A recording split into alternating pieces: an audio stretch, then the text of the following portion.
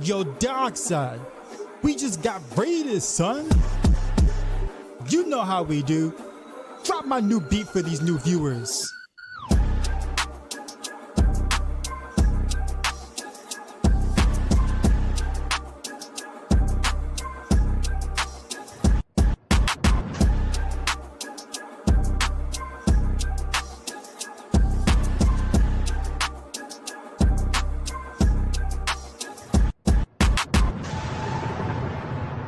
Sheezy out.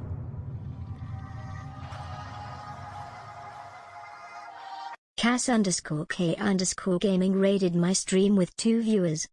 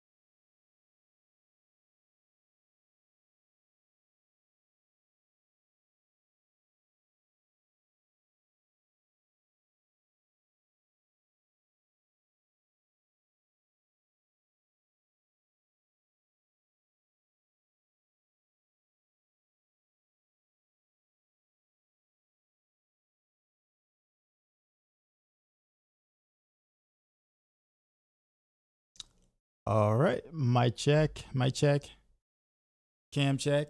Oh, Cascade Gaming, what's going on, man? Are you? I did not hear the raid there. Let's see. I get my chat up somewhere. Cool. What up, y'all? Shank Rogue is up on YouTube for those of you who might have already checked it out already. I know it's not gonna get much attention because it's really off meta, but it's out there. I think the thumbnail's actually pretty cool. Was able to put that out in like 2.5 hours or whatever, so that wasn't bad. But anyhow, we got some patch notes and some hot fixes actually. A couple of things to discuss there. Pretty sure most of you have already seen it already. And then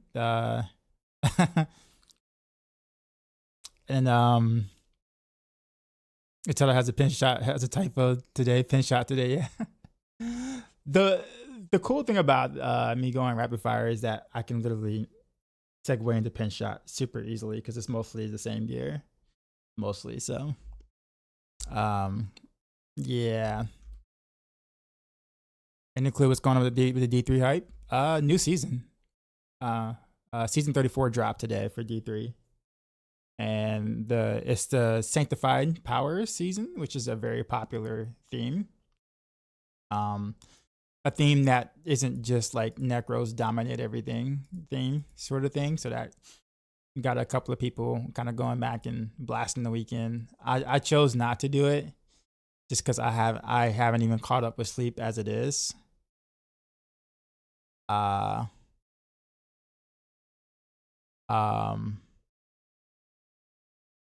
Yeah, I haven't like caught up with sleep yet, so there was just no way that I could blast the weekend. And I knew if I wasn't gonna blast the weekend, I'd have not as much interest in actually like playing.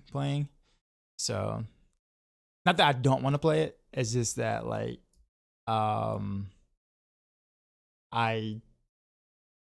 just don't think I could physically do it right now.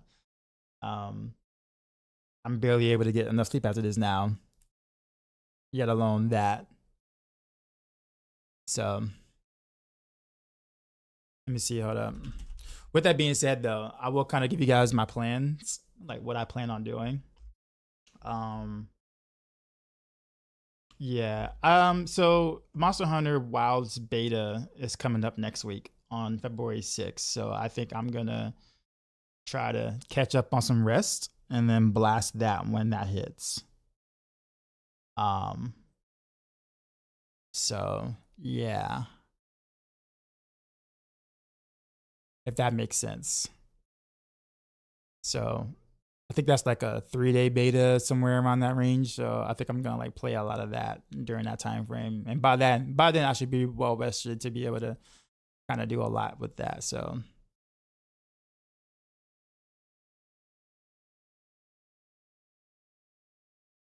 with that said, there's something I forgot to do that I need to do today. Mod related. Hold on. Uh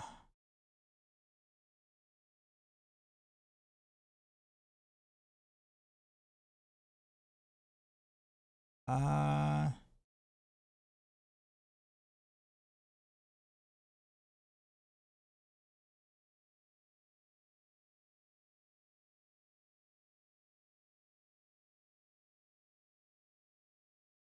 crap. I don't know if I can do it right now while I'm streaming. And that's not good.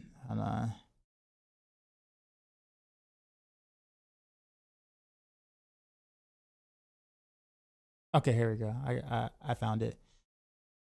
Um no?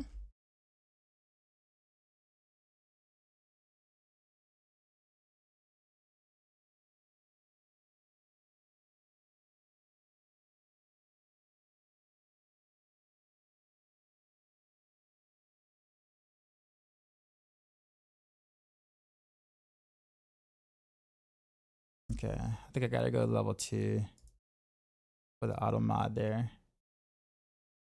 Alright. I'll tell you about it. I'll tell you guys about it later.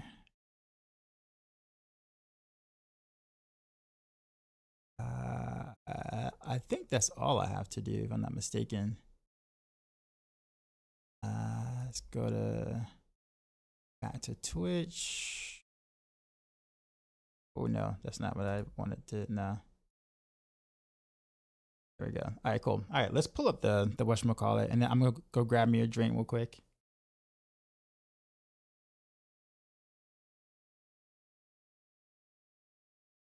All right, Kendrick. Hopefully I can do this without my OBS crashing.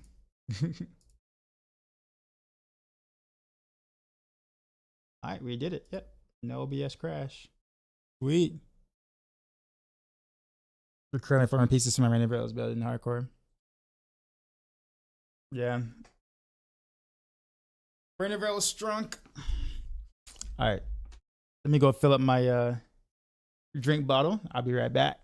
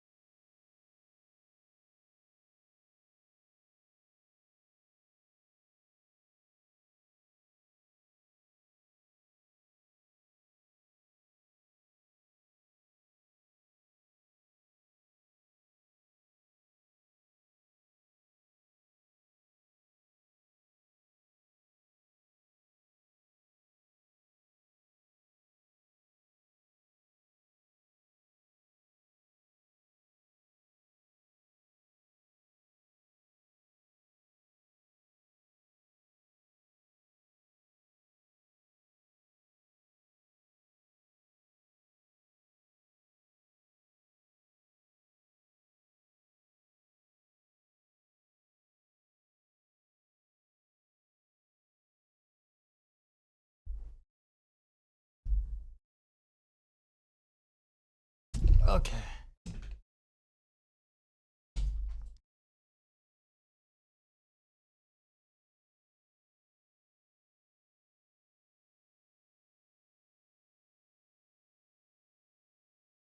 Okay.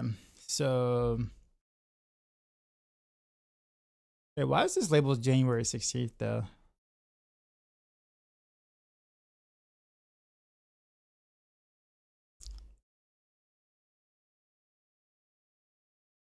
Okay. So, anyways, these changes are slated to be put out February 4th. I believe that is like one day before my birthday. I believe that's what, Tuesday? February 4th.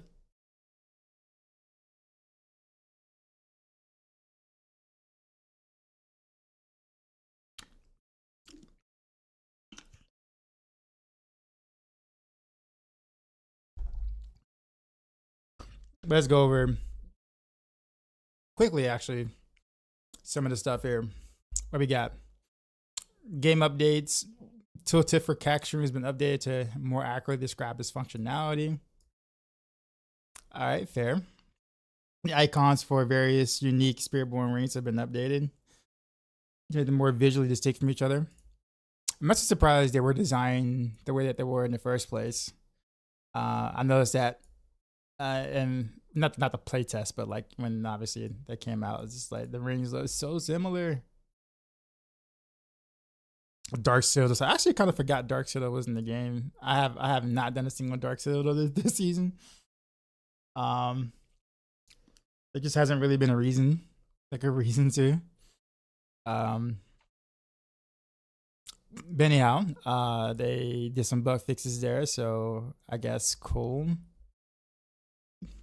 Miscellaneous, fixing the issue where wish powers could be swapped during a Curious Undercity run.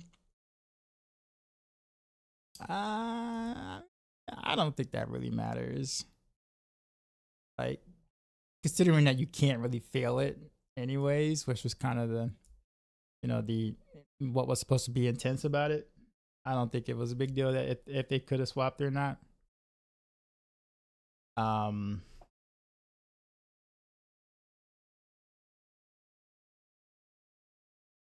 Hold on, I just got a message.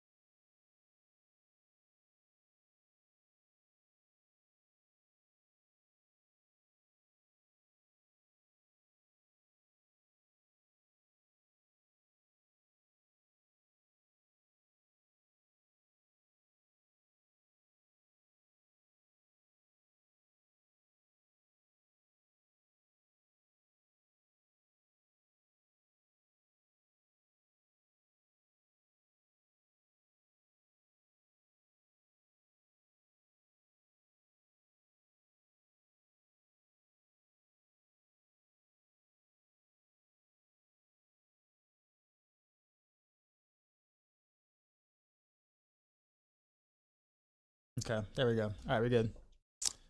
All right, yeah, but anyways, the whole Undercity thing. I guess that wasn't supposed to happen. I just didn't think that was really important. Because again, you can't fail it. So, fixing the issue where the description of the resolute tributes did not inform players that it does not affect the whole party. Okay, now that's necessary.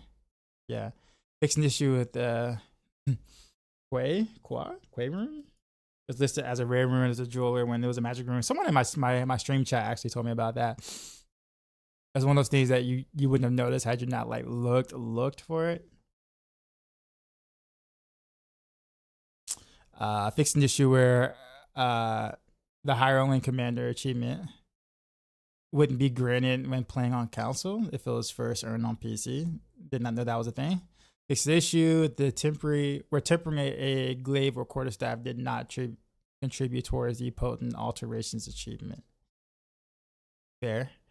Real chaos factory. What's going on, man? Spawn rate for forgotten altars has been increased. Okay. More ravens of the tree will now appear in headhunt zones. Some I've been saying there's now more unkindness in the areas. Okay. Additional UI elements have been added for tracking headhunter progress. Cool. 2 new whispery bounties have been added. Okay, cool. 2 new icons for headhunters have been added for visual distinction. Cool. All existing UI elements have been adjusted to better convey the progress of activities where points of interest and the monsters are. Okay. Additional UI element has been added to track progress towards spawning head rotten bosses. All these are actually pretty good. Granted, I won't be doing too much more of the wish child stuff because I've gotten most of what I wanted by now. But I mean, these are cool for what they are. Armory, a new button has been added to easily delete loadouts. Okay. Various other miscellaneous updates to the overall user experience for the armory. It'd be nice to know what these various other miscellaneous updates are. Armory locations in multiple cities have been just to make them easier to interact with. Yeah, because like sometimes you don't know where they are initially. Like once you find them, you know. But like some cities you be like, yo, bro, like they're like hidden, like almost like stealth in the visuals.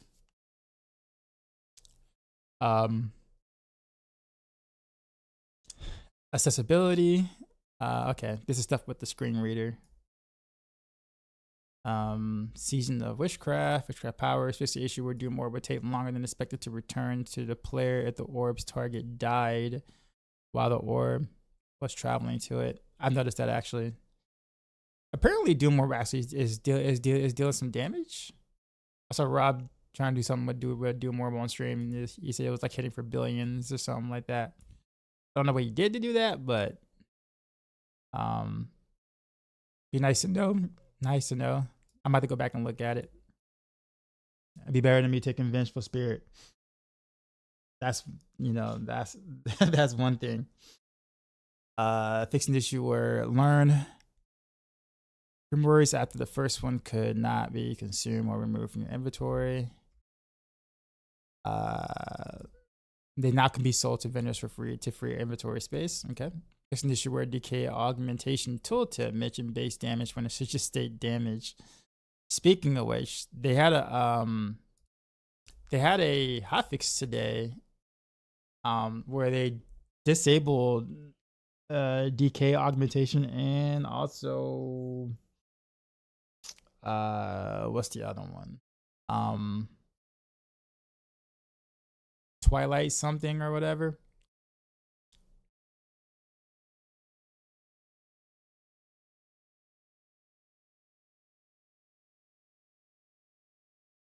I figure out if I could find it. Twilight Warden, yeah, there we go. So Twilight Warden and DK augmentation has been disabled. Both of those have been disabled mainly for things that you guys already know. Bigger, basically stuff was bugged. Classes were able to do obscene damage with decay augmentation and some other stuff, aka Sork, Spiritborn, etc. So that was a problem, and they actually they disabled it until they fix it later, which I think is actually a W in most cases. I'm glad that they didn't just let it just ride out for the season. Now, if they only did that last season with Spiritborn, that would have been kind of nice. They just disabled some of the things that weren't working on Spiritborn properly. I guess they're trying something different this season, so we'll kind of see how that goes. Fixing the issue where Aura of Lament did not trigger with certain other powers, such as Brother of the Coven. Did not know that. Fixed an issue where learning forgotten power through a forgotten altar did not unlock the power in the Witchcraft tab. Also was not aware of that. Fixed the issue where Firebat service couldn't trigger Hexa Whispers. Yeah, fixed an issue where the visual effect of life link couldn't link to more than 3 enemies. Fixed an issue where visual spirit would not disappear when unequipping the associated wish power. Oh, okay. Did not know that was a thing. Fixed an issue where wish powers did not display properly in the fields of hatred. Okay. Fixed an issue where swapping between wish powers tab when viewing your inventory could malfunction on controller. I don't think anyone's ever told me that or mentioned that. Controller players. Fixed an issue where Firebat certain service spawn every 2 seconds. Master Worker, what's up, man? Spawn every 2 seconds instead of every 3 seconds. So they could have left it at 2 seconds. They could have left it at 2 seconds. Fixed an issue where the Sorcerer's Primordial binding password did not function with any of the wish powers with summon tag. Cool. Fixed the issue where grow power could cause summon menus to grow multiple times when transitioning between zones. Huh. I did not know that. Could have tried to get our shadow clones to, you know, grow a bit more. I did not know that was actually happening. I wonder if that was happening like in the pit, because like, you know, when you go from one map to another, is that considered zoning into a different area?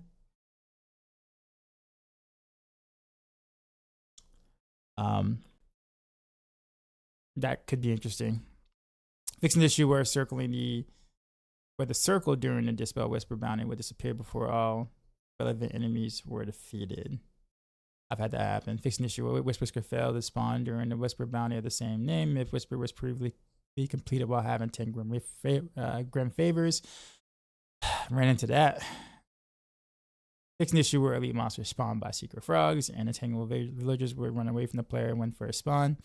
Yep, that has happened a lot. Fixing an issue where the large cocoons could block projectiles. Did not experience that. Fixing an issue where enemies could spawn inside the town of Backwater when the headhunt was active in the area.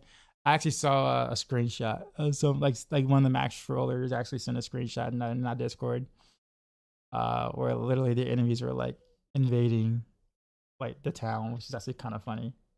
Like in Backwater.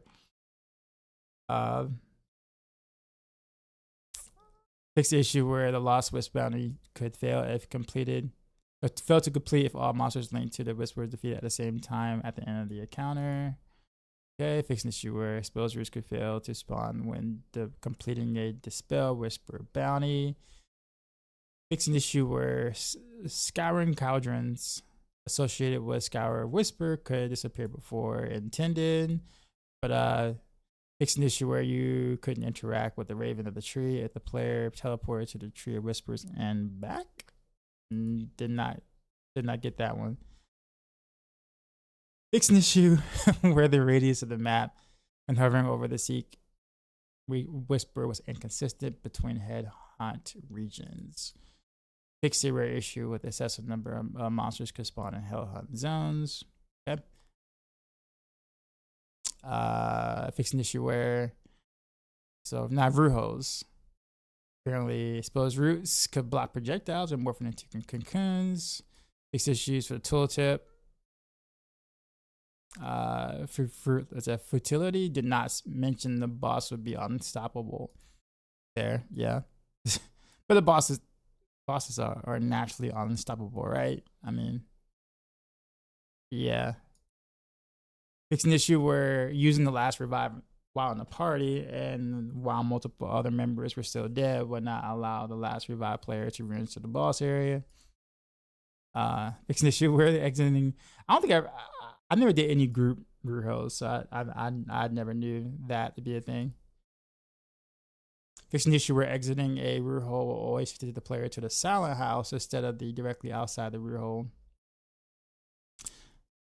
Fix an issue where the game could freeze if the player died while the game window was not open and there were no revives left. These are like very specific. Fix an issue where wicked throws of rock could fail to attack the player when in close proximity. Fix the issue where right of torn flesh ritual didn't properly display as active. Fixing the issue where the cemetery of the ticking clock could cause players to trigger their own lucky hits on themselves. Okay. That's not good. That wasn't good. Occult gems, something a little more interesting. Fixed multiple issues where the Duststone occult gem did not work properly.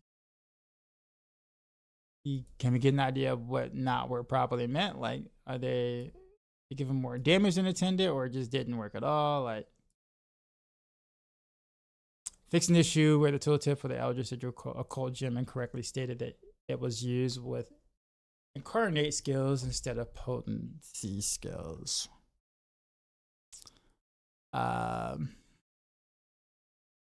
Okay. Fixed an issue where a Vow occult gem granted double stats when the wish power was equipped. I don't think I ever used this occult gem, so I never noticed. Fixed an issue where Moonlight's ward effect did not immediately activate when the occult gem was equipped. Also did not know. Alright, so I'm not gonna go through the seasonal quest line stuff.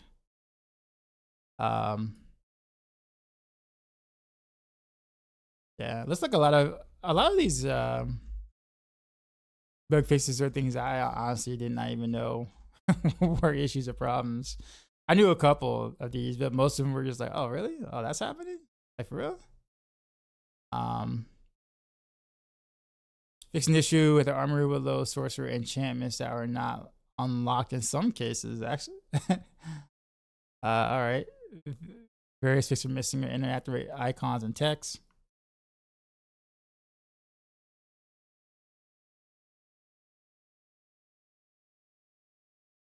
The first season I've seen a massive patch for a second week. Normally it's a month or so. Well, no, this isn't the massive patch. The massive patch, like this isn't like the mid-season patch. This is bug fixes mostly. Bug fixes and like some like quality of life stuff. They've always done this though. This isn't like new. We just don't really talk about it much because it's usually just bug fixes. So like when you see a big patch like this or big bug fix patch this early, that's usually not a good thing. Because that's just a lot of things that you had to fix, if that makes sense. So like when the patches are when the first big patch before the mid-season patch is small, that's usually a better sign that things are actually going okay. Mostly. I'm not saying that things were going bad per se the season thing. A lot of these bug fixes are just things that they're like minor inconveniences, but there were a lot of minor inconveniences as you kind of see. Yeah, I don't think this has anything to do with PoE2 in that sense. I will say that especially not currently with the way that how the community feels right now, I don't think Blizzard's like pressured at the moment, at least, that's not a good thing, I guess you could say. But Sork and Spiritborns had their fun for the season. They're so mad at the moment. So here's the thing about that. Let's be honest. Let's really think about this for a second. They disabled the decay augmentation gem or power, so wish power, and they disabled the Twilight Ward wish power, right? Or gem or wish power, whichever one it is. Like until they fix it like next week or whatever. Like honestly, that's a W compared to how things usually are. Like the fact that they didn't let it like ride out the season and they actually want to bug fix it early it's a W. Like sure, people will be upset about it, but it's like you're gonna be pissed about it if they don't do anything. So the fact that they're actually on top of it, which is something they normally are not when it comes to stuff like this, is a win.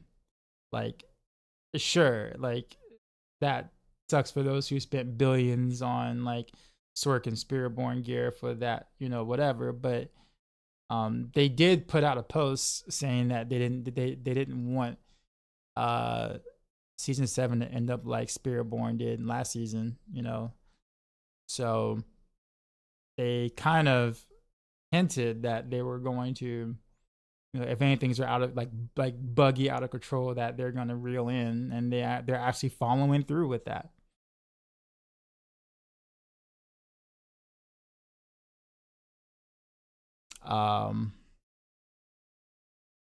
That's because they were getting news coverage for the exploit. Well, Spiritborn were technically exploiting all last season, and they let it ride.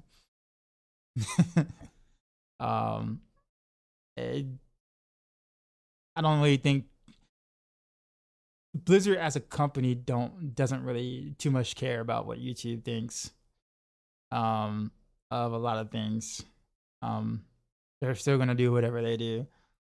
Like, they're too big to really be affected by a considerably small minority of players that care about that kind of thing. Like, if the internet community was a lot bigger to affect Blizzard's pockets, then they would care, but they don't. Did they fix Breath of the Coven Wish Power? There was some notes in there about it. I don't know which fixes you were wanting. If they wait too long, then to fix, then it causes problems for you. Yeah. So like, they basically disabled the wish powers like within like 2 days, I think it was. So Sork and Spiritborn had their 2 days of fun with those exploits, and I think catching it in 2 days or disabling it in 2 days is good. That was good. I will say that there are, I think DK augmentation, especially for like druid builds, were not used for exploits. It was used to proc something else. So it being disabled, unfortunately, indirectly impacted them for normal builds, for ethical builds. So I remember Boiler being a little upset with that, about that being disabled. So that was an unfortunate side effect. But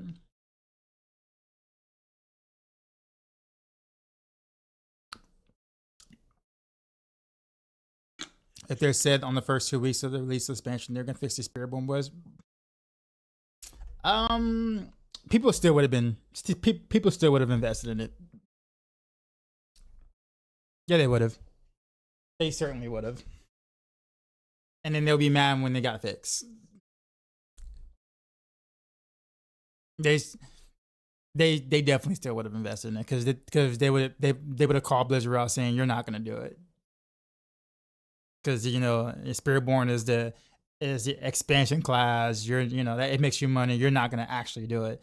They totally would have pretty much did it anyway. However, like I said, this season they did mention they did not want season 7 to end up being Spiritborn 2.0, is what they said. So they were kind of clear about, exploits for the most part, bugs and exploits kind of being like tackled this season. So people getting mad about it, about the wish power being disabled and stuff like that, because they can't exploit the wish powers anymore. I mean, you kind of had a heads up, and they're actually trying to fix the game, when those things happen. So like, that's a W. That's different. That's positive. You know what I mean? So, I mean, look at it for what you will, but they needed to do that. Love Rogue, we always saw like in every aspect.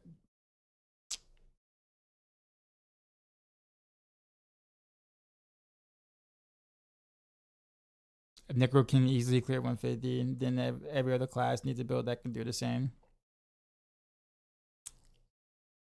I mean, I don't know. I guess maybe because I don't put that kind of focus on Pit, so I could care less. Because you don't get anything for doing 150 versus doing 120 or 110. Like, there's no value other than like a third party leaderboard if you care about that kind of thing. But I do think that, you know, balance from a balance perspective, I don't really think anybody should be able to do 150 in general, period, because then you lose the carrot. What else is past 150?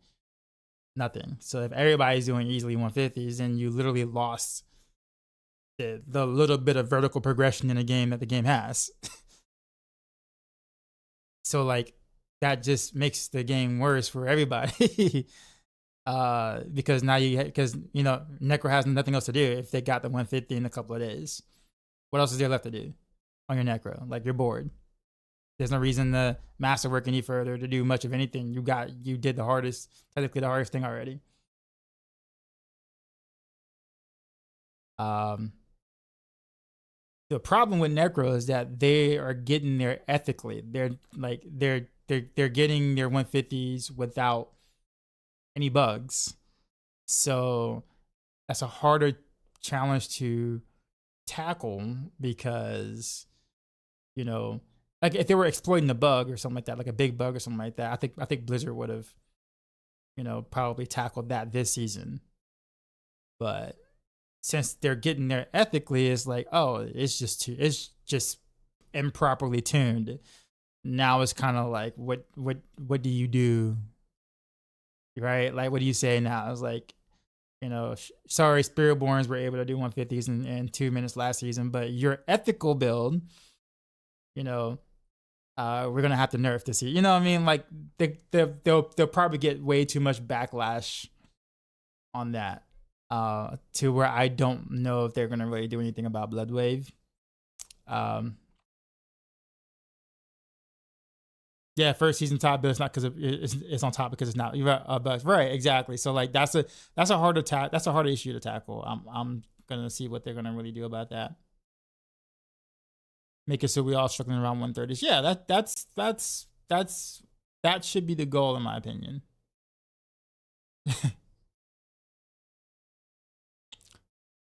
A coach in the buff said it was 3.5 seconds cooldown for a 5-second barrier. That stat.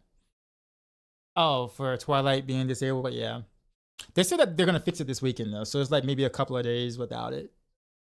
They seem to be adamant about getting that back up and running.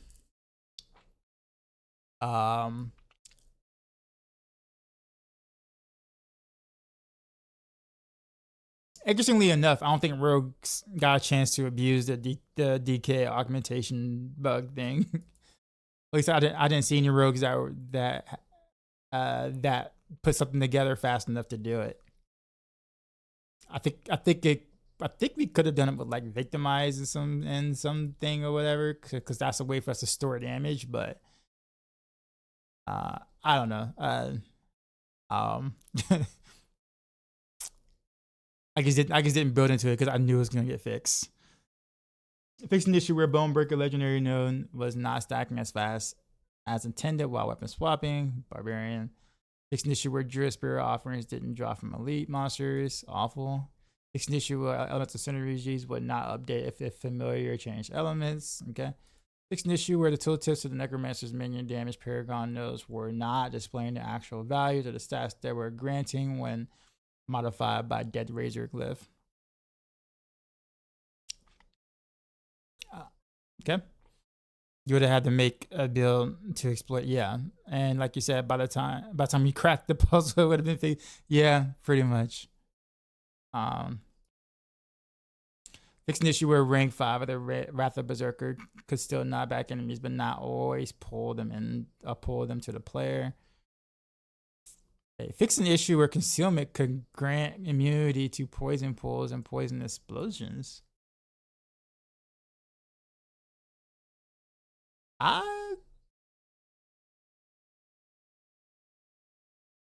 was not aware that was doing that. I rarely ever use concealment, but I didn't know that it granted immunity to poison pools. That's kind of cool that it was, I guess, but awful that it doesn't anymore, I guess. Interesting. But then again, I guess when you're running Shroud, you're concealed anyways when you're running around. So like when you're running through poison pools, I guess that makes sense. I don't remember taking any poison damage while running around with Shroud. while stealth, I guess. Fixed an issue where Grasp Showers did not properly grant bonus skill ranks to marksman or cutthroat skills while in town or mounted. Yeah, I've gotten that a lot. Fixed an issue where fused flesh grants X% life. Present on the Mortar Crux did not increase with Maxroll working. Okay, fixed the issue where player could move while channeling Lacerate.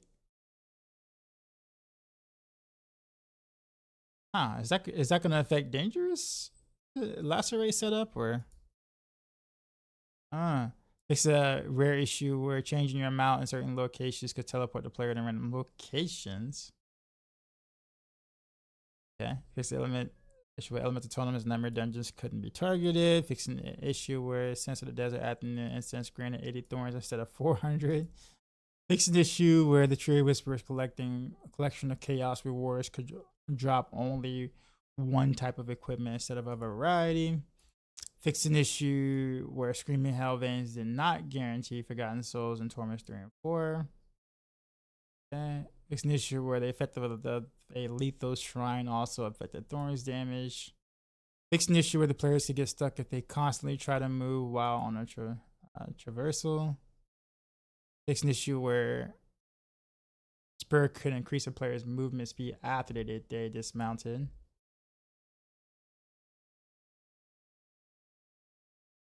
Diacode imbuement, TB with Shadow Clone, kind of nutty. How are you able to sustain your code imbuements? I guess with perfect master work, you can get 14, right?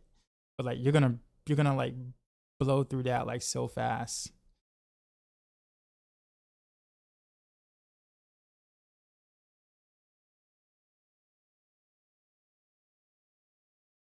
Cooldown reset from the clone or like,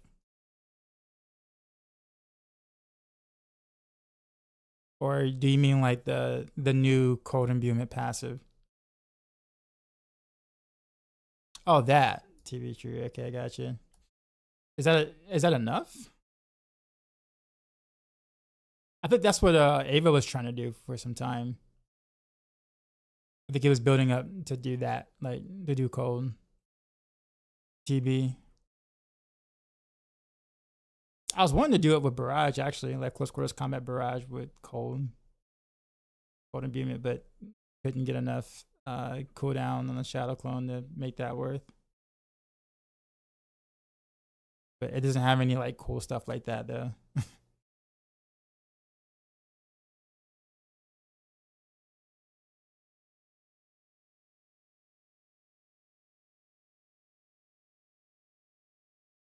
All right, so interface and user experience. I don't think I'm gonna go through all of that because it's interface.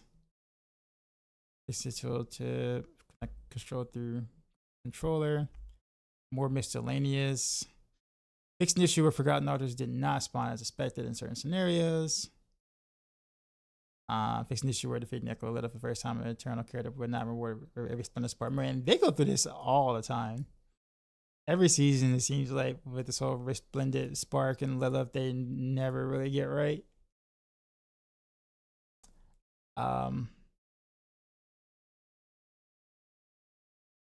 Fixed the issue where achievement for getting to level 3 in the Paragon could not be acquired on Eternal character if the player had previously gotten another character to 100 prior to Season of Hatred.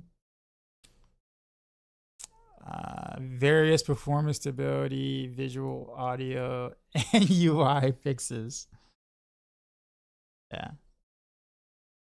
This is like the big bug fix passion. I think there's let me go over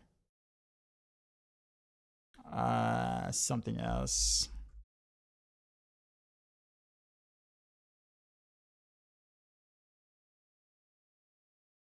The decay augmentation and Twilight Warden disabled. We have seen the reports related to some very egregious numbers coming from a few builds classes. The team has some fixes underway, but in the meantime, we will be disabling the decay augmentation wish power, and the game as is tied to some of the issues. This means player would not be able to equip power at the time. Players can still purchase this power, but you will not receive it. So we do recommend against doing this until the power has re-enabled. So the only issue I have with this part is that, like, you should just prevent people from being able to purchase it, because they're going to keep purchasing it over and over again and wondering why it's not working. A lot like the Hexa Whispers thing that happened. So, like, if you're going to do this, like, just disable it completely from being able to be purchased, versus thinking that people are going to actually read this specific post, right?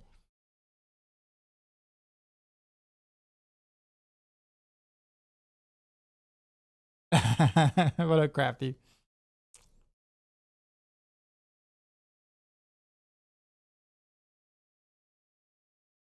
To fix the black screen on AMD cards, please. I'm jumping to 50 ANS. I get that on my RTS card. I don't think it's just. I really don't think it's just an AMD issue.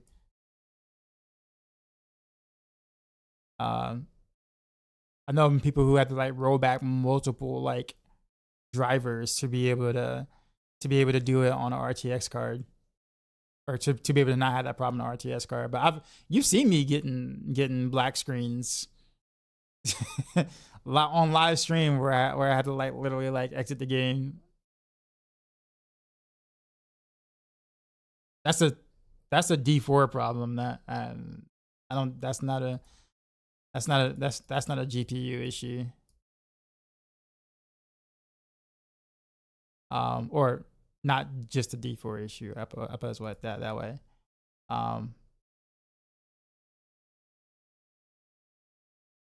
Got a full crash a few times in PoE.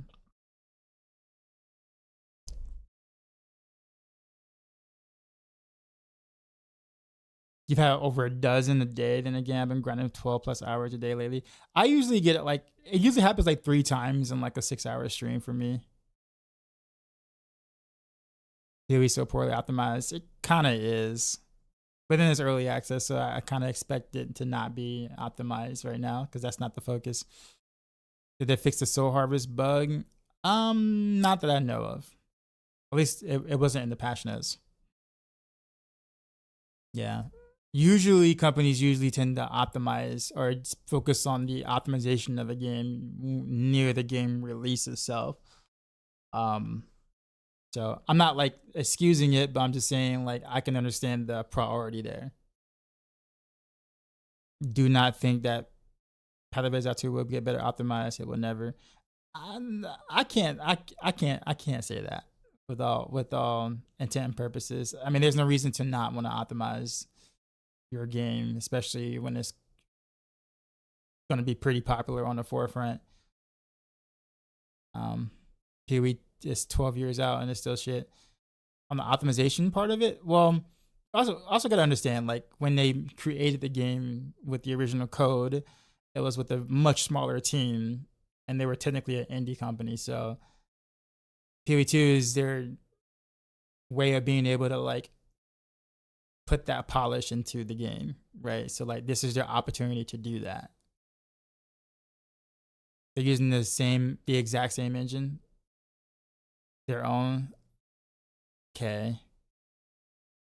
Maybe I'm being an optimist on that, but like I can't imagine them not wanting to do better on that front. You may end up right, but I don't know if I'm gonna be that. I'm more of a wait and see, I guess. We'll see. Wait and see. We'll be working on the fix to bring this back to players next week. The team will attempt to see if we can do this via a server hotfix, but we can't. If we can't get this in via hotfix, we'll be looking at doing a quick client patch shortly after 2.1.1 is released. Additionally, we want to provide a few other updates to some other classes items we have seen bubble up in the fast queue conversations. Necromancer, there's a currently issue with the Ring of Mendelin and his interactions with minion builds. Thank you for Necromancers. I think they will love the fact that now that their minions will work. Great. Barbarians. Mantles of Mountain Fury. Nice. That cool. Barbarians been looking forward to that. It's just a few items we're looking and there are many more, including game loading issues. Yeah, see game loading. So that's game loading issues is like the black screens we see loading and stuff. I get that a lot. The client stability and other class related items that go beyond the list mentioned here. We appreciate the feedback and everyone hopping into season 7 to check out the new witchcraft powers. We will provide updates soon regarding the above after the weekend. This is a W communication, by the way. Like whoever at the top is who's going, all right, we need to get more stuff out. Kudos to allowing Adam to like be able to say more to us about stuff. This is cool. If they can continue to keep doing stuff like this, we can probably earn some more goodwill in the game, honestly. Who think that Blizzard is being more transparent than GGG right now? That's quite interesting. For now, let's say for now, we don't know going forward, but it seems like at least at the moment, we're hearing more from Blizzard about the game. I think at the moment we just don't really seem to be as excited about it because people have kind of like moved on from Blizzard in a sense, from just various reasons, obviously, right? But I mean, but in all case scenarios, this is a big W. I think what they're trying to do this season and the philosophy they're seeming to have this season is a step in the right direction. A big step in the right direction. Hopefully they continue this momentum going forward.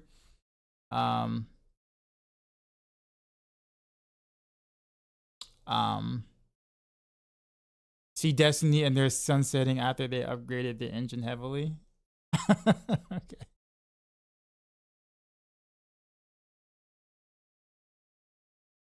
Just because it's the same engine doesn't mean that it's the same engine version. Engine upgrades can be so drastic the old coal will literally not work on them anymore. What up, GMAT? I see you over there. Nelly over and over. I know, right? Good song.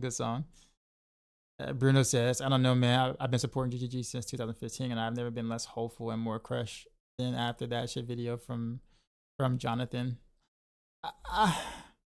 So, I mean, I understand the disappointment, right? I can understand the disappointment regarding the state of both Path of Exiles currently, right? But I will say that, like, honestly, GGG has always had goodwill from the community and has done way more things right than wrong. You know what I mean? Like, they've done way more right than wrong. And granted, the wrong seems big, right? The wrong feels big right now and very disappointing right now, I guess. But every company, every development team, every whatever is going to have their missteps. And right now, this is GGG's, right? And compared to the over decades of doing right by the community, I think they should get some grace. And just kind of see what they do. You know what I mean? Like, I'm not saying don't be disappointed. I'm not saying don't be upset. I'm saying like just completely writing them off is probably I wouldn't do that. And I'm not even like, I was never a fan of the first game in terms of the combat's concerned. That is, I liked their systems, but could not stand the combat. The combat was not my cup of tea at all. It was very mobile-ish, is what it felt like to me. But and PoE 2, I guess, is the honeymoon stage is over. Like I kind of mentioned earlier in my past couple of streams, people have finally kind of gotten to finishing the game and realizing that, the honeymoon is not as, as cracked up to be for some people. And now they're like mad. And I'm just like, okay. But that's because of the internet, right? The internet kind of feels like you have no end game whenever you finish. Like when you finish, the game no longer has end game, but it has end game until you finish the end game, right? That's how the internet works. Some games you finish it faster than others, right? In D4 you finish it a lot faster in terms of end game than you do in Path of Exile. But once you finish the end game, all of a sudden your game no longer has end game, which I find quite interesting because again, in December it's like, oh look how much end game they did, and even Jonathan himself in the video is saying, yo, we're not going to ship E8 without like, a vast end game is what he said, right? But now in January, people are saying that Path of Exile has no end game or a shit end game. And it's just like, bro, what changed? All of a sudden in December, it was great end game. Now in January, and I guess now early February, it's now considered shit end game. Like, what happened? Right? It didn't get worse. In fact, they had a good quality of life patch to make things better. But then you have people coming out like Ben, like completely shitting all over Path of Exile 2 with this video and stuff. And it's like, it's just like, but I called this. I called this in December. I'm like, people are just, in December, it's the honeymoon stage. Remember, like, that's what any game, any new game that's like kind of fresh to you with newer things and you can grind, you got time. Yeah, it's just like, yeah, like honeymoon stage. It's like, you see all the good, just like meeting a brand new girl, right?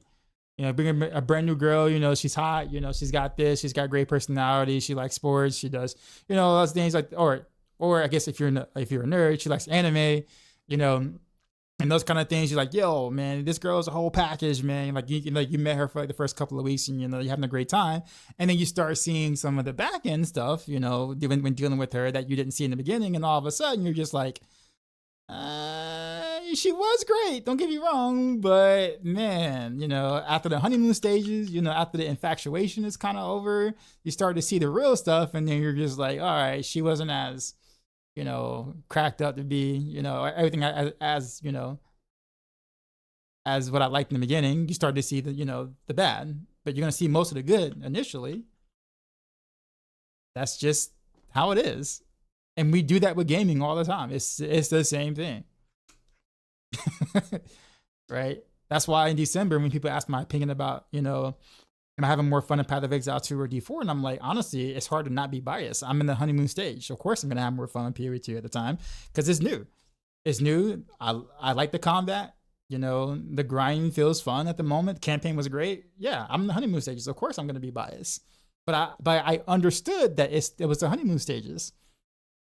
I knew it was. Right? I knew at some point I'm going to be like, all right, I think I had enough. I'm just stop playing. And that's exactly what I did. It doesn't mean I hate it. It just means that I got to a point where it's like, okay, I see the things I don't like as much, and I'm just going to wait until those things are addressed. And that's kind of it. Right? But I knew it was going to come at some point.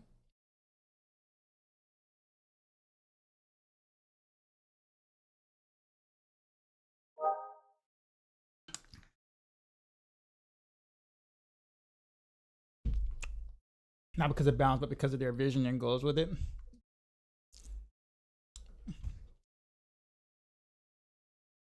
Die aspect are shard basically meaningless, right? Depends on the build. If you're playing like, let's say what Basti Chaos is, he's like the Shank Road, then you definitely want the unique aspect to be high. If you're just doing Rain of Arrows, then you don't care about the unique aspect at all. You just care about the GA on the attack speed, and that's it. And the fact that it can spend energy. That is it. Anyways, with that being said, I guess we kind of segue into Path of Exile 2 a little bit with that, but that's, yeah. I feel like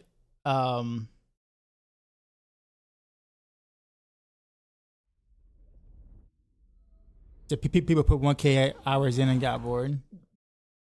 But I guess the thing is that like if you're a gamer, you like you game, you grind, you game, you knew that was coming. I don't know how people can be surprised it'd be one thing if you've never played a game before, where you like this is new to you, like you don't game and you started blasting on one game and you don't really know how the honeymoon stages of a new game feels, right? But if you game, you know this. We've played games for decades. You know how this works. This isn't anything new. Like at all. None of this is new. Honeymoon stages of games aren't new. So I don't know how people get, we went from, Path of Exile being one of the greatest things, or Path of Exile 2 being one of the greatest things to come out, to being, in some people's opinion, not everybody, but some people's opinion, like one of the worst action RPGs out right now. And according to Ben, he doesn't even know why Path of Exile 2 even exists. And I'm just like, well, damn. God dang, bro. Like, bro. Bro, I don't know about all that, man. Come on. Don't do people like that. Don't do people like that. Your favorite game is Elden Ring? To be fair, though, I think Ben kind of already had that opinion initially. And it's just slowly, like, because Ben doesn't really give feedback or comments or even negative anything usually. So I think he kind of felt that towards the beginning. I kind of saw that a little bit, like on like day 3 or day 4 when he was streaming PoE2 early access, when he was saying the only class worth playing is Ranger. LOL. And his title.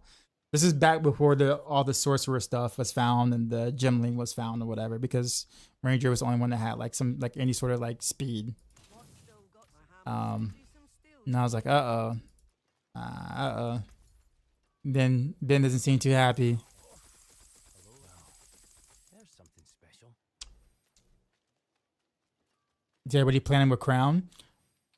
If Masterworker is doing the speed farm version of the Rain of Rails, then yes, a Crown is like worth. Because you're gonna want to do the Crown of Lucian if you want to speed farm Rain of Rails. Like it's just because then it just plays like a combo point build. 1, 2, 3 Rain of Rails, 1, 2, 3 Rain of Rails, and that's feels a lot better than going with Cow for open world farming. PV2 transition, let me find my pitchfork and get gasoline. Yeah, speed Rain of Rails, yeah. Crown is really good for that. Alright, so let's go ahead and build a rapid fire, I guess. We'll start the stream on rapid fire.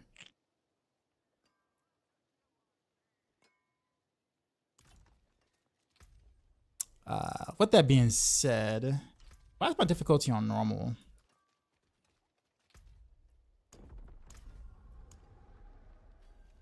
There we go.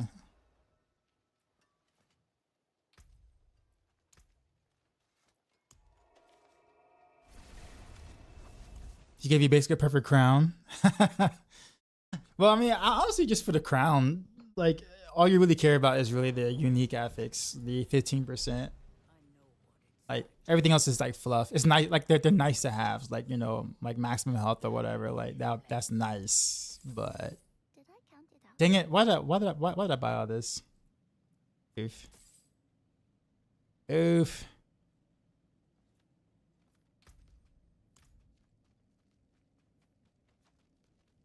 All right.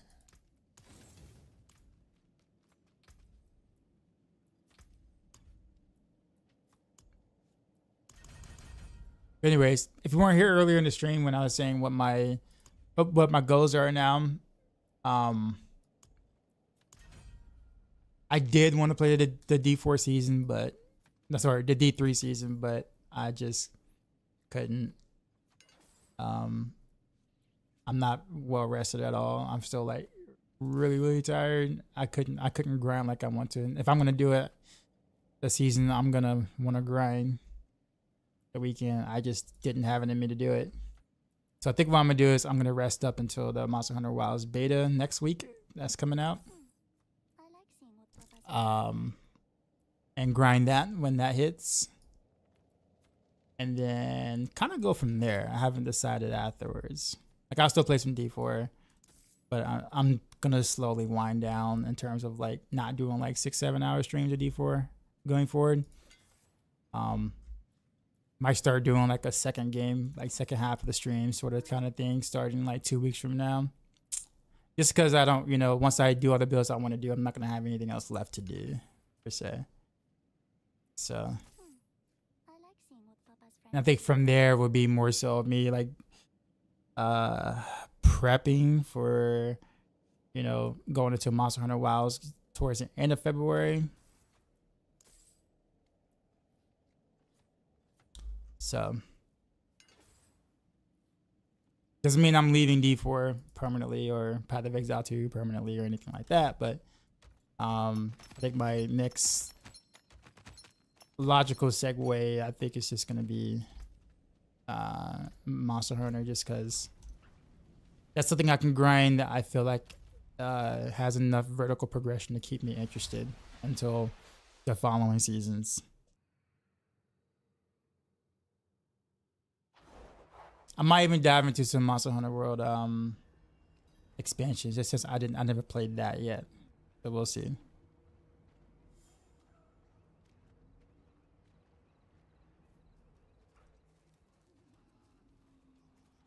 Leaving D4 permanently, firing up the YouTube thumbnail machine.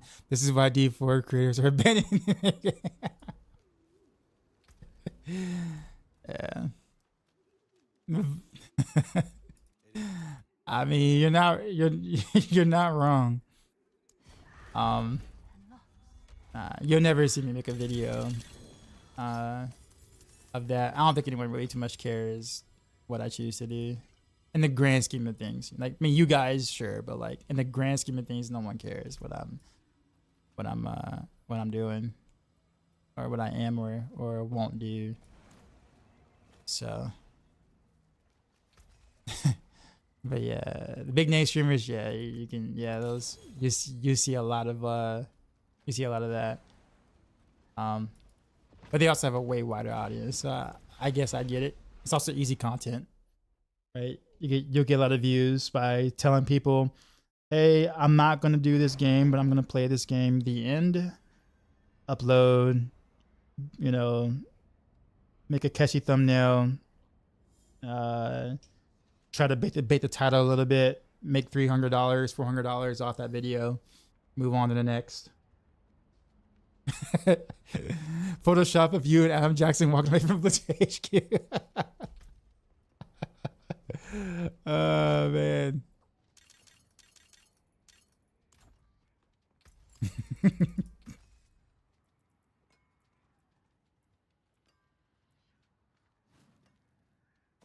What an amulet. What?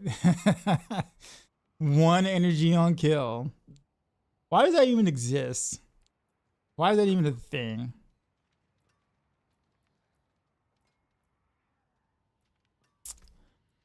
I might have to reuse this amulet, by the way, too. I don't know if I actually did a scroll on it or not.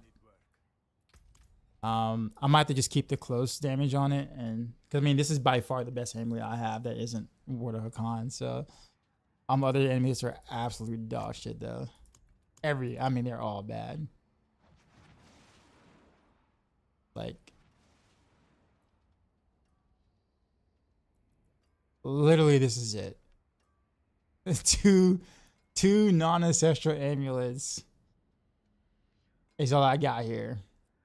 I can technically try to roll something on this, but God, that's so bad. 2 passes plus 1 of both. Elon votes. Is that accurate, dude? That's what I was saying. I think the people who are like here, like in the stream, like you guys care because you guys are here. Like y'all, y'all with me, right? Y'all riding with me. Can we not use scroll on masterwork items anymore? You can. But if you've already done it, or you haven't finished all your tempers, then then you can't use the scroll. Alright, let's see. We're gonna have to turn the error notifications on real quick. And let's see if I actually have user scroll on this already. Okay, cool. So I have not. All right. So I have some leeway to at least change the. Oh no, I can't. Crap, because it's in a different category. Hold on. It's in the resource. Crap. No, I can. Shadow Clone Code Edition. Okay, cool. So I can segue the innovation to Shadow Clone cooldown reduction to kind of make it work for rapid fire. Okay. All right. So we're not stuck. I'm stuck with the close damage though. I'm missing out on the crit damage, but I mean, it is what it is. I'm not about to change that because I use this amulet for 3 different builds for close quarters combat, so I am not about to mess that up. Unless I just like rapid fire more than others, then maybe I'll make the change. But so yeah, what do we need? We need we got a okay Scoundrel's Kiss here. I need some GA. I need a GA sword. This looks pretty good. No, that's Dex. GA crit. I know I got a bunch of GA crit swords. Come on, don't play me like that. Don't play me. Is it all Dex for real? Is it all really Dex? Come on, game really? Game.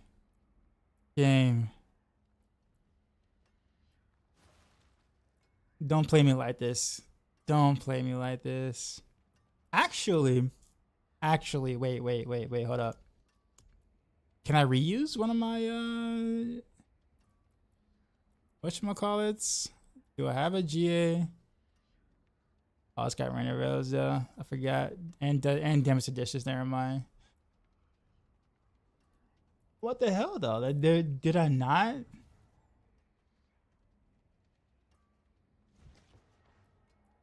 All of my oh well, here's one. The one I found earlier, I guess. There we go. I guess we'll use this. Literally in my actual stash. It's like, where is that? Okay.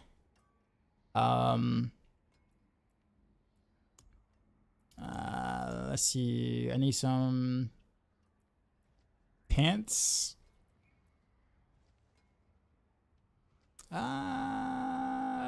This would be. Well, no, that's right. No, I gotta do new pants because I gotta do cold imbuement.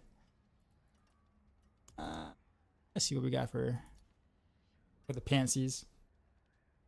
Never had this problem, but too much cooldown really messes up your rotation of Rain of Rose. You need a GA Malice Amidite. I mean, maybe.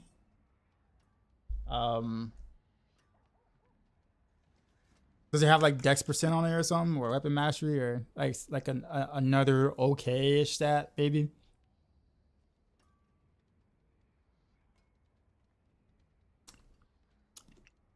I guess I can just try to roll Frigid on it. Try.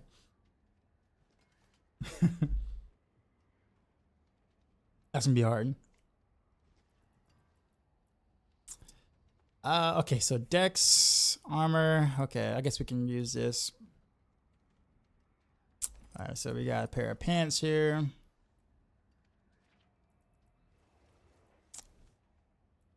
Actually, I don't know how much all-res and armor I'm gonna actually really be able to get or need.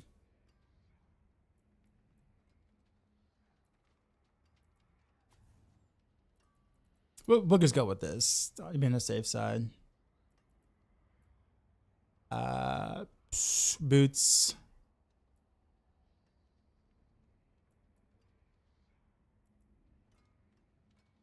Dex.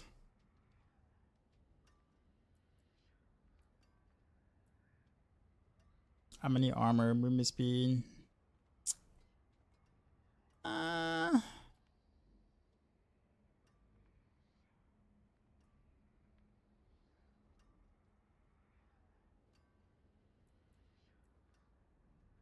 Oh, okay. Wait a minute. Yeah, this is what I'm talking about. All right, boot. Not bad. I might can change up the pants then, since I'll have a GA armor roll. Maybe we can get a dex pant then.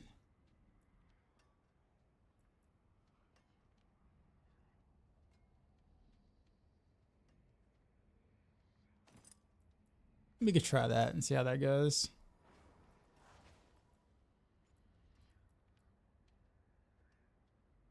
I wish. No, sort of garbage. It's all good. See, I am here always talking to you. All right, so we got boots, pants, sword, ring. I already got the Scout Hunter. That's Wind Force. Hold up. There's my Scout Hunter. The Scout Hunter. We got a damn good combination dagger. I don't have a good glove though. I have no good gloves for this.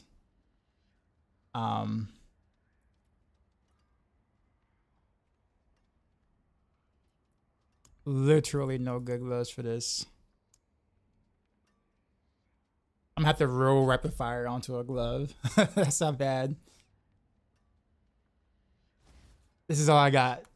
+2 rapid fire. The best I could do. So I have to roll like rapid fire onto like a glove like this or something. Like just get 3 or something. Which is gonna be kind of oof. Or I can run with Fist of Fate or whatever as a stopgap.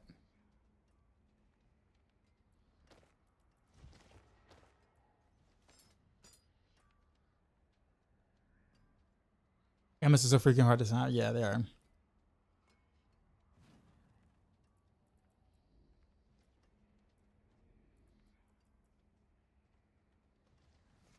But yeah, looks like I'm gonna have to roll. I'm gonna try to have to roll rapid fire on that. See what happens.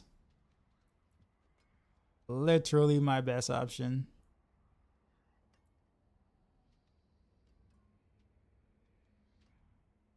Fist of Fate are only slightly worse than the perfect best in slot rapid fire gloves. But even my Fist of Fate isn't really that great though. Like I have a 280 roll here. And I think I have a 290 roll or something like that. Like, can you use Shaco for Shank Rogue until you get the unique helm? Sure. I mean, Shaco's not much damage at all. But I guess just use whatever you can. But Cow is going to be significantly better. Cow or Air Perdition would be better if you got it. So if you got an Air Perdition over Shaco, I would do that. But I guess Shaco's okay.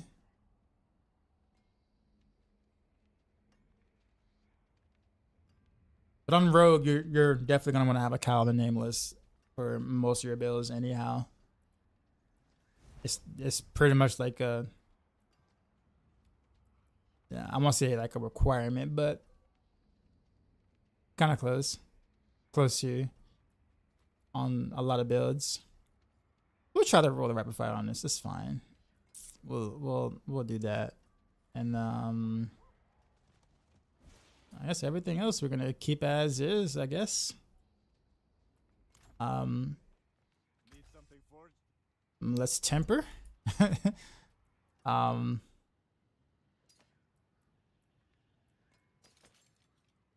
will it be?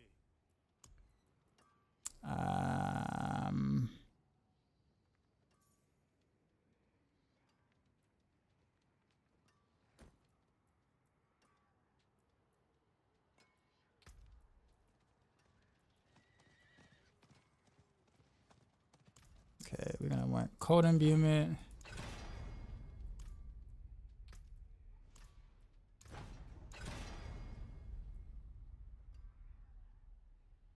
Really? +1.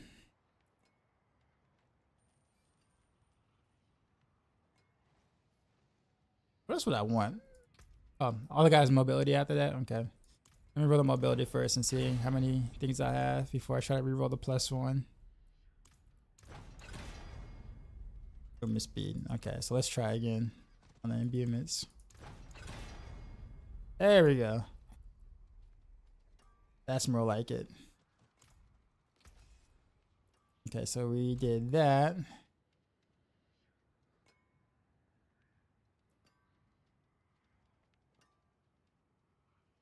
I don't know if I need all res or armor on this, but let's go ahead and temper the pants. Utility. Oh, cold imbue.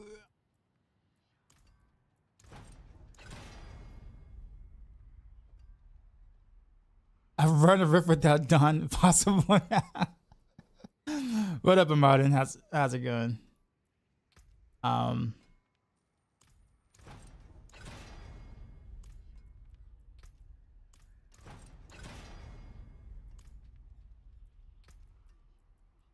Let's try to get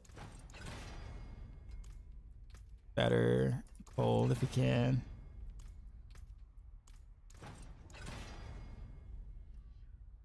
+1 still. +1. +2. Scroll it.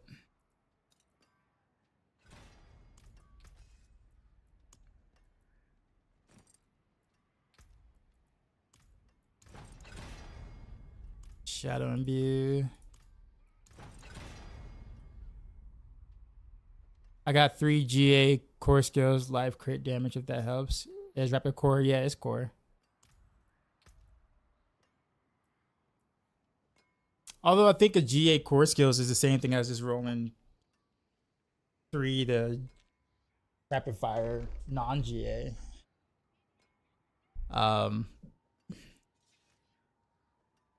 But I mean, it works. I can kind of use that for, there we go, cold imbuement, for multiple different core skills if I would like. A vulnerable GA? Nah, I can't do vulnerable. Can't do vulnerable. Not on rapid fire. Has to be. It definitely has to be crit damage. I'll make this work. This is we'll try our hand at trying to roll rapid fire on this.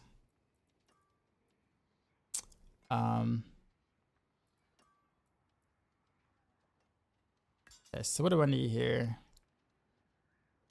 Oh, I can do clone double damage here, right? So I don't need rapid fire projectiles, so clone double damage is really the only other thing. Well, I could do poison and then to get more attack speed, but man, that clone double damage is, it's quite nice. I'm not gonna be able to hit the breakpoints I want anyway, so let's do clone double damage. It's fine.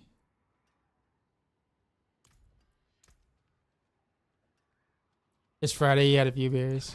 You want? No, I'm good. I'll stick with what I got here, but I appreciate it.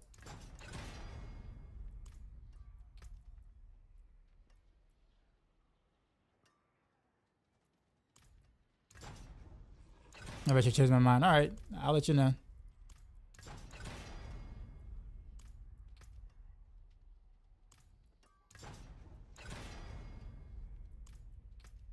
Yeah, the game doesn't want to. 17%. All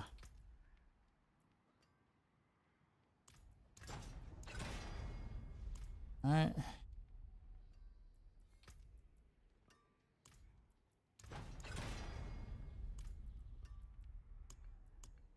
Come back if you need work.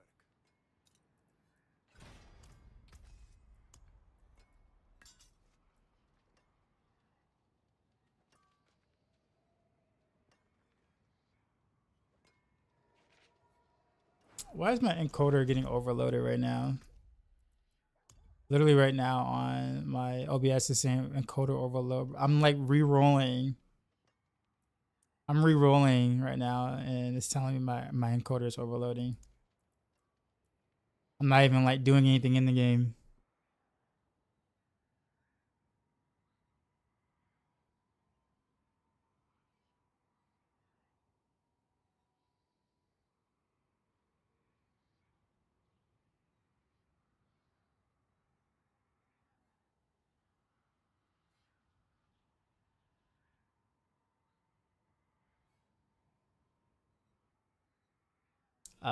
Okay.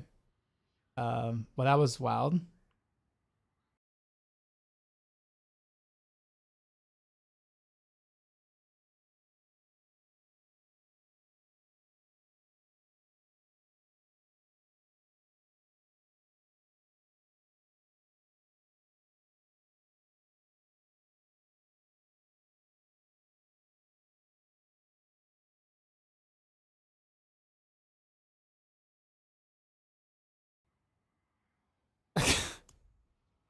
uh, okay.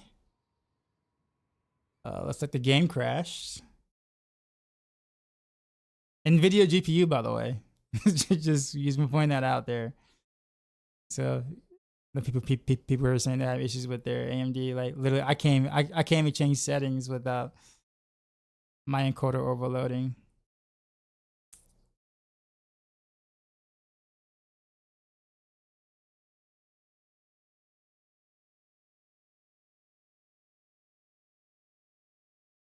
My YouTube is like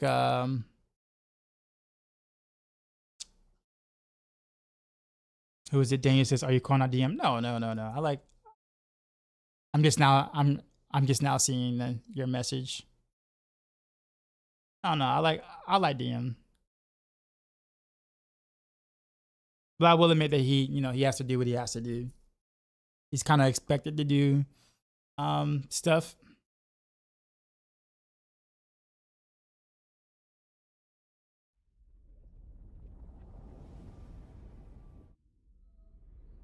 Why not use graphs if you're gonna use clone anyways? It also has rapid fire ranks. Well, honestly, I'm gonna have so many rapid fire ranks anyway that there's just gonna be a lot of diminishing returns.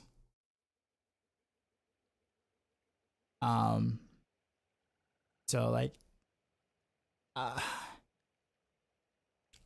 I don't really know if the clone is gonna be if shadow clones is gonna be worth it with regress with shadows versus having an aspect you probably need. I'll try both, but we'll see.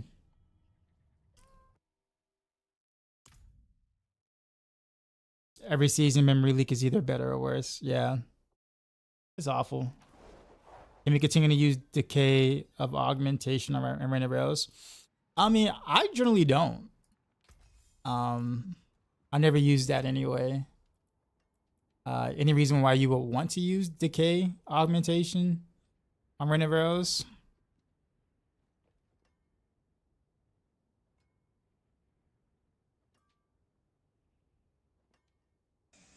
Drew, I appreciate the follow.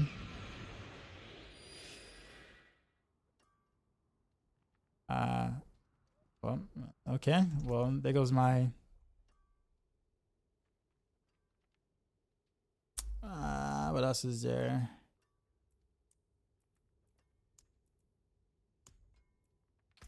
This is a way to get some sort of clarity back on my medium settings here.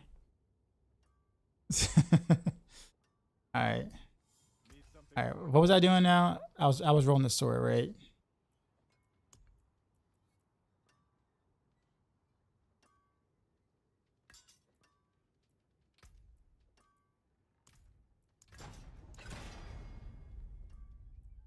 Mm, 70% crit damage. That's fine. Should I risk it? Nah, I don't, because I have no other GA crit damage swords. We'll leave it. So that's okay. Those are done. I'm gonna do a regular ring first over Starless Skies. I know that probably sounds ultra weird, but one, I kind of do want the barrier, and which you'll never get if you run Starless Skies, and two, I want to play more into the ultimate, so I'm gonna roll more ultimate cooldown. Can't do that with Sterless. So I'm gonna do both. But I think I'm gonna start without the ring first. The Sterless Skies ring first.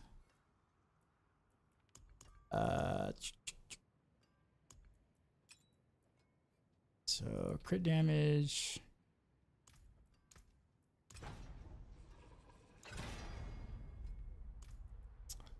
Nice. Shadow Clone cooldown reduction.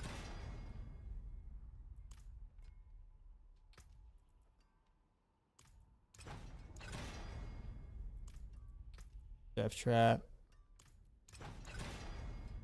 When it rails cooldown reduction.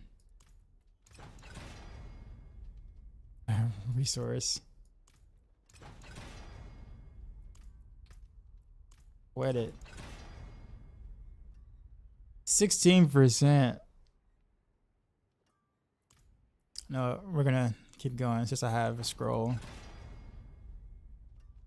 18%. Yeah, okay, I'll take I'll roll with that.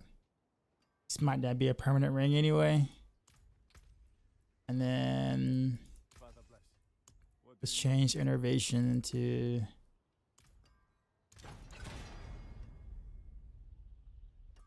okay, cool. That works. Okay. Now we gotta enchant now and then masterwork. And then change the skills in Paragon tree. I carry the best shards of the heavens.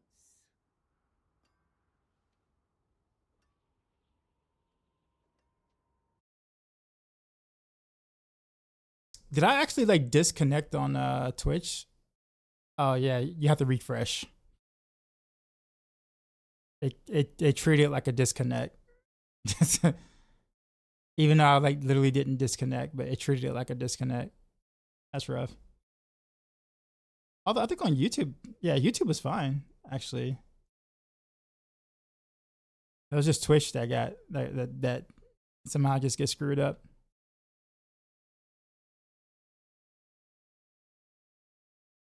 Bloodmaster, what's going on? May the light keep you.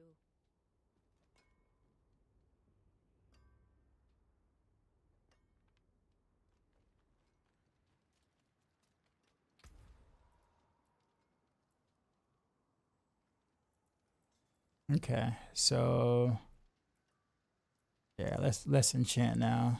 What do I need? That's fine actually. I'm assuming all res here.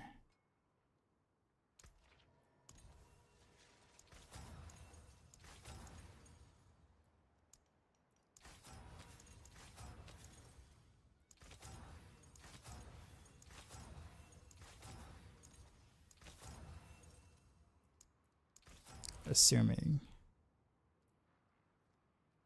Okay, that's actually rolled fine. It's rolled fine.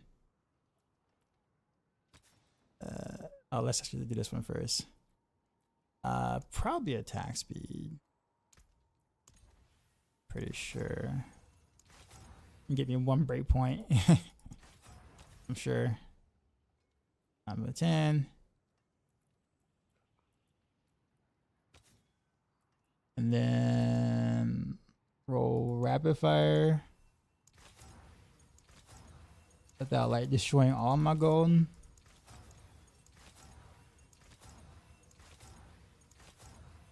Oh, +3 rapid fire. There we go. Not bad. Not bad. We'll take that. That's not bad. Could be worse. Not terrible.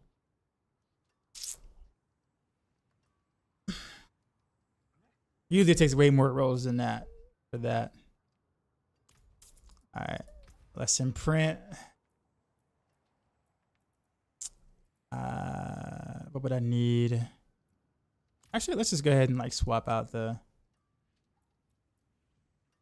stuffs. Put that there. Put that here. Swap here. Swap to here. Swap this. Swap this.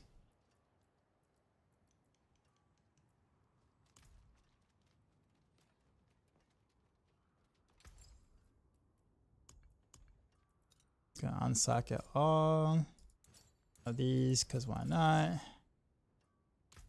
And now let's put all these in the special stash place.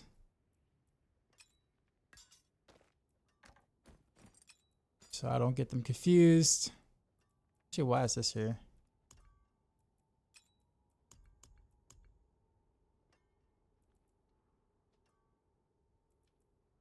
Oh yeah, that's right. My Rain of Rose stuff is actually not great still. I gotta finish actually masterwork on my Rain of Rose build thing. I haven't done that.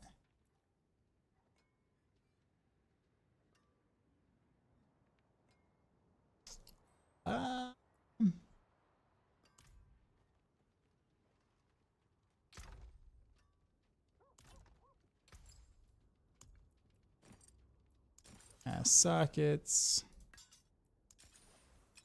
Socket. I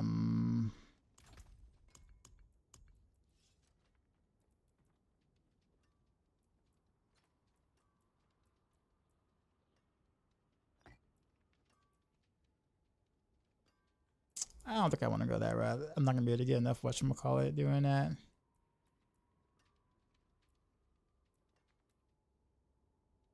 Everyone is here.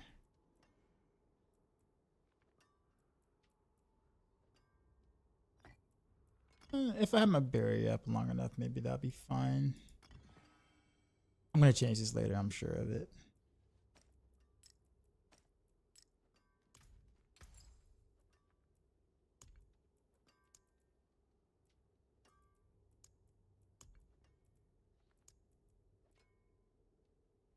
I have enough for 1 grand emerald. We could take the cheap route. Come back and see us. Pull, and then yeah, let's do aspects. Tend to sell a kidney for Gucci.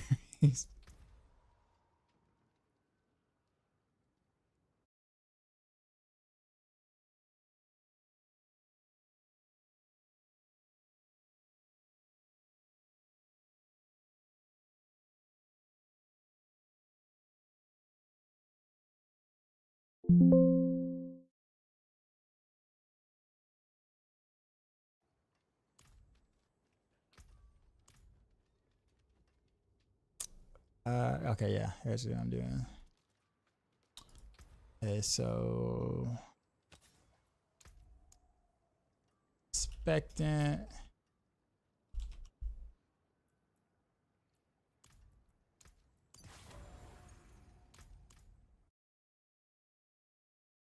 I'm gonna take a look at planner.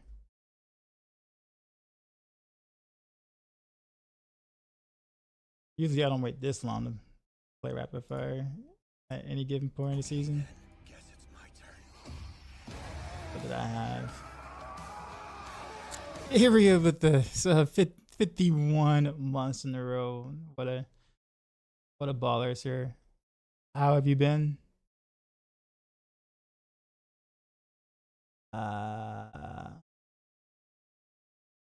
Oh, because I have barrier now, so we can do barrier. Roll.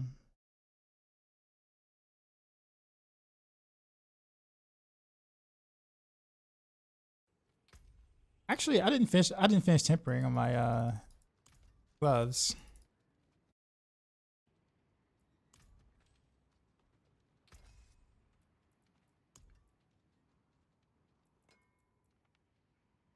What do I want on gloves other than crit damage?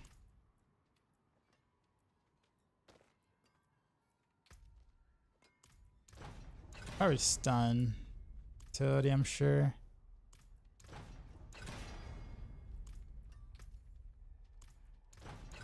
So I don't have to run up and stun them.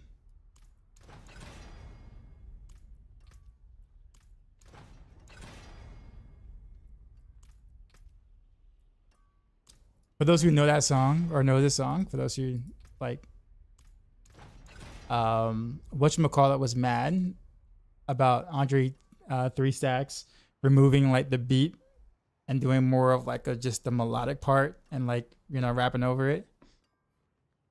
He did not like it at all until like until the song came out and like everyone was like raving over it, and he's like, I guess I was wrong.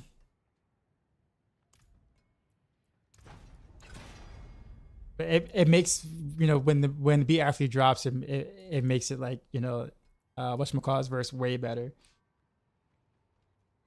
3 stacks in the way he was doing.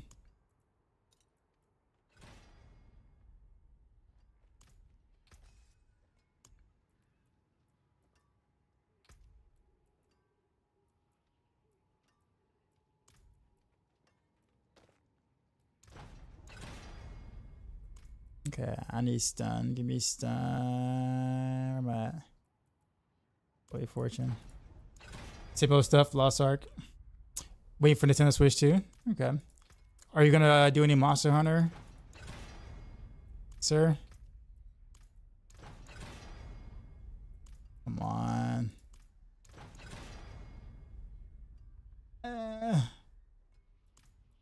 Really needed to be stun. Sigh. Alright. Okay. I don't think I can really get around that fact either. Get into Outcast drama. I'm just saying they didn't like the fact that Andre 3 Stacks took out the beat for his original verse or whatever. And like, but if you think about the song now, you can't imagine it being anything but that, right? Like the beat wouldn't make sense for the way that, you know, 3 Stacks approached his verse.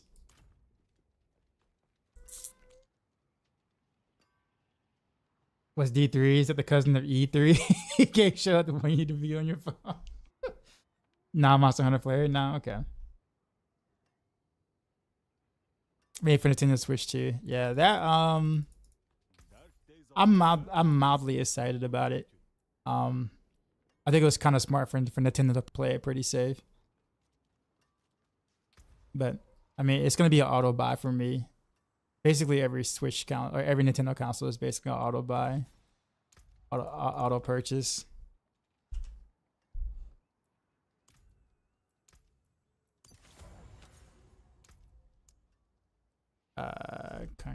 Concussive.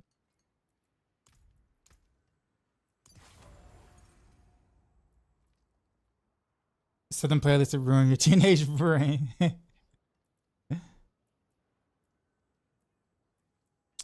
I think we did what we did. Retribution here. I don't think I can really run Retribution.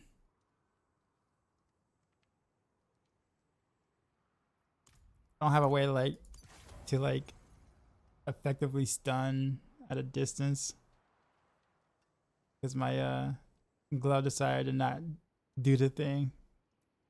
I had many chances here. It just decided to break on it.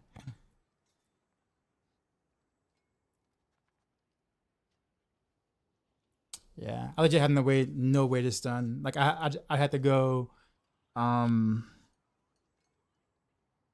Fist of Fate to do that.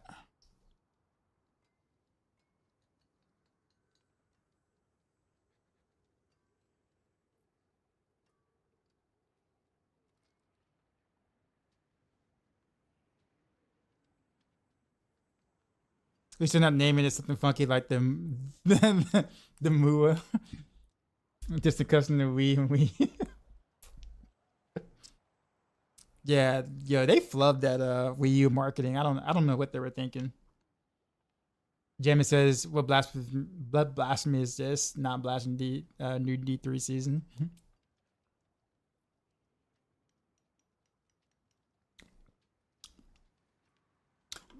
Yeah, I don't have it in me to blast right now, at all. I oftentimes don't even like remember what time of the day it is or whether I've even eaten this that day. That's how bad my schedule has been. There was no way I was gonna be able to physically make it through a weekend of blasting D3. Unfortunately.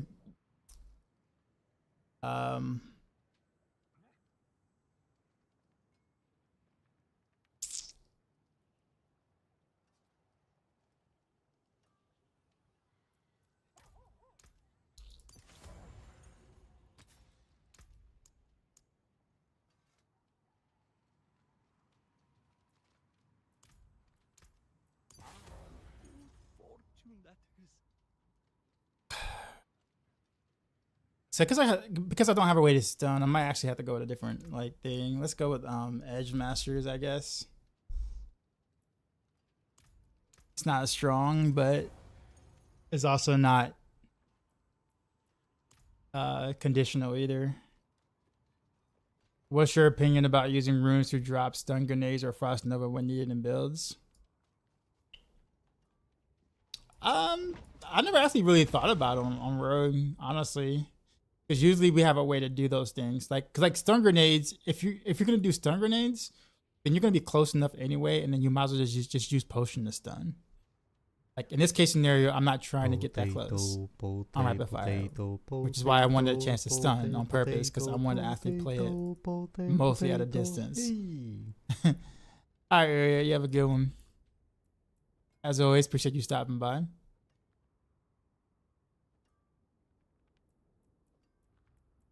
Yeah, so no stun at a distance. I'm gonna have to figure out a different way to do it.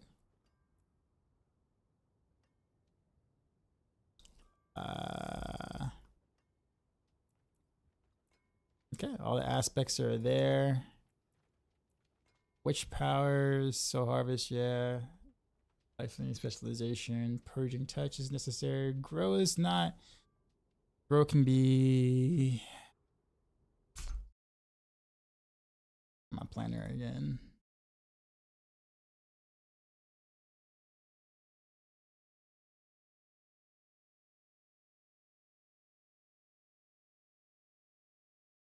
Actually, wait, no. Actually, no. I could use a wish power to stun. Actually, I'm not thinking about it.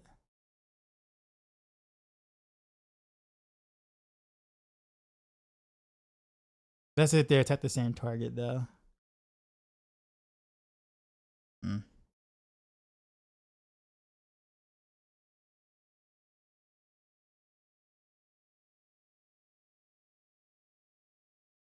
I guess what else could I use in the meantime? What else is worth? Actually, I kind of would need a hex power though, because I definitely need Piranado on this one. So I have to go with the hex power of some sort.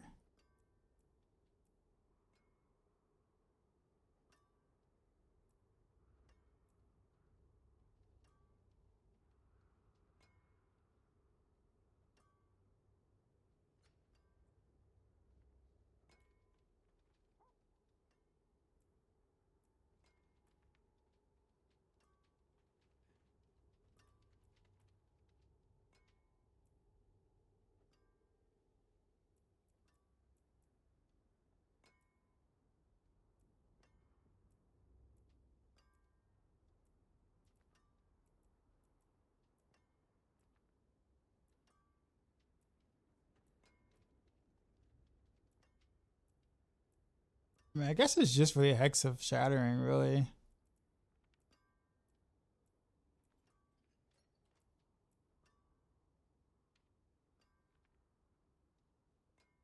Or hex of whispers, I guess, for growth and decay.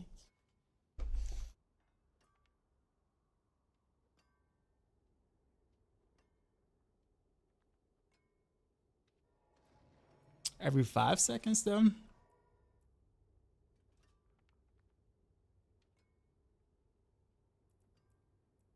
I don't have which class to fetch damage, though. Alright, we're gonna have to go buy the whatchamacallit.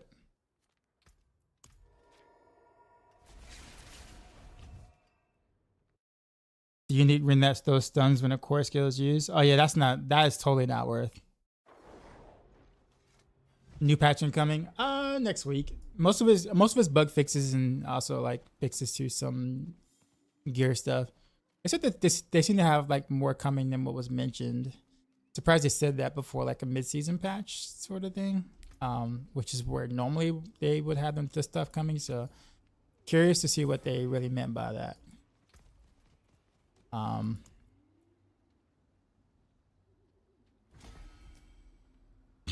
Okay.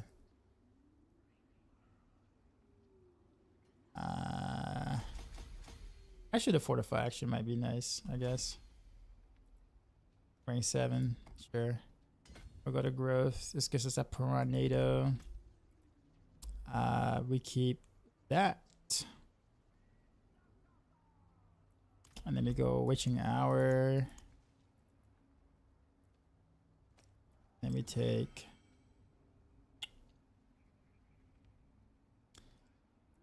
Eldridge. So Wicked Pack. Because I'm not relying on my clone.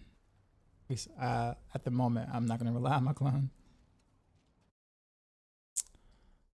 What else is there? Yeah, it's time, I got a masterwork and then change the skills and then change Paragon board. So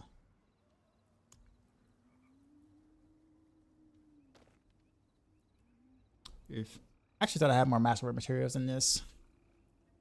All right, so this is gonna be pretty minimal masterwork in here. I still haven't masterworked this shroud. I still have it at 8. The very first 8 ranks I put in it, and I was like, you know what? We're gonna just leave it at that.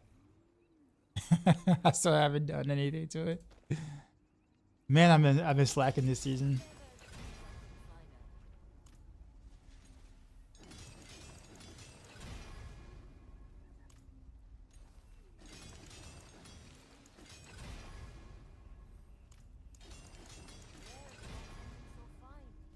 Okay, and we'll full send it. There we go. Whatever it rolls is fine.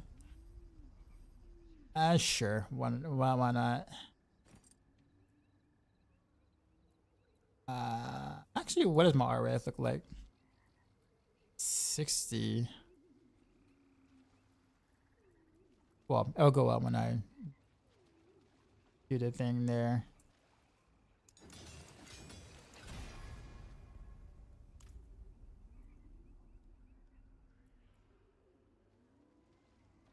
I might actually want to crit on the RS once at least.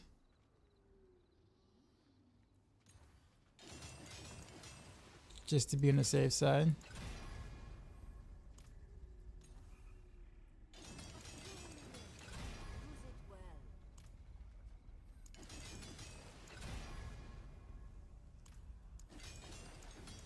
Or we'll send it and see what happens. Maximum life. 68.8%, that's fine. That's fine. We'll deal.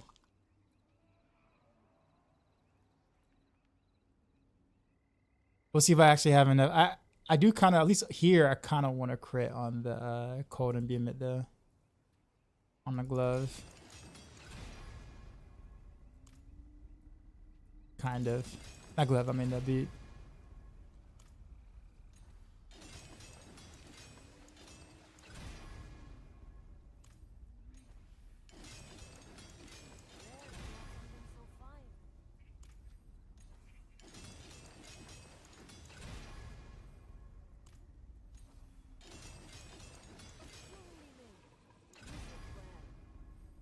If there's another ring that gives crit damage with smoke grenades cast.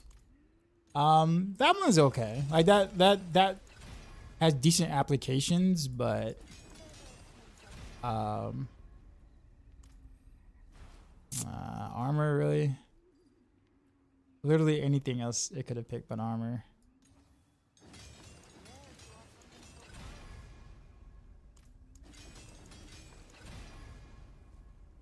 Movement speed. All right, I'll hold off and because my master getting low.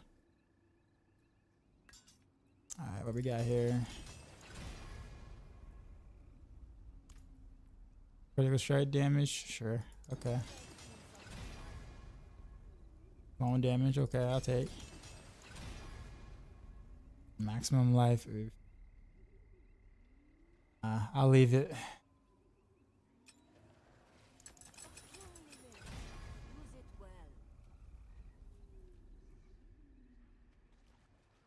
Not mad at that, but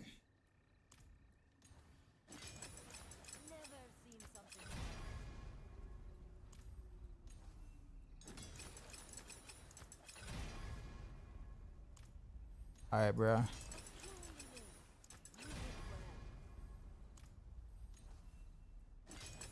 Land on one of the crits.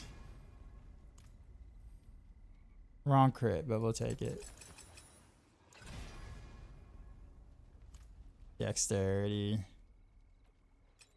Let's do our ring first. Rare to have something so fine. The fire.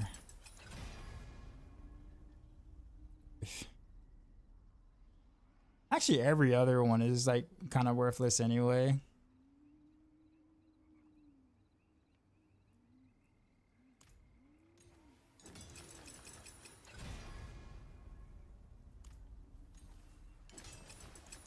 Never seen something finer.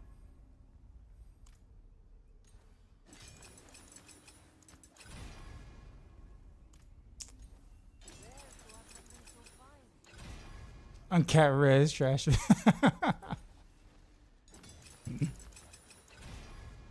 When I take my Paragon board, I might actually be capped though. So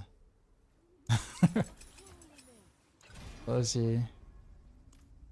I'll send it. Whatever. We'll go see what happens. Attack speed.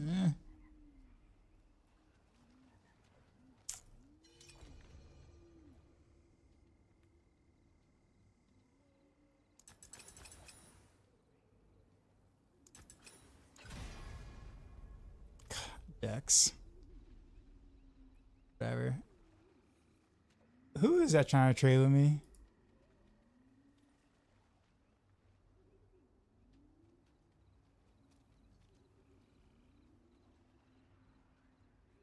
Bjorn.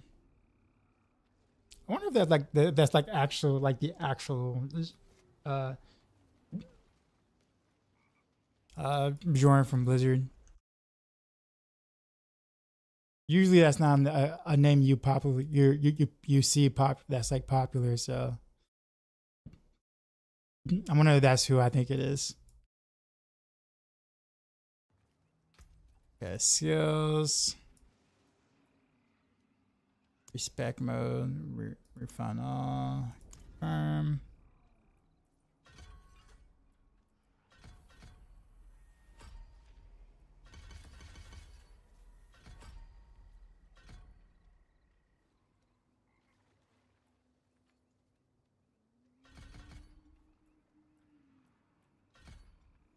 That line.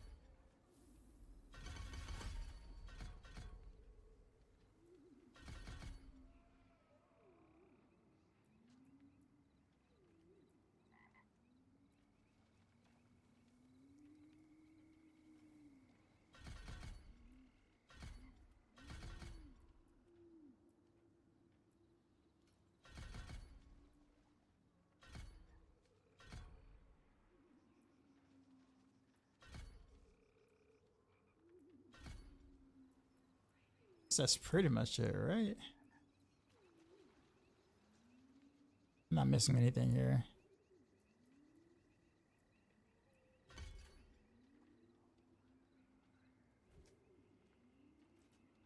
Actually, wait a minute. Now I realize I gotta run mod. So no Vex. Because I can't slot whatchamacallit. Although Vex would kind of be pretty nice, but I can't like not do that without Dark Shroud. Or maybe I could.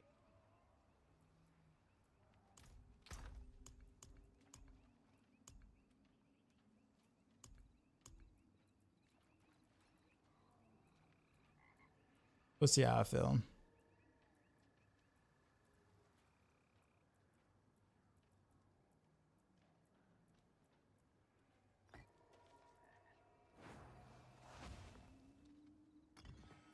I think that'll be fine. Okay, so the skills are there. Shadow Clone, Cold Imbuement. Oh, I forgot Dash. Yeah, huh.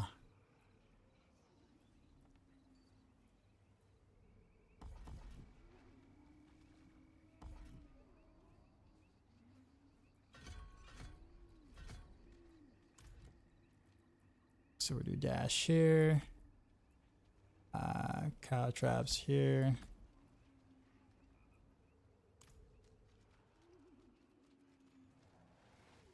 Cool. All right, so those are the skills.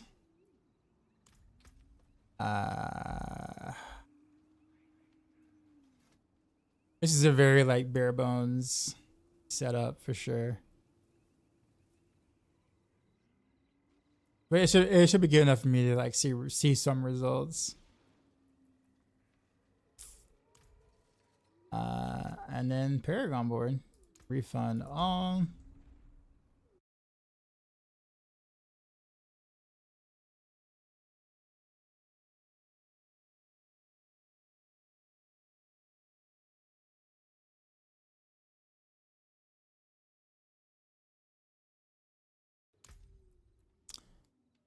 Okay.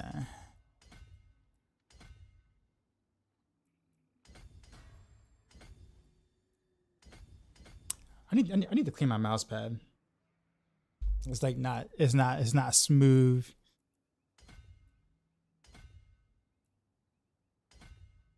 My mouse is like not.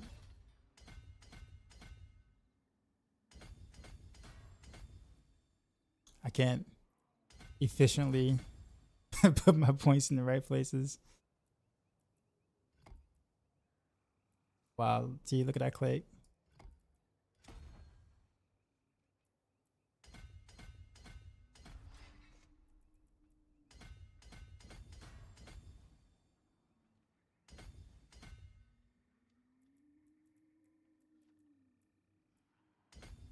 Actually, why did I even do that like that? I could just went this way.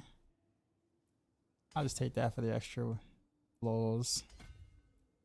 Sure, why not?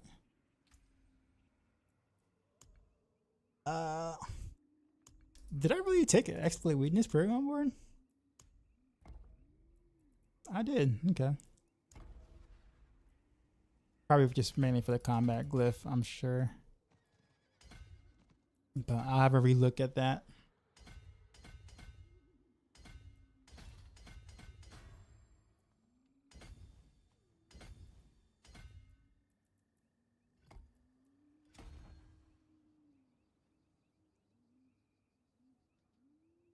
Okay.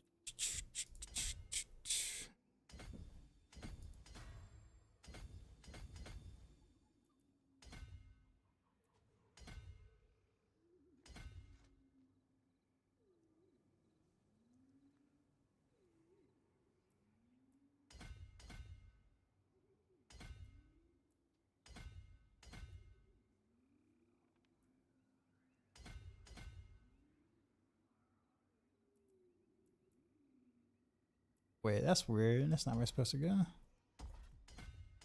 Yeah, 74.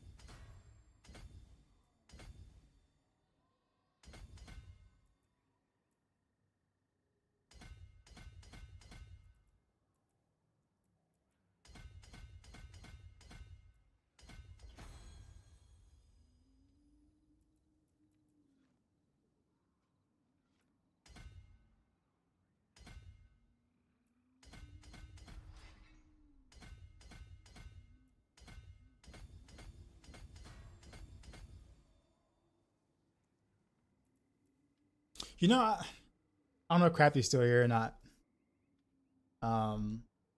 But we discovered that they fixed cunning stratagem. So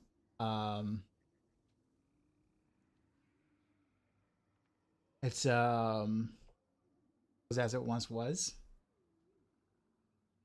You know how like before back in the day, it would give, like when you do 8 arrows, it will give you 10, even though the tooltip says 9.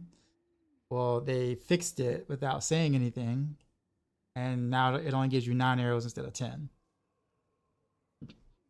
So yeah. Now I haven't changed it, and it's supposed to. Well, technically speaking, when it rounded, it made more sense for it to be 10 because it's 33% of it, right? It's not a big of a hit. I mean, compared to like other things you might be able to get, maybe so. I mean, that's like one less arrow. That's technically speaking, that's from the passive. That's 50% less arrows from a legendary from like a legendary node aspect. At least from the node itself. So like overall, I guess it's not that big of a hit, but it's like I wonder, why, if there's like a better board to just take instead. Like technically speaking, like Tricks of the Trade for instance is more damage.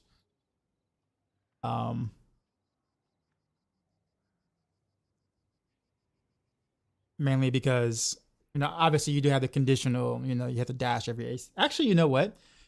You don't have to do that anymore, because Shadow Clone, when it attacks, is considered a cutthroat skill. So it's always up, actually. Yeah, so Tricks of the Trade makes more sense, actually. Because it's no longer conditional. You'll always have it as long as Shadow Clone is up. The Shadow Clone is considered cutthroat at rank 5.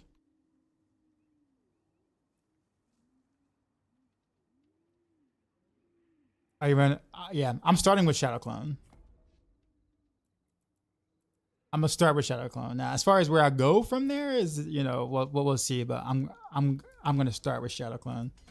I kind of want to run it how I have it on Maxroll first, just to kind of see if what's there actually works, and then we'll deviate from there.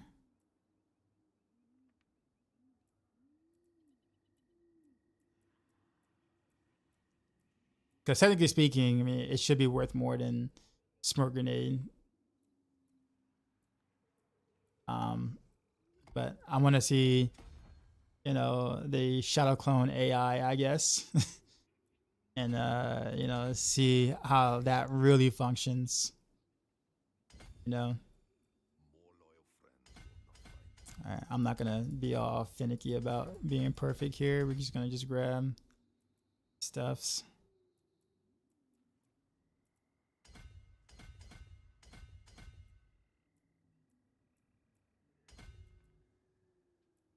Cannot be worse than Barrage. Well, I mean, yeah, Barrage is gonna be the absolute worst because it just won't. You would never shotgun ever, like ever.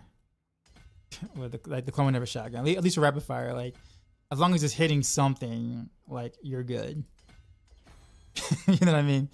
Because that's just more AOE technically for you, right? So as long as it's hitting something, you're good with rapid fire, and that's my assumption. That's how it's gonna work. And that's what I'm banking on. But we'll see if it actually plays out that way.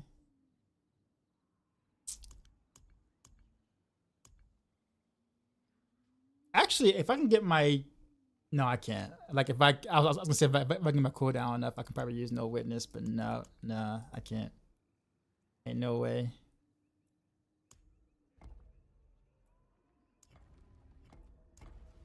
Maybe with like without Scoundrel's Kiss, maybe, but we're not doing that for obvious reasons.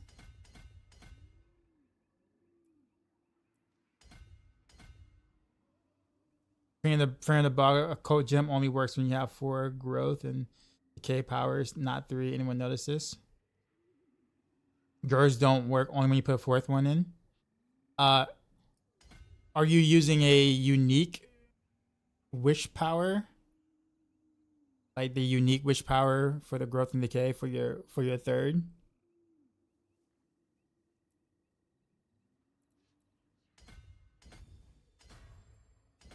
But yeah, it should work. It works for me.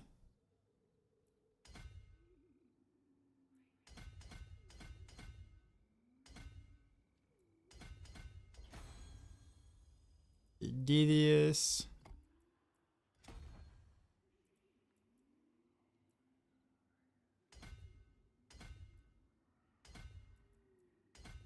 And if you're chatting to me on YouTube, sorry if I don't see your comments quite yet. I have my planner covering up your chat right now. I've been kind of back and forth trying to like minimize and open it up and stuff.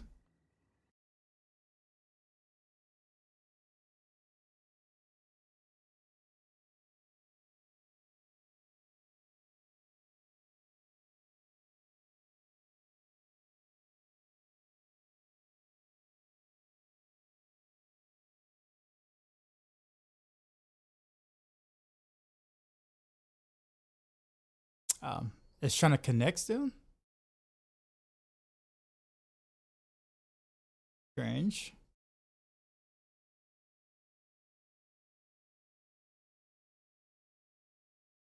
What? It's still saying quota has been exceeded.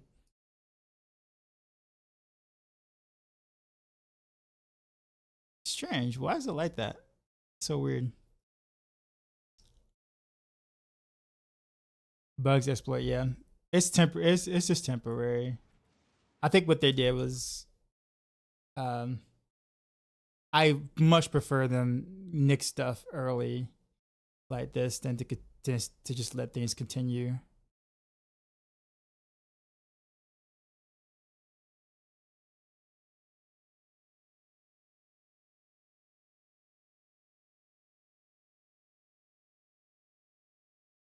So I'm actually happy they went the route that they're going with this.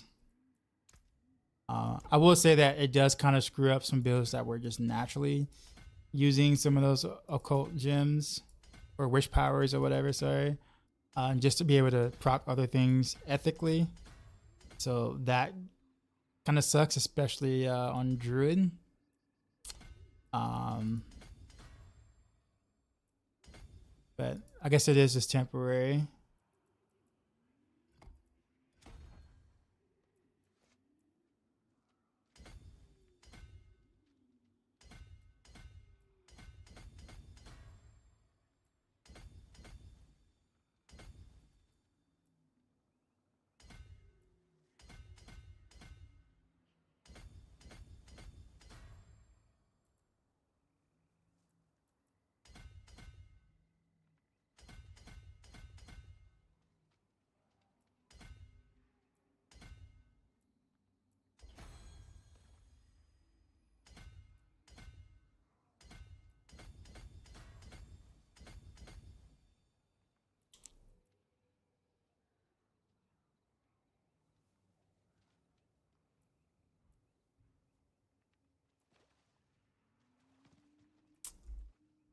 Dang, I have 38 points left.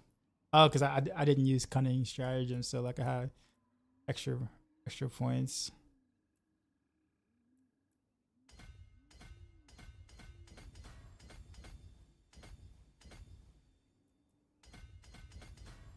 Let's take that there. All right, I guess we'll just pick up some stuff. Random stuffs.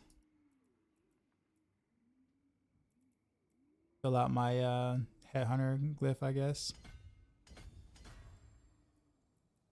Get all the decks I can get.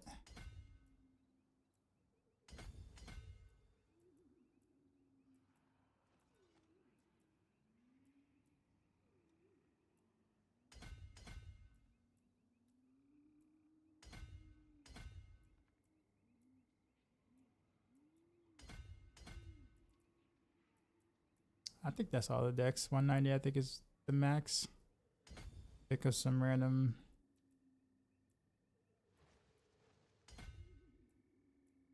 I know it's additive, but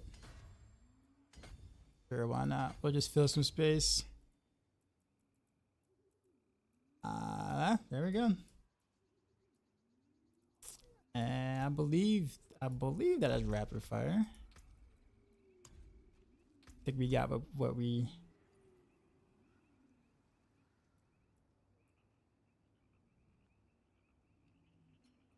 25-second cooldown.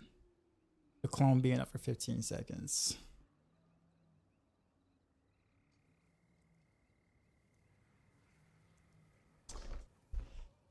I wonder if I can find a way to, or get like a different rune to be able to proximate cooldown reduction, ultimate cooldown reduction, so I can have a permanent uptime on Shadow Clone over Wrath of Berserker.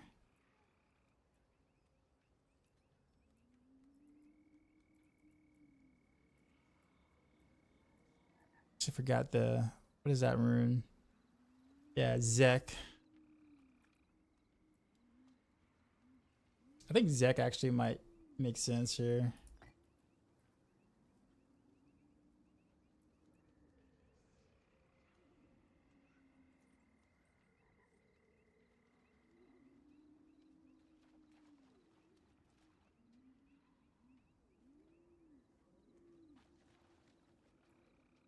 Yeah, let's do that. Assuming my Shadow Clone actually like does stuff. What else is there I need to do? There's like one more thing.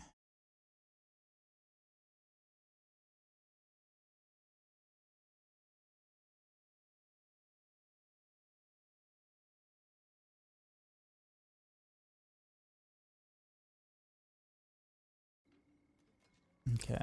Then we'll take the elixir. Let's go to Kielvashad so I can work the muscle memory again. It's funny. I've been streaming for almost 3 hours and haven't killed a single thing.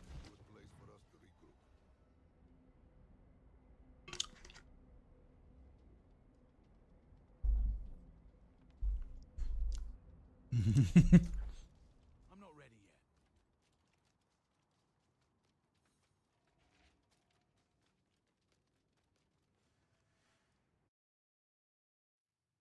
I think Vex would actually be pretty nice to have though, just because cooldown reduction.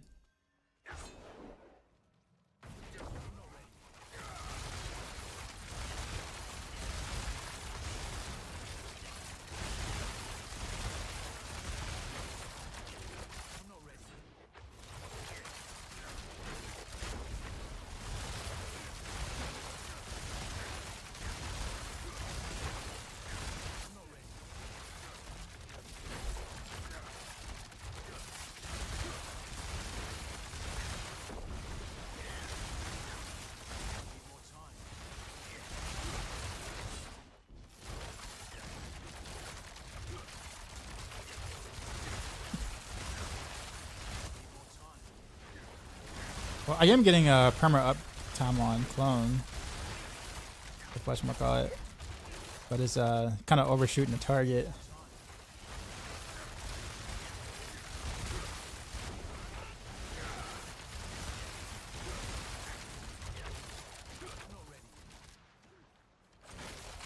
Yeah, we're the clone is hitting the roof.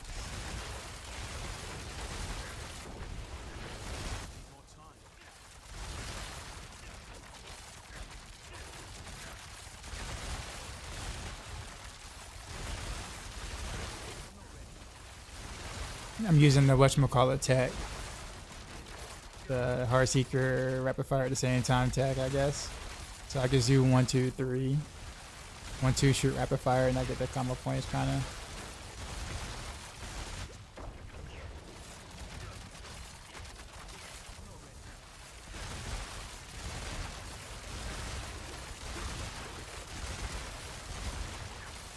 Or sometimes.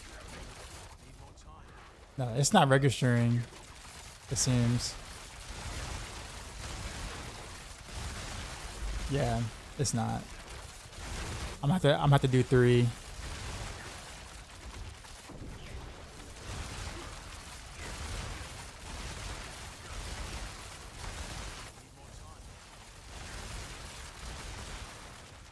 Okay. I am running out of cold and beam so. Why do I only have 8? Oh, because I forgot to upgrade the boost to 4. That's why. Yeah, I might have to remaster work to get better whatchamacallit so. But I do have permanent uptime on clone though. The rune or whatever. The clone is getting the Scoundrel's Kiss and the repeating aspect. If the clone's more reliable, I could probably got the repeating aspect.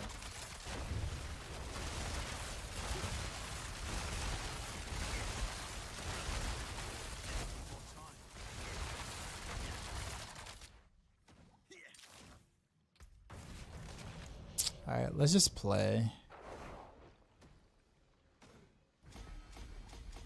Can't afford that.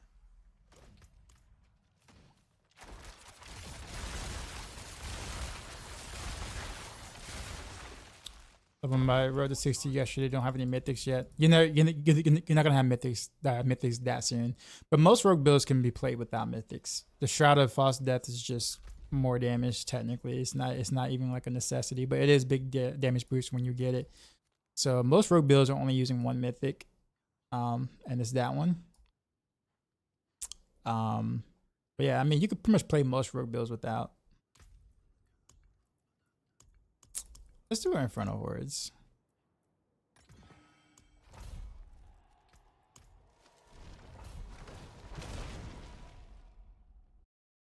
But you want him to shotgun on Barrage, he's doing it already. Right.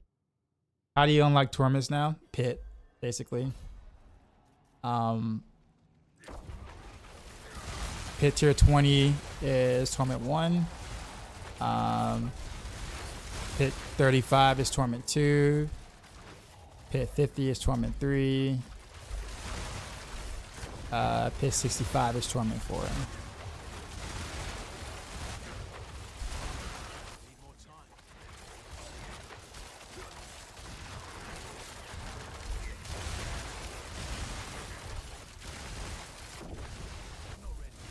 They get used to evading now. I feel like it's been so long since I've played Rapid Fire.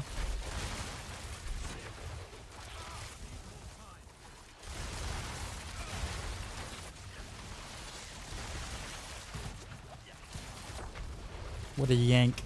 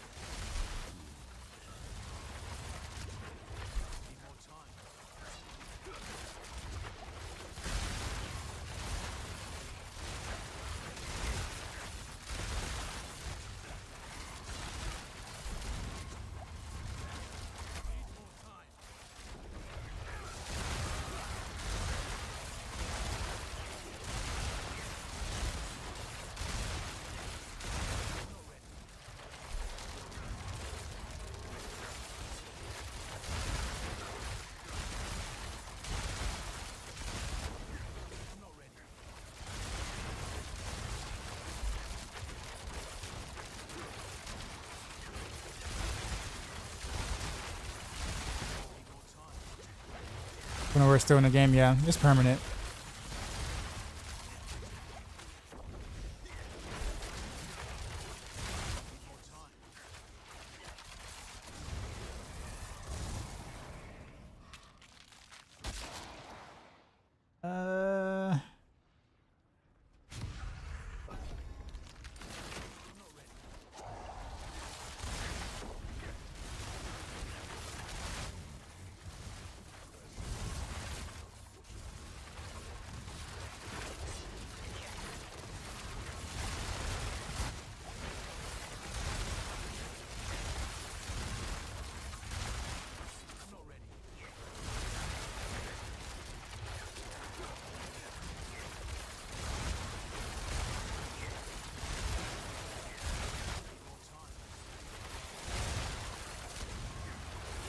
My AoE actually doesn't feel bad. Like when the clone is actually like hitting something that isn't where I'm hitting, it's actually not bad. It's just the clone is actually like putting forth some actual damage. kind of makes clearing a bit easier than it was.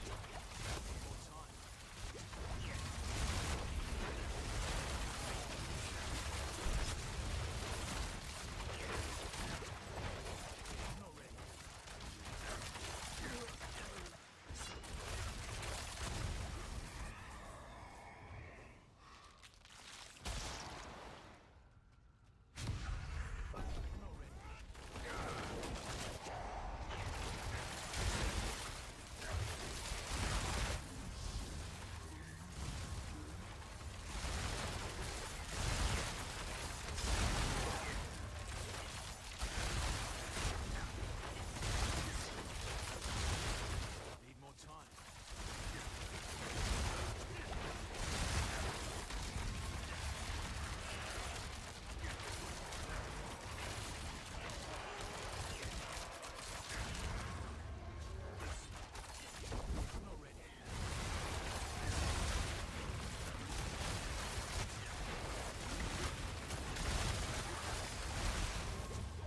Ow.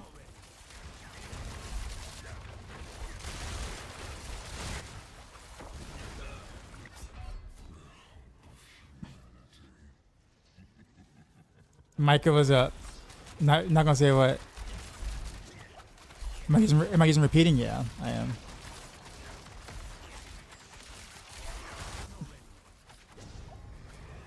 Mainly because I want to see how effective it is with the clone, like because the clone can technically do repeating as well. So I kind of just want to see how effective it is in practice versus, you know.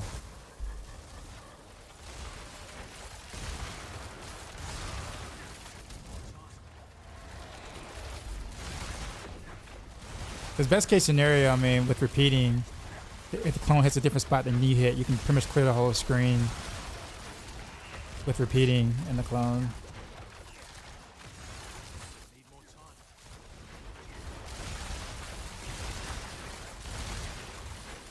Because each individual arrow that is like shooting from repeating, you know, hits hard enough to like one shot whatever it is. It's like, you know, ricocheting to technically, if it's in that, you know, trajectory, like, you know, that cone. Crap.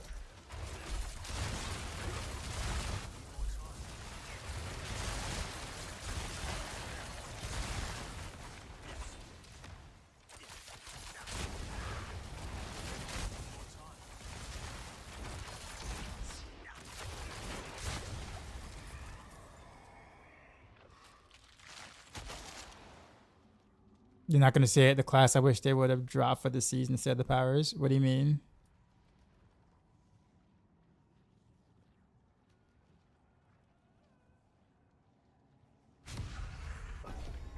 Did they fix repeating so it gets benefit from the scoundrels? Oh no, like I mean, it still works the way that it has before, where, you know, you're not getting the explosions or whatever from repeating shots. That I could tell it instantly. The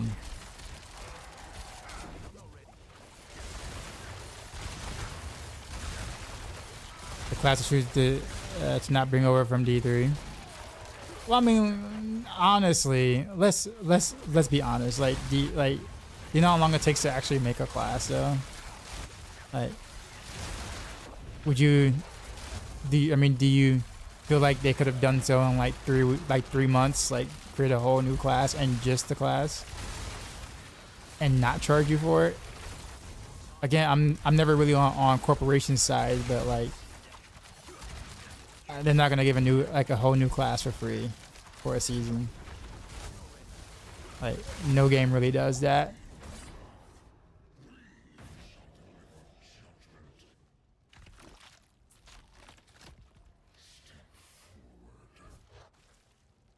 Or no, like, non-free-to-play game does that. I'll put it that way. But if you're playing a non-free-to-play game, they get your money elsewhere, so...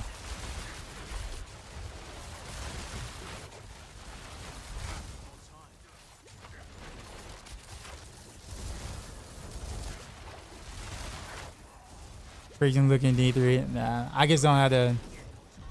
I don't have the. I don't have it in me to blast D3. I want to play D3, but I can't play it casually. And so I just don't. I legit. My sleep schedule, my life schedule has been all so out of whack that I just couldn't make it happen this weekend. But you can't be blamed for dreaming. I'm not saying like a new class isn't coming. I'm just saying like, you know, it was, you know, I would say unrealistic to expect a new class for a season per se, for literally kind of any game really. That would be a terrible business decision. Like, oh, by the way, we're gonna spend a ton of resources because it takes like a long time to make a new class. We're talking about like 9+ months to you know, get a class into a game. And, you know, so, you know, a company spending 9+ months resources to give it to you for free.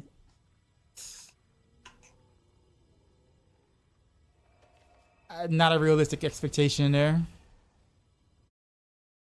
But I'm not saying they shouldn't eventually bring it over in the expansion or something. I mean, for sure.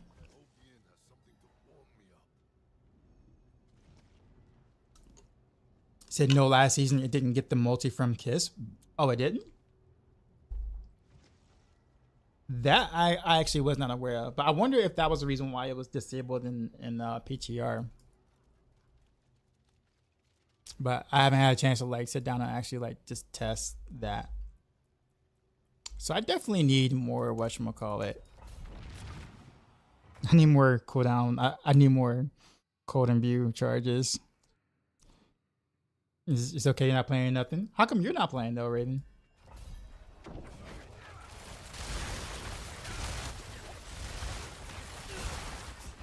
Wow. Was that lightning damage or am I just bad? Or both?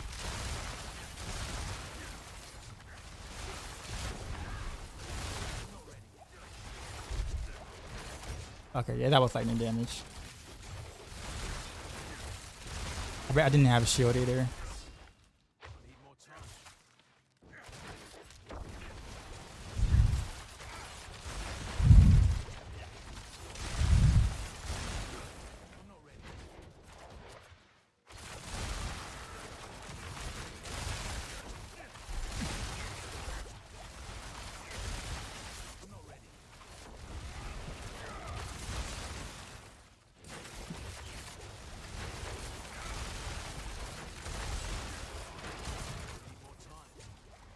Oh, really? You're running from me?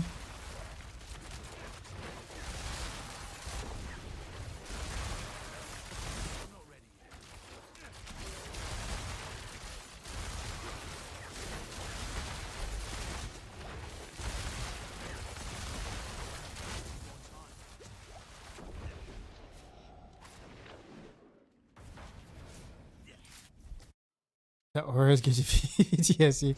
I hate it, but you kind of have to use it. So the funny thing is that you want to be on the outside of it so you can get your Deadeye buff. So it's, but you want to be like, but you want to have it because you need that crit damage buff because it's multiplicative. So it's a weird scenario.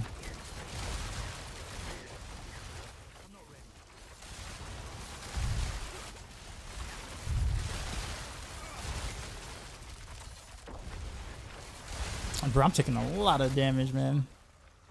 I know my health is really low, but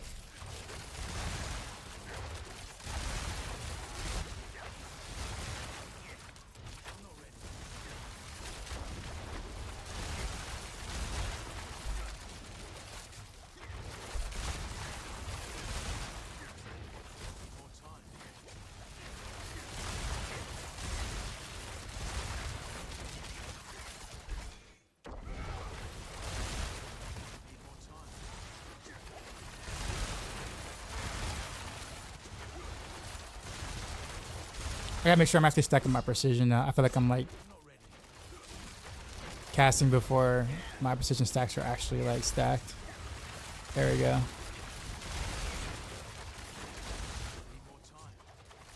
It's been a while since I played Rapid Fire. I'm rusty.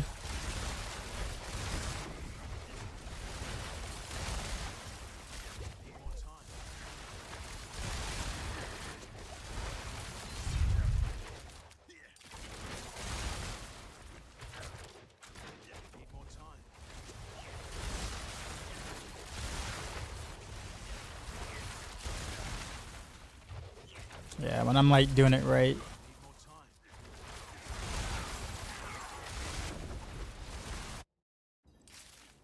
You constantly feel like you're standing like fair. Need more time.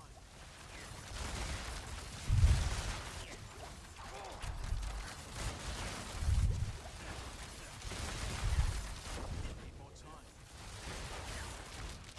time. Wait a minute. Why I feel like I did like no damage here? Need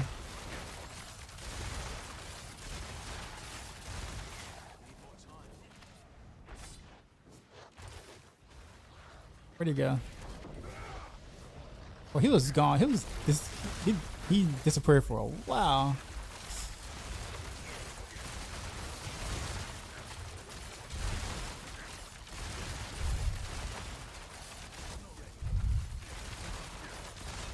You're kidding me.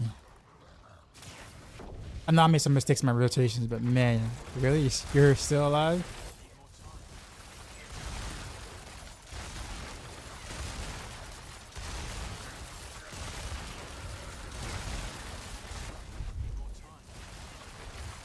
Okay.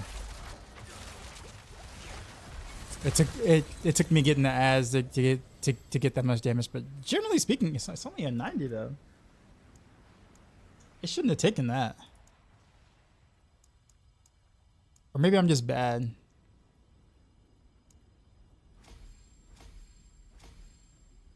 That felt awful. Alright, gotta run bad two path and mucking about. Alright, see you, man. I was up at 5 film. It's kind of okay. Let's let's throw Starless back on.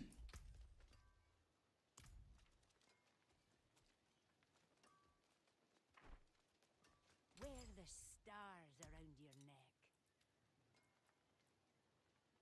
What's that one? Aldris, okay.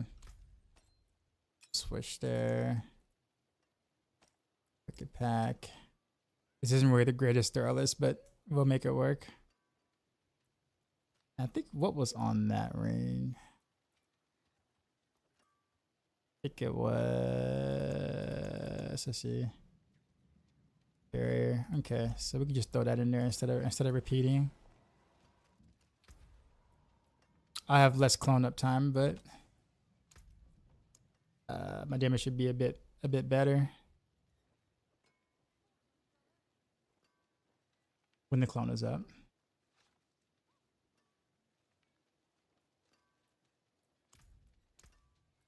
Actually, no, I don't even think I can rank this here now, though. Like, I'm never gonna have the barrier up.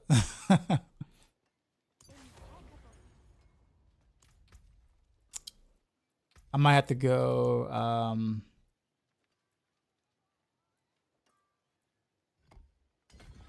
This ain't really doing much for me either. There is a wish power that gives you barrier. I forgot which one it is.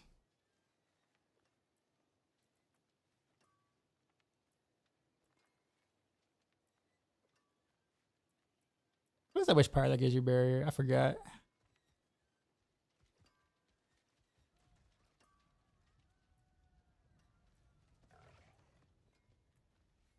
I don't remember. It's fortify. Is it a is it a occult gem, or was that proccing unstable?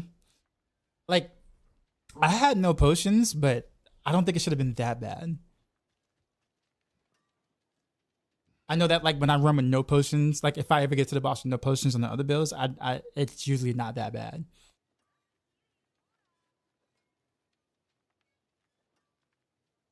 Twilight. Oh yeah, they disabled Twilight Warden. Can't use it even if I wanted to. Okay, well, never mind then. Greetings. How shall I guide my hammer? Yeah, so I can't even use barrier here, and I didn't roll a stun here, so I can't really use retribution. I guess I can if I go in and stun stun, but I guess I might have to go that route. And I'm trying to make it not so like convoluted to play. But I feel like I'm kind of running into some walls here. All right, let's go again. I need more time. Need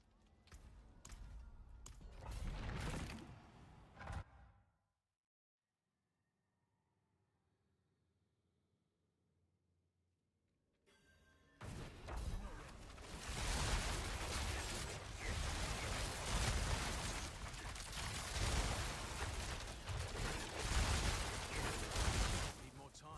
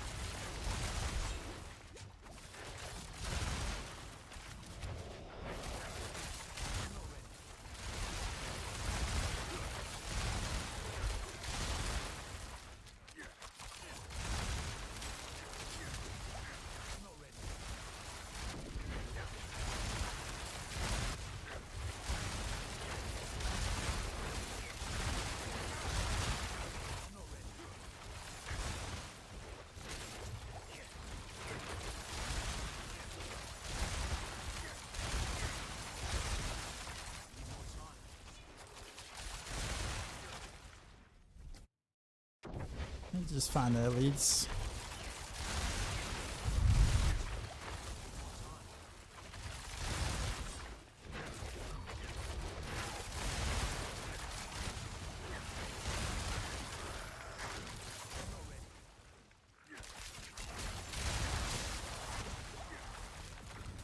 Gosh. Oof. I don't know how I survived that.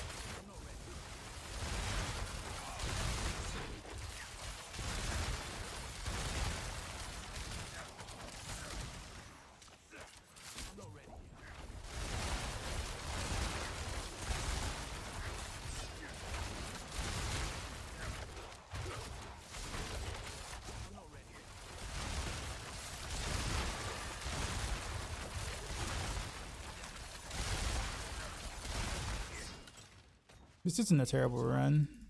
Alright,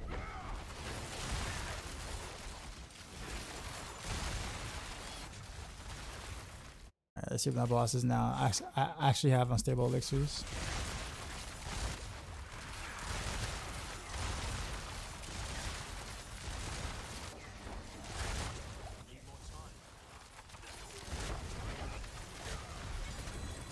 Okay. Did any minions come out during that or no?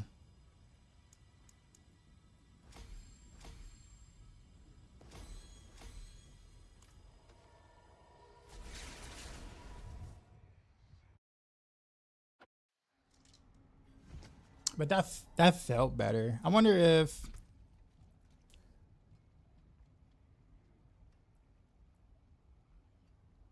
should I go with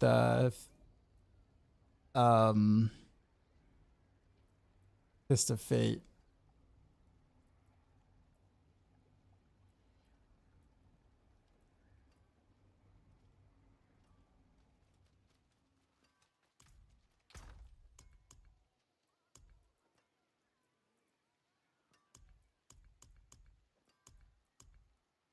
Or even at the very least, let's try the Shadow Glove. Just cause.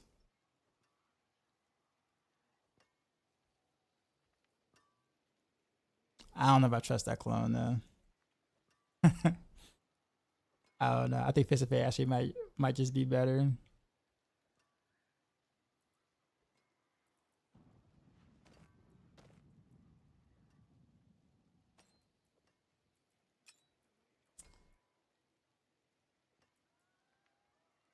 Let me move. Now I can move. Now I can actually like for retribution. Expectant.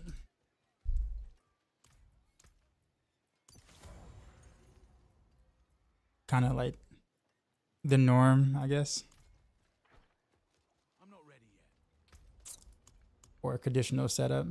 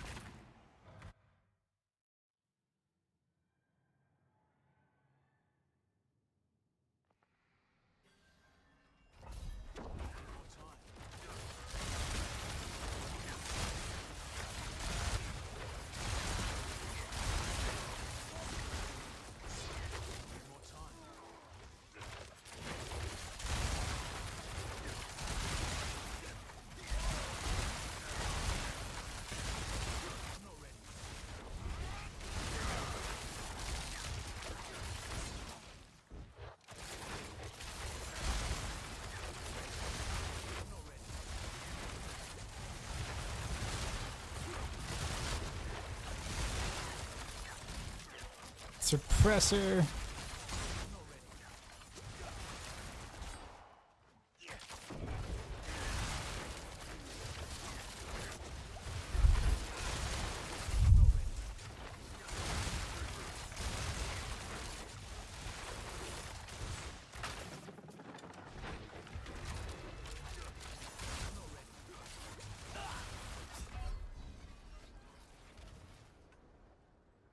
Lightning without barriers like suicide.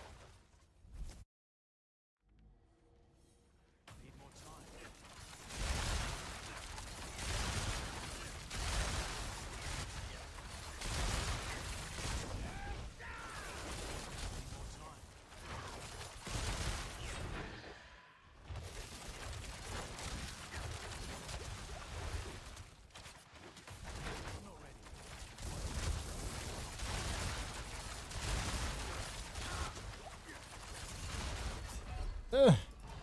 That hurt. That actually killed me though?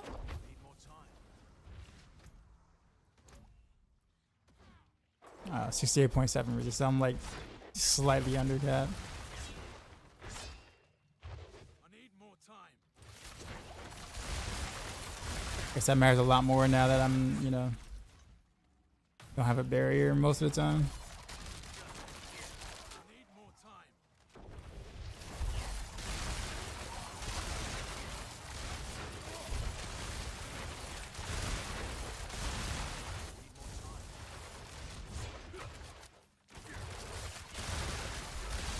I'm gonna look at my rune choices again too. Need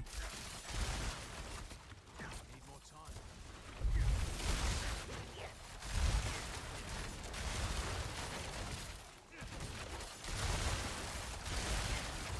more time.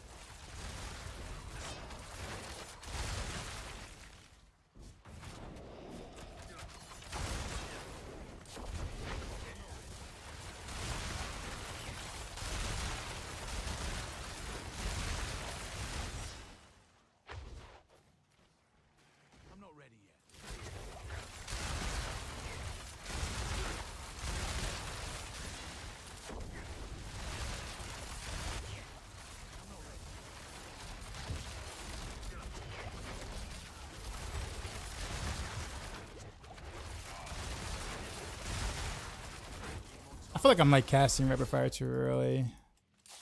I'm not really getting my like full precision proc. Because there are times where I feel like I should be just like one-shotting like that. And it's not happening. I'm not ready yet.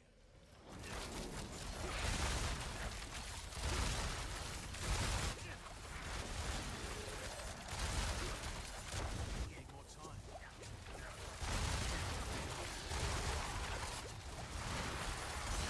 A quick question for one of the abilities. Would this work if you use Puncture instead of Invigorate Strike?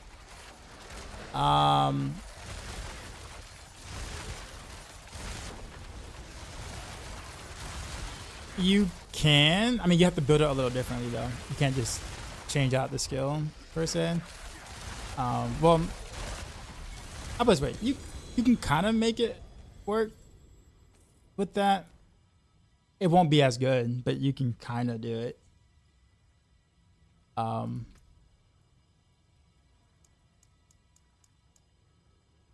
The issue with Puncture is that you're gonna run into a big single target problem because your clone is not gonna be able to shotgun all 3 punctures like on the target. So it's gonna run into the issue that like Barrage runs into all the time, which is, you know, the clone just doesn't shotgun. So you can do Puncture, but your clones are gonna be like really bad when it comes to trying to help you kill a single target.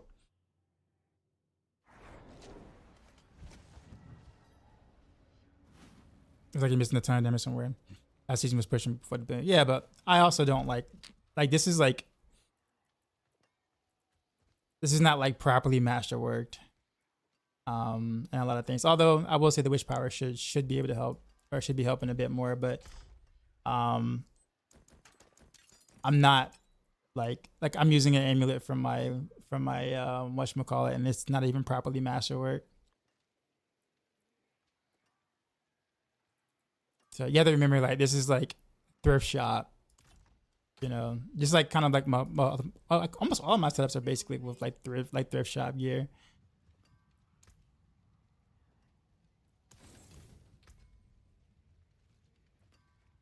I don't like I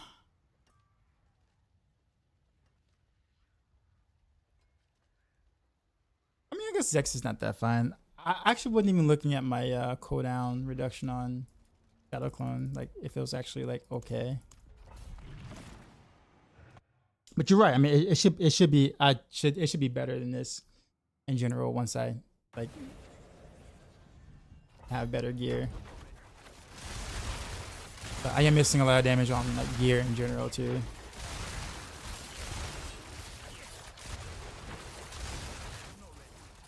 But I'm also missing a lot of my precision procs, it feels like.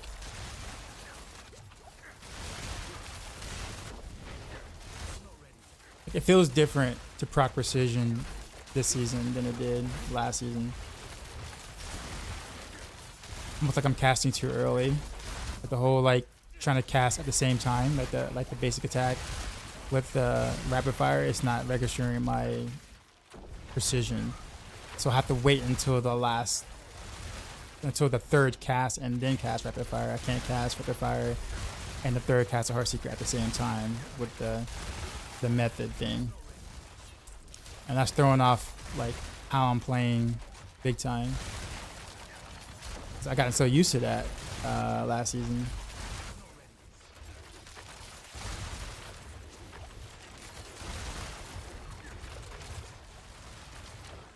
But yeah, I should be one-shotting packs each encounter.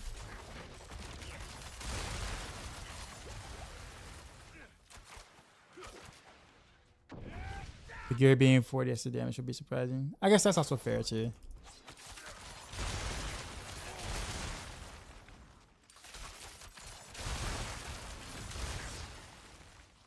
need more time.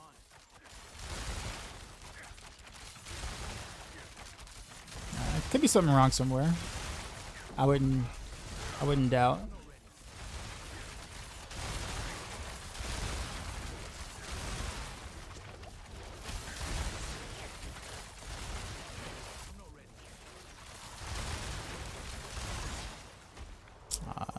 does. Peace.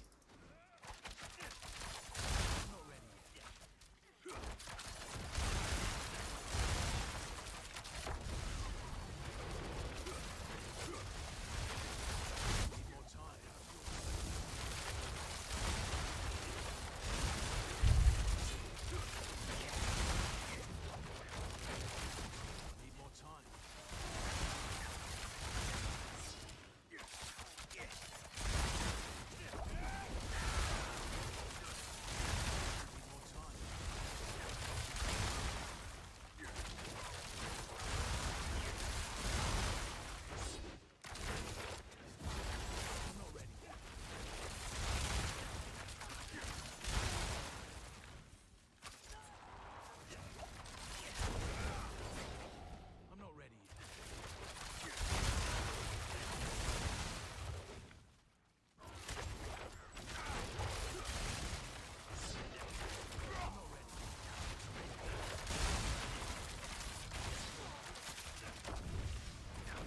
Yeah.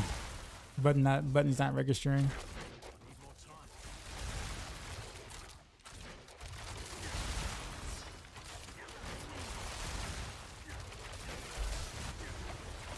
Time to recharge.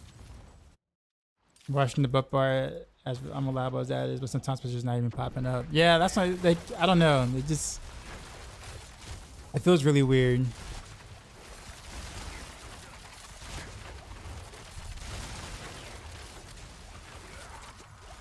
Like I'm like having to like purposely cast like 4 Heartseekers on accident just to make sure that I'm getting it to actually happen.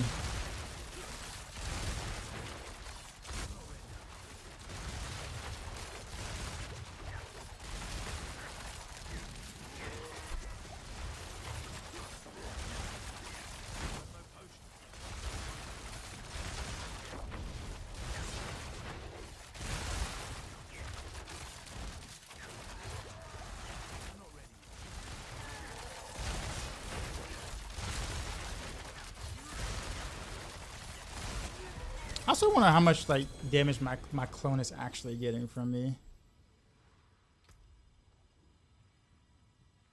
It's kind of hard to see, but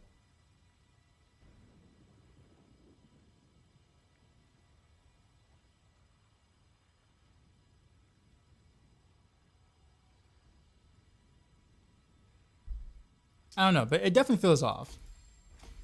Like again, I know I don't have like great gear or even I would barely consider it decent. But the assumption, especially with everything that's going on, like the clone should be dealing roughly near, if not sometimes more than my own damage.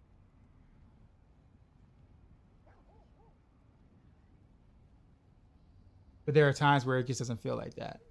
Whether it's not, I wonder if they're actually getting the precision proc of the damage part of things. They may or may not be. Yeah, it just looks off.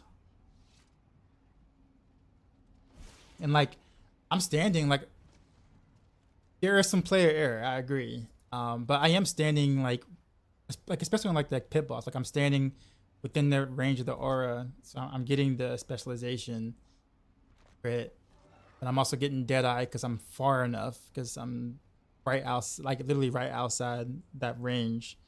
So I feel like my positioning is fine most of the time. Hey Jai, on the random barrels build, would you prefer tempers to hit on damage at distance or crit damage? Damage at distance. Slightly better scaler.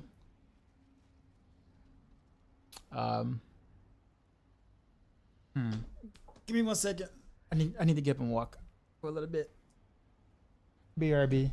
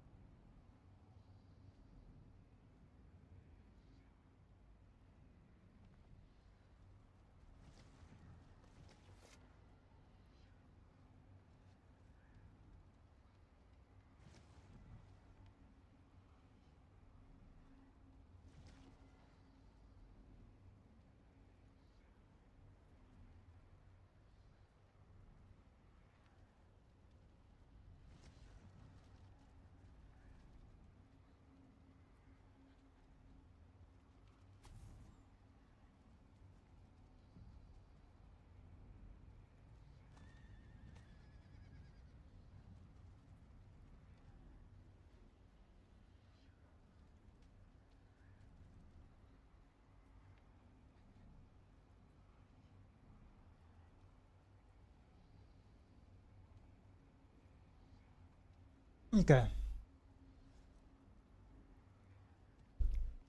Can you push Dancing Knives only for leveling?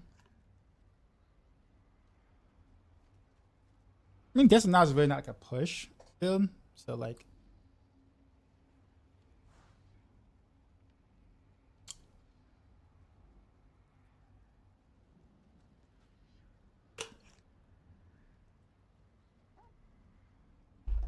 if you do Dancing Knives, then you're pretty much not really playing. Like people use Dancing Knives for farming, and then they switch to something else different. Mateus, what's going on? You said look for planner. What do you mean? I wonder if the clones are even like getting the Fist of Fate thing. That's also another thing to think about. Let's switch back to you know what? For science. Grass of Shadows for science. And get my incense so I might actually craft.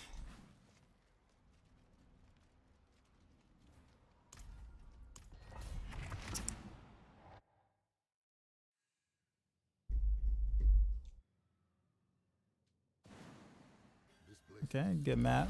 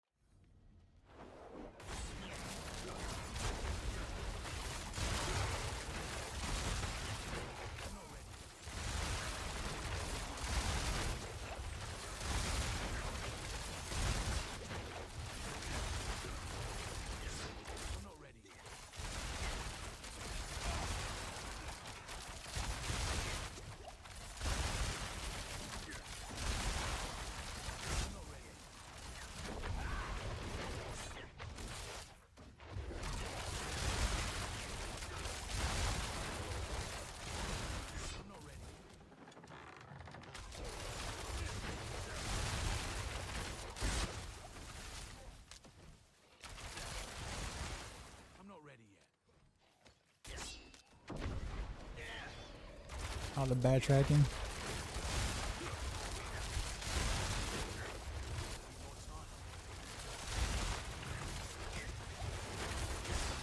My clone firing at the top of the roof.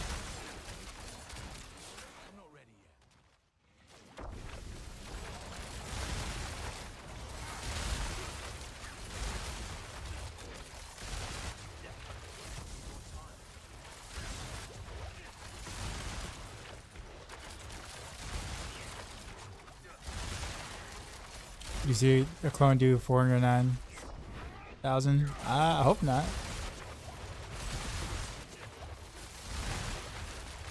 What I was worried about doing with Shadowgrass is that I wonder if the clone from Shadowgrass actually gets all the benefits. Because I know there's been talks about like how the grass clone doesn't necessarily get all the benefits from the regular clone. The regular clone does.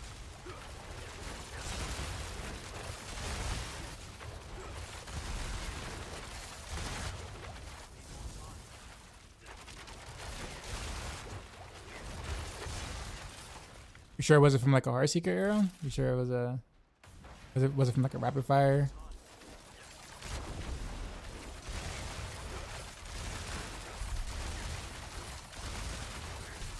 Oh, I have no potions.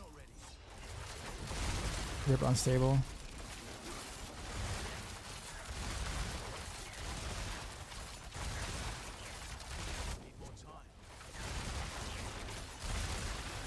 I have one now.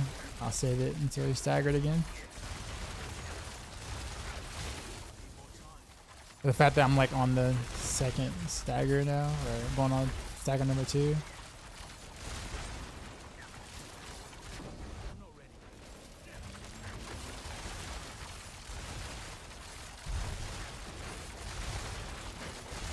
Yeah. I can't wait till they address trick attacks and Cow, well, basically trick attacks in general. Hopefully that's next season. Or even just stagger mechanics in general. And over reliance on crowd control.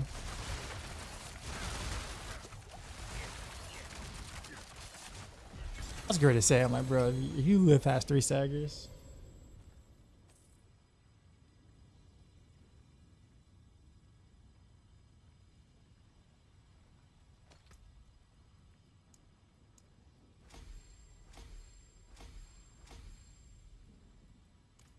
I don't know. It just doesn't feel good. This doesn't feel good. I feel like if I'm gonna play like this, I might as well play Rain of Arrows, if that makes sense. Like, I feel like I'm guaranteed to get the damage I'm getting on Rain of Arrows for the amount of work I'm putting into it versus what I'm doing with Rapid Fire. And my Rain of Arrows gear is just as mediocre as my Rapid Fire gear.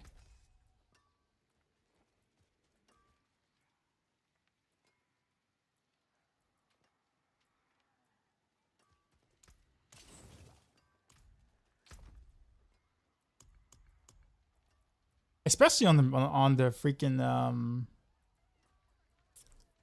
pit guardian, the pit boss, man. Like, it shouldn't be like that. Let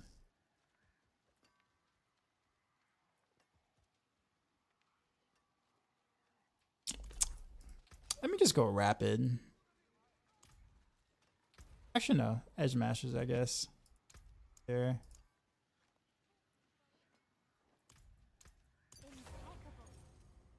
About the regular glove.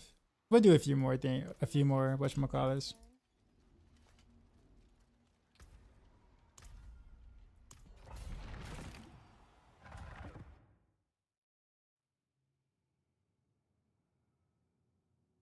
Maybe I'll get Ava to reverse engineer some stuff for rapid fire for me.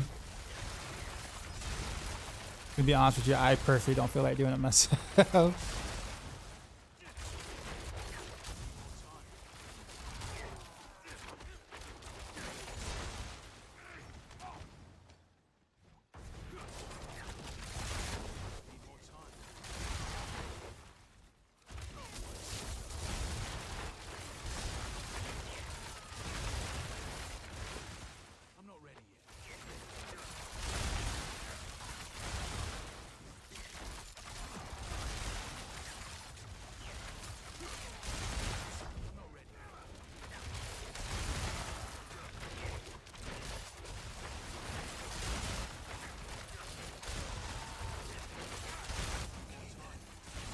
Parries, what's going on, dude?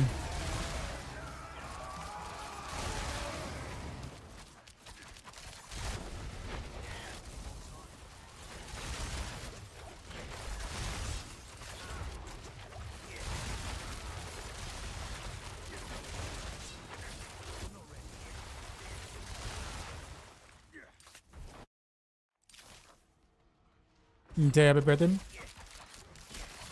That was, you told me your birthday, you told me about your birthday after your birthday. And I told you happy birthday on stream. Or belated birthday. Right? Because you told me your birthday happened this, that past Wednesday. And I was like, oh, so you already turned so and so. Well, happy belated birthday. Remember? Need more time. You said it this past Wednesday. You didn't say this Wednesday.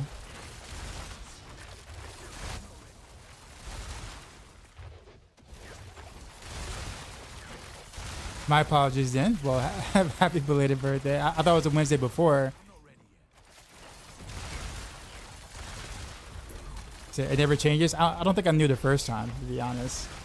Like the exact date the first time. You're not ready.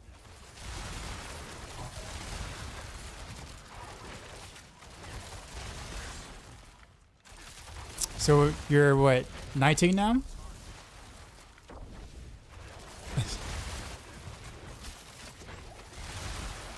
Actually, what did you do on your birthday? Like, did you? More time.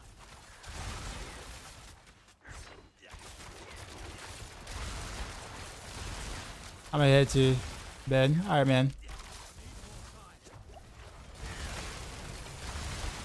Now, keep in mind, I'm also not using Cax at the moment, but also Cax was, keep in mind, also last season like bugged. You were getting technically like 200% more damage sometimes in some instances. They fixed that bug, which is why Cax felt weird on PTR. I mean, it'll still be the go-to room for like pushing for sure, but this is just speeds.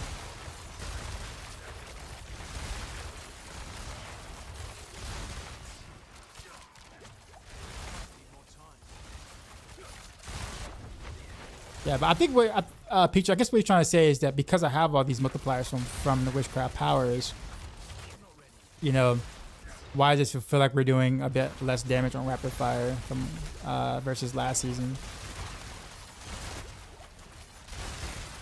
I know Cax was a pretty big hit to our damage, but the witchcraft powers should make up for a lot of that. You have a link to the patch notes. Do ! Patch. I think that should still put it to it. Should link it there. It's mostly bug fixes and also fixes to some things that didn't work, like the Mendling Ring.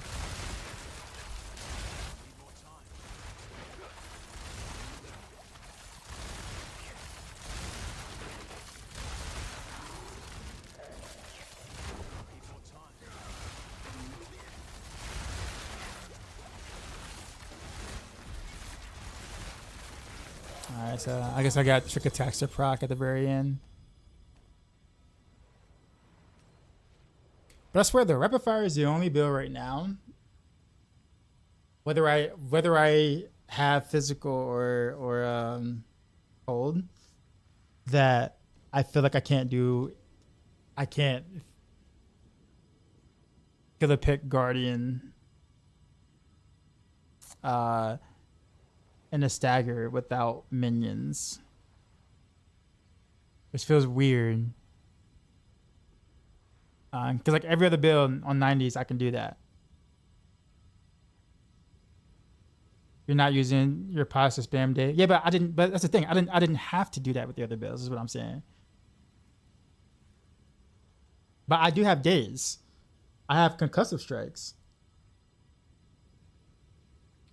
Right, like. Literally, I used the same concussive strikes to make that happen for trick attacks on every other build. And every other build is using cold imbuement because of like my basic attacks for example is using cold imbuement. And so like it's built very similarly in terms of the conditional damage, but the moment that they're staggered, like they just die. Whereas with rapid fire, I struggle. You see what I'm saying? Like, I just don't feel like it should be that night and day. Like it's like not even like a little bit difference. It's like a night and day difference. And I'm using mostly the same multipliers and same glyphs. Most of the same, like the damage.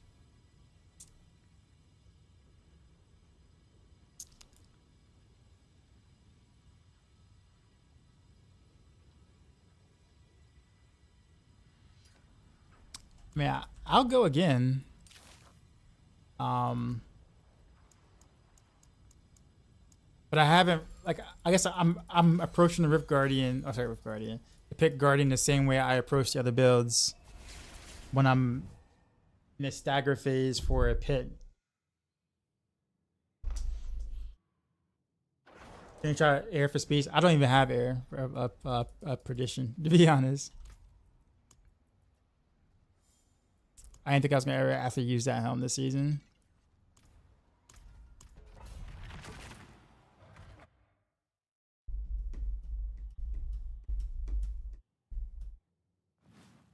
I'm with you, friend.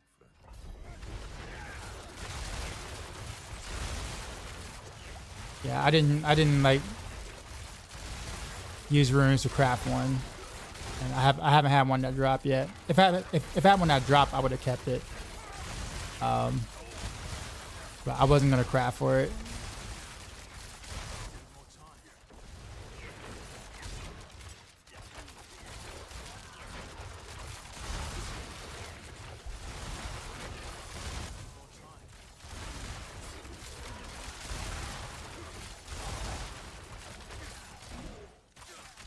Maybe clone isn't good enough from trick attacks, but why would it only be on rapid fire and not the other builds? I guess is my question. If that was the case,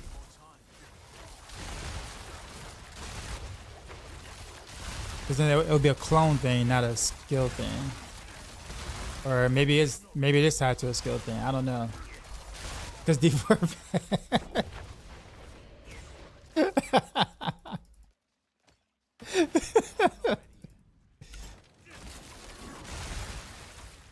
I don't have an argument against that.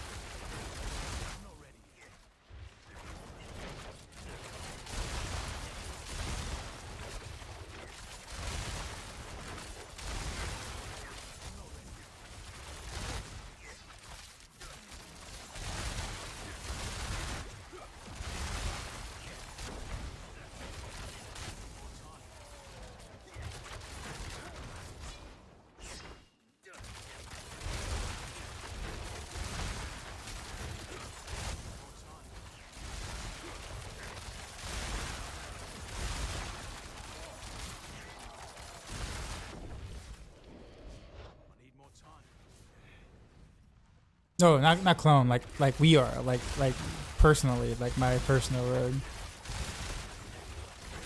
I mean, I feel it too, though.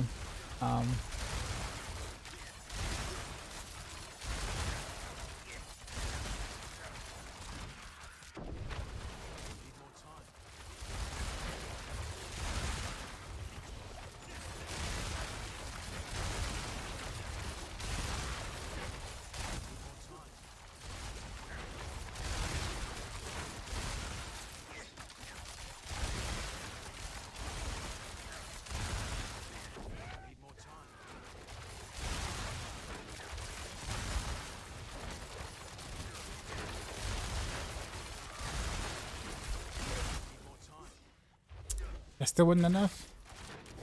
I should have just went for an elite pack, honestly. Doesn't need the rapid fire players retired. Alright.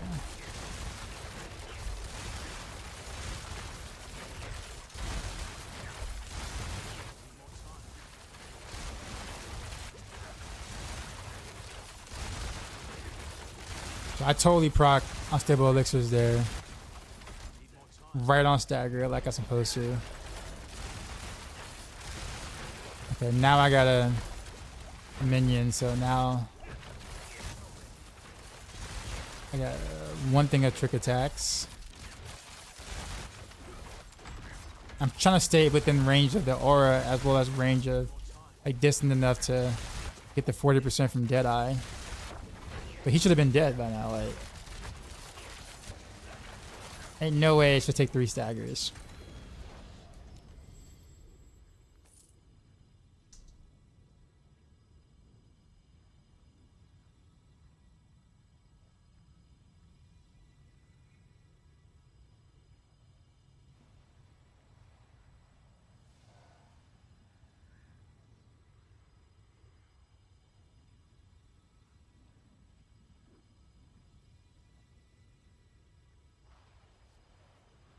Y'all hear what's wrong with rapid fire? I don't know. That's what I'm trying to figure out. Granted, like I said, like I don't my gear isn't the greatest, but my gear isn't the greatest for all the builds I play. Like it's just as mediocre as every other build I played. Like it's not like my Renevail's gear is way better than my Heartseeker gear, way better than and my Shankroll gear. Like it's all along that mediocre um plane, right? So that gives me an idea of like how everything is performing relative to each other because it's all mediocre, right? In terms of the gear is concerned, but all the glyphs are leveled, doing what they're doing, and I don't know. I know, like when I was speeding rapid fire last season, you know, the Rift Guardian was the reason. Rift Guardian, I keep saying Rift Guardian, freaking D3. The Pit Guardian was the reason why, like, I couldn't, like speed farming like higher tiers of pit just wasn't really possible because rapid fire was really good in certain scenarios on pit bosses and really bad on others. So it was difficult to get like a consistent speed farm because like getting through is no problem, but once you're there, it's like you're like literally just cucked by the pit boss.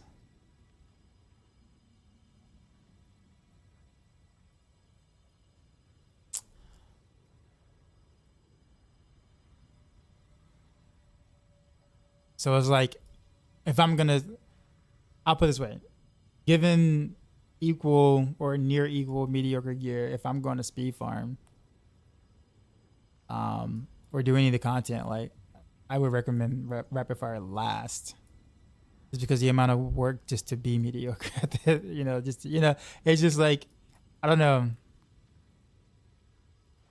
And when I say recommend, it's like again, like I have okay gear. Right, I have okay gear, and like I'm feeling like this. So anyone else that may not have a double GA Sky Hunter in the right spots here, even though yeah sure I can masterwork that better, but still like this is still not a terrible Sky Hunter. This is practically a GG Condemnation Dagger, right? This is okay. This is. Like it's just, I can stretch my damage, but what's a vertical rapid fire just for the player Renevail's? Yeah, pretty much. Upgrade glyph. I mean, yeah, but I mean, I'm not using any of these other glyphs for the rest of the season, and I'll upgrade the ones that I might use up here at some point with Renevail's.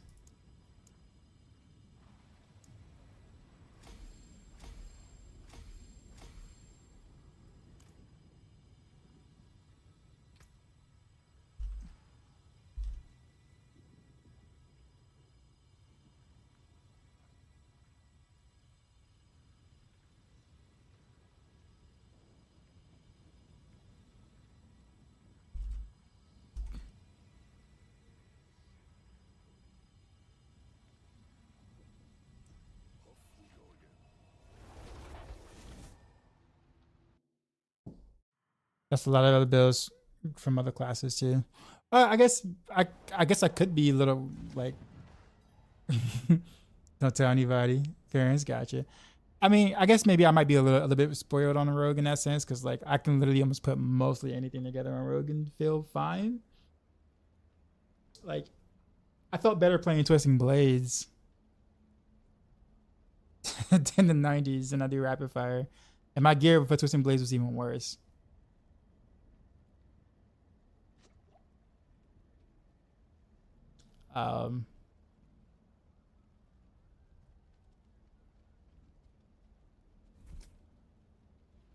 Then again, I wonder why Scoundrel's Kiss was disabled in PTR to begin with. Like, what happened?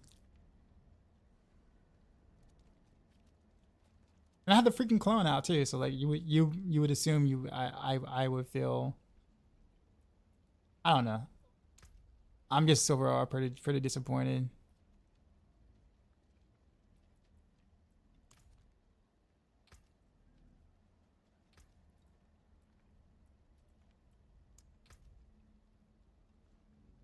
got to move rapid fire down from the A tier. Oh no, I mean it was an S tier initially, and then it got moved to A tier.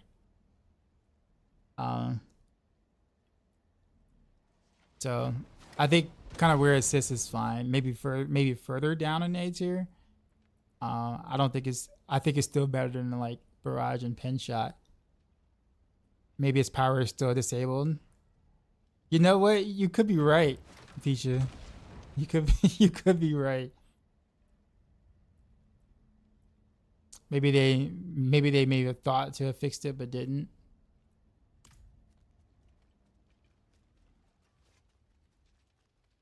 Side note, totally already. Do I see the K. Wayne beef? No. I mean, the only thing I've known about that was just the whole Super Bowl halftime performance thing. But they didn't have beef with each other. Like like Wayne didn't have a problem with K. at, initially. He just had a problem with not being able to perform at the Super Bowl. So I don't think at least that's all I knew. Is there like some recent drama or like recent issues, drama? This is the Scoundrel's Kiss right here. Peach it.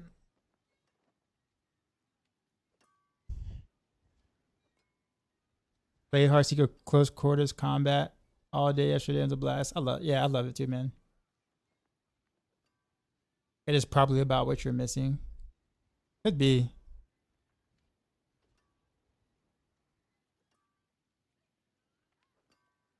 You're gonna do one more run. Got here. Been curious about this build.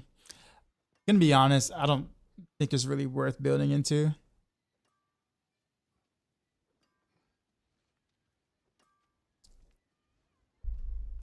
Like for regular play or really for pushing, like you have two better builds. You have two builds that are just gonna be naturally better for pushing.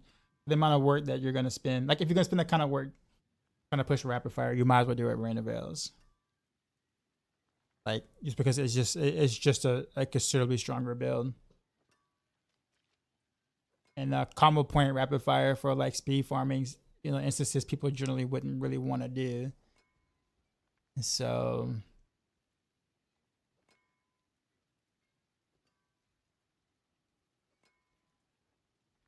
I just don't think it's worth. What I could do though, I could probably segue this into something different. Like for fun, like maybe I just not do the what if I do like I don't even know. I don't even know. That's what I'm talking about. About a tweet I believe was made after K.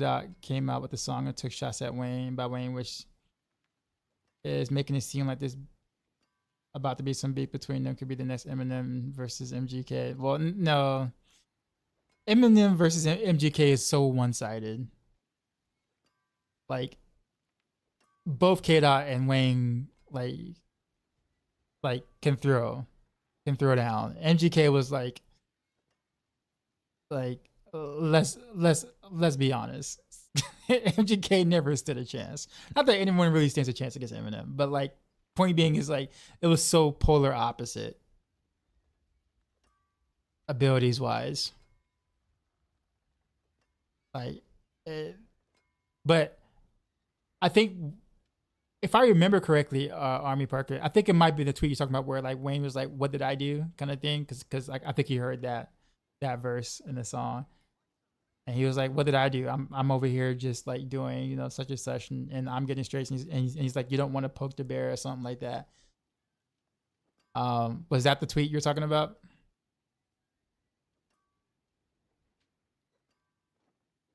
Okay, yeah, I remember that. I don't know if anything has occurred since then, but that was about like a month and some change ago. So I don't know if like anything has like gotten worse since then, but I do remember that tweet though. I don't know if K. responded or anything. Any class build you recommend just return to the game? What do you like, playstyle wise?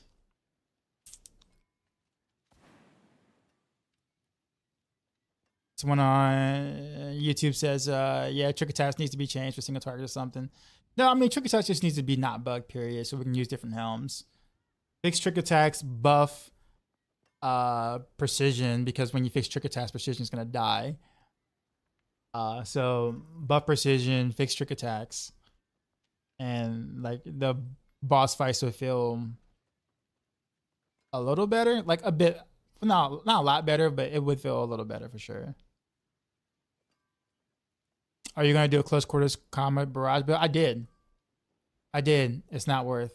Stick with Heartseeker because the clone doesn't know how to shotgun, and without shotgunning anything barrage related, close quarters combat, combo points, victimize, no matter what you do, it's just gonna be bad. Barrage is really not in a good situation this season because if you're not doing an ultimate build, you're still relying on your clone to deal a lot of damage, and Barrage just cannot. Like the AI cannot make Barrage work. The AI for Shadow Clone cannot make Barrage work. So Barrage is just down, out, bad right now. I think Pinch Shot is probably in a similar case scenario where, you know, you want to line things up. The clone ain't gonna be able to do that. The reason why the clone works well with like other skills of like that, let's say Flurry or even Twist and Blaze, is because you're up close, and the clone's gonna be kind of up close with you, and it doesn't matter what they hit. Whereas Barrage, it matters, and Pinch Shot, it matters how they hit, what they hit.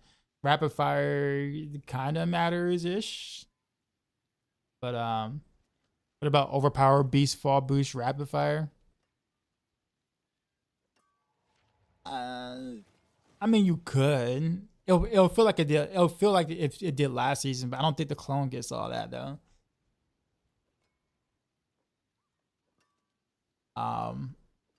That's the big question. I played Necro. Don't remember which build though. Well, Necro is considered the strongest class this season. Blood Wave is the strongest build. So if you like Necro's sitting pretty on top. I don't know. All right, guys, let's temper my disappointment here and just do something fun. Just completely like different. Because I'm like saddened by this. Let's do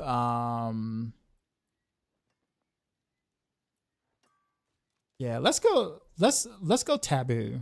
We're gonna go taboo.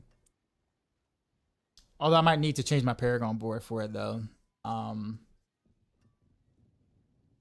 I guess I can keep what I have. I guess.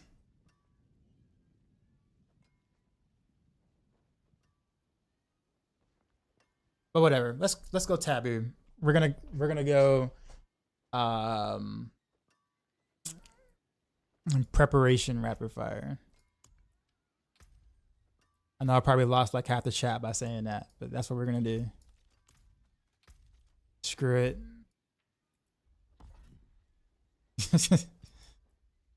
Just cause. Actually, no, wait, I can't.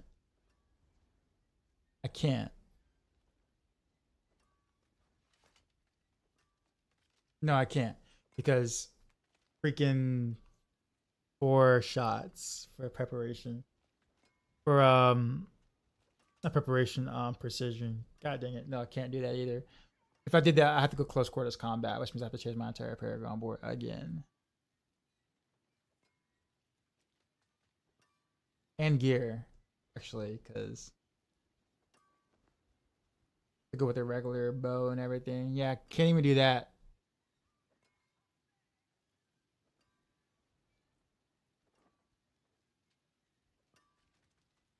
I don't know. I don't know how to salvage it. The possibility to build an only shout step build that goes nothing there should be in T4. Yeah, actually LexiU has one. LexiU just put out a video, a shout step video, and very recently. That's actually really good.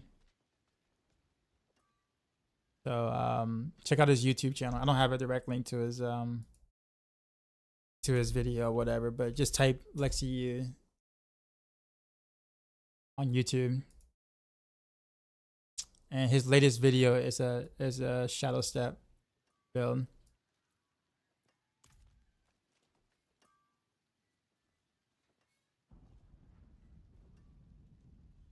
But yeah, Spencer Andrews, yeah, stick to Heartseeker. Or if you want to play something like, if you want to do something else different with Heartseeker, try Shank Rogue. Shank Rogue is actually kind of cool. I recently just put a video up on YouTube about it. So if you just want to play Heartseeker but stabbing instead of shooting like arrows or whatever, that's actually kind of cool. There you go, Peacha got it.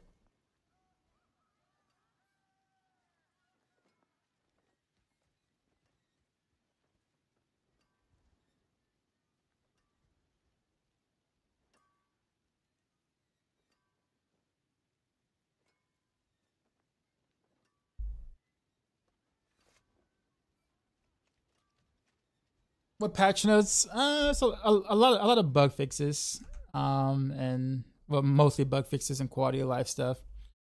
They also disabled, I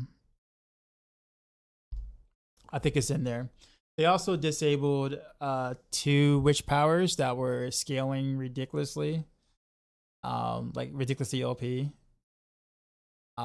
They disabled a couple of witch powers until they can fix it, which I think is the W move. Actually, that like they're actually been more communicating this season and actively trying to fix the bugs that prop up or and whatnot, which is what they really should have been doing in the first place, to be honest. People are gonna be mad about it. Don't get me wrong, obviously, but it is what it is. You're gonna have to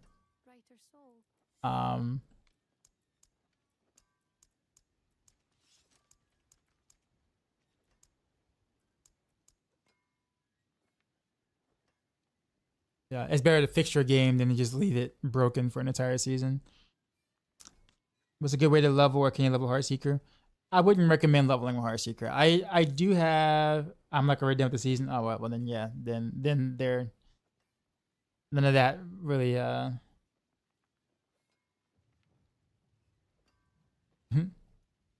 a good way to. So like I do have a Heartseeker leveling build coming at some point, but it's technically a Flurry leveling rogue until you get like one aspect or so, and then like you can kind of transition to making it a Heartseeker setup. But I think I actually probably just need to do some practice runs with it, but I think it actually can work pretty well. The communication goes a long way. Yeah, Peacha said lots of players are mad. Apparently, they like their game broken. It's funny because they complain about the game being broken, and then when they try to fix it, they complain. Like, it's usually a lose-lose situation, but I prefer that they fix their game than for the game to be broken. But not everybody obviously feels that way.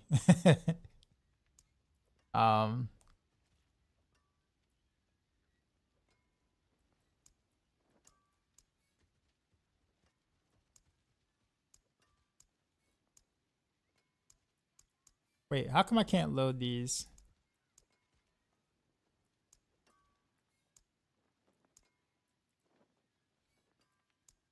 I can load these, but I can't load these. Why?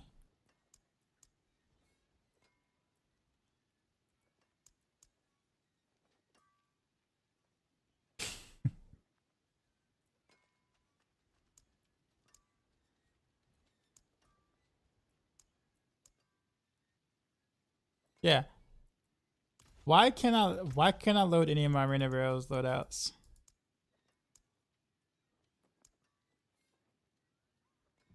Stick your head in the sand attitude only adds to the frustration.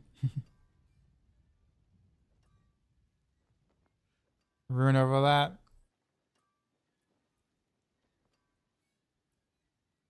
Yep.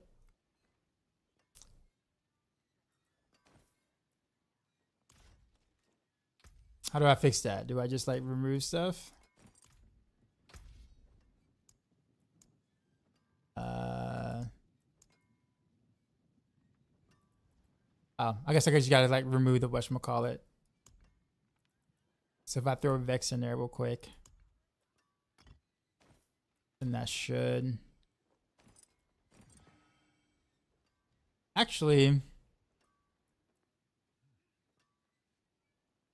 Oh, wait a minute. I see. All right, so I gotta change what's in the pants. which is this one. It's that survey. Okay, so if I do POC mod,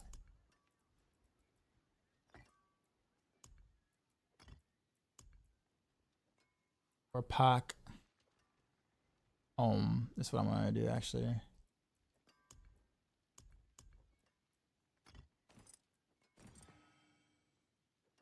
Right. If I do that, okay, now I can load. All right, I was wondering. I'm like, bruh, yeah, don't do this to me.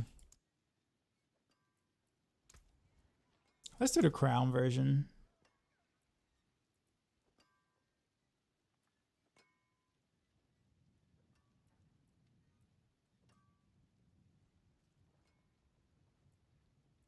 Nah, it was basically the runes were the issue. Even though coaches can break loading, yeah, I see it. Prime example last season's why I even posted about fixing Spiritborn and knew the numbers and knew any nurse as Spiritborn would have done damage. Like, we're really not that dumb. Don't string us so long. If the house is on fire, don't say it's not this house because it's the house next door.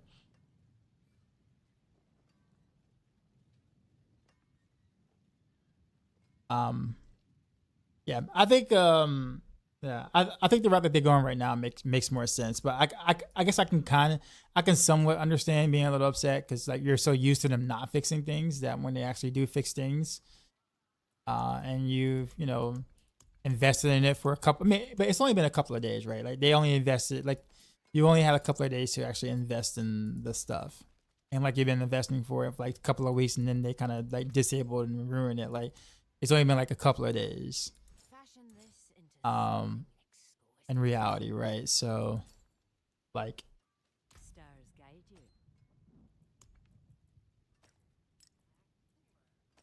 but yeah, I guess again, we got accustomed to, things being broken all the time. So it's like, and they usually leave it. So for them, it's just like,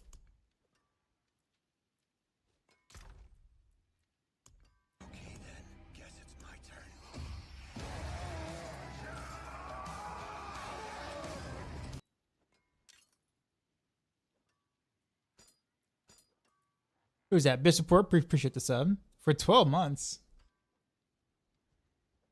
For 12 months in a row, like,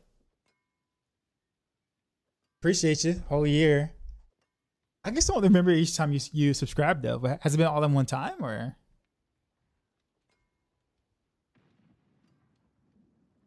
It's obvious why they not nerf Spiritborn as a season Spiritborn launch. They can't agree to change it as they so much best hatred to people. I think they could have they could have fixed the bugs in Spiritborn, would have still been the best class.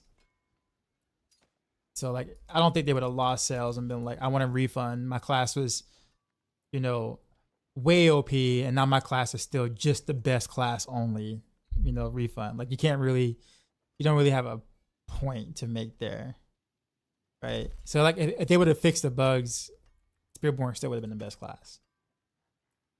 But I think the notion is that they still should have done it. I think they just wanted. I think this time around they're just taking a different approach because of how much backlash they got from leaving the Spiritborn the way it was last season. They saw the damage that it did long term. Even though the people were saying leave it, it's like, the people who were saying that leave it are the ones that are complaining about the game being bugged and not being in a great state.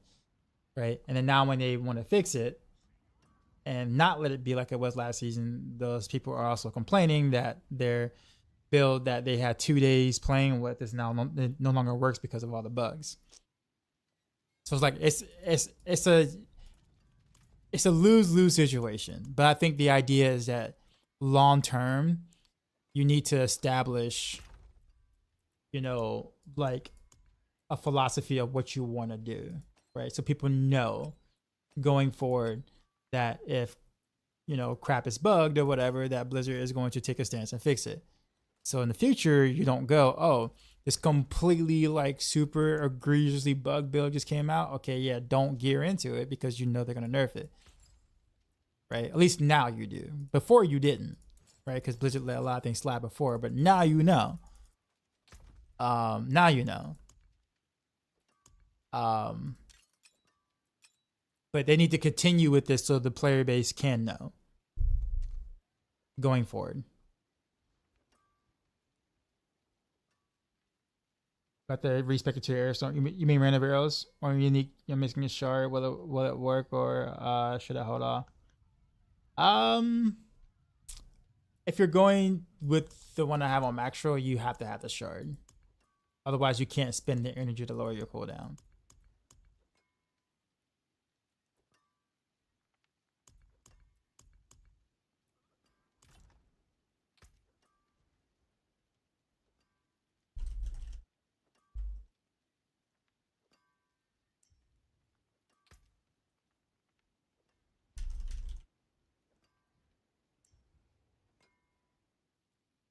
Honestly, I didn't think time flew this quick. Unfortunately, I don't get to tune in as often because I'm typically at work in the prison. Oh wow, when you stream outside the prison, so I can't have my phone out right now. Okay, I got you.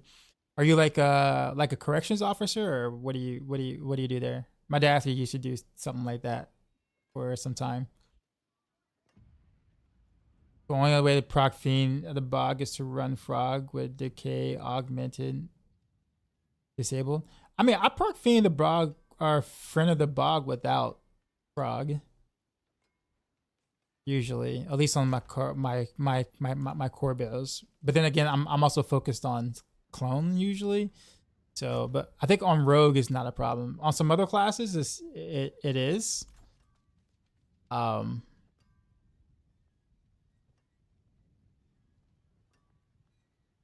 It just depends on the class you're playing. It didn't really affect rogues, which is probably why people think I'm like, you know, being like, oh, it's great that they're changing things. I'm like, no, I kind of always taking that stance regardless. Hell, if they disable trick attacks because it's bug, I'd be fine. I'd be totally fine with that because I freaking hate the way trick attacks is.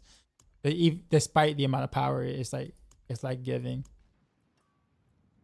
If it means that it's going to be a fix to it, hell yeah, disable it. That's fine. I'll lose powers, no problem. But that's personally just me, right? Yeah, I'd be happy actually.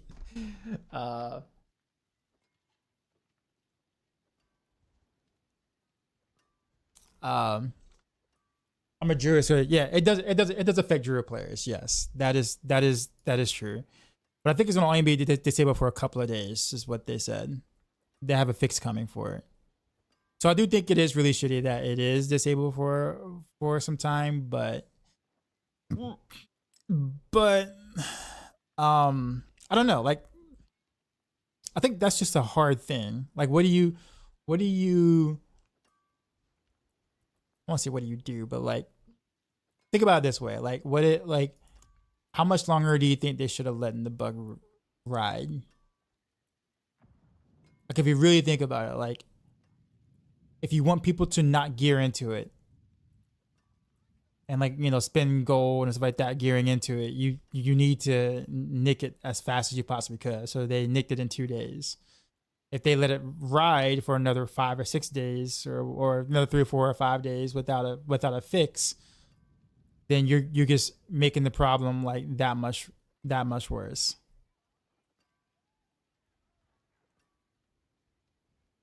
-1 month fixed on PTR. I don't think we either found the bug in PTR or it didn't exist in PTR. Because usually sometimes things do get bugged on live that wasn't on PTR. So like this was something that wasn't bugged in PTR, or at least that we knew about. Trust me, people would have made videos about it. They should insta disable and fix. Yeah, I think when they kind of realized what the issue was, they disabled. It just sucks that it's like over the weekend though, right? Because it's like, you know, a real fix isn't gonna come until like Monday or Tuesday. Yeah, I should have fixed this spirit when they made bugs and things and they would have gotten out of hand like they did. Still trying to justify the bad decision in the last live stream. So yeah,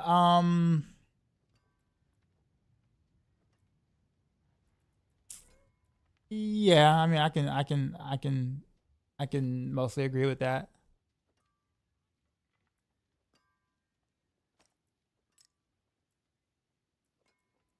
actually don't even know what other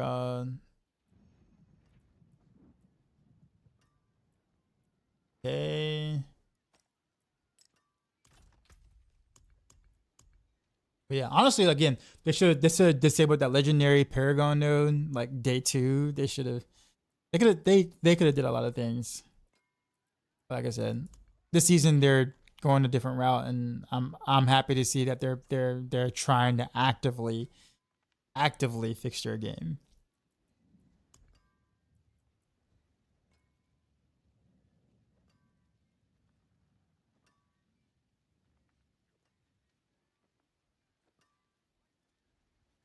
You're seeing season 34 D3. Oh yeah, I mean I played like a decade of D3. I grinded. I started in D3 in terms of my stream action RPGs, so I know about it. I just don't have the I can't. I don't have the I physically can't. I haven't been able to get like much sleep. I don't even know whether I ate or not on some days. My sleep schedule has been like so out of whack that I just physically could not blast this weekend. I want to play D3. Don't get me wrong. I did want to play the season theme, but I just thought it was not a healthy choice for me right now. So I elected to not.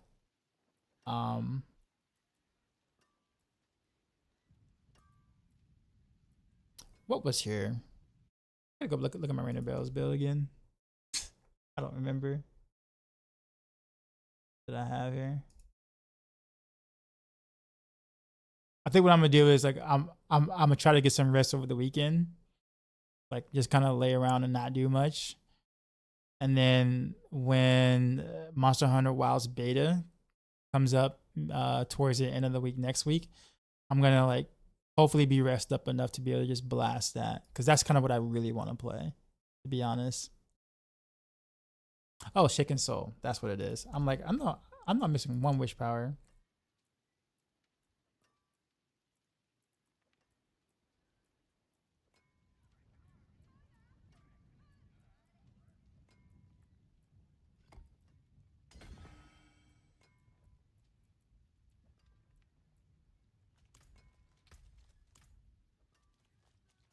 Okay, I think most of my stuff is the same, right?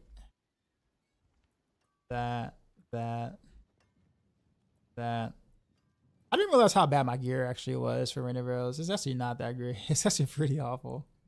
Like what I ended up having.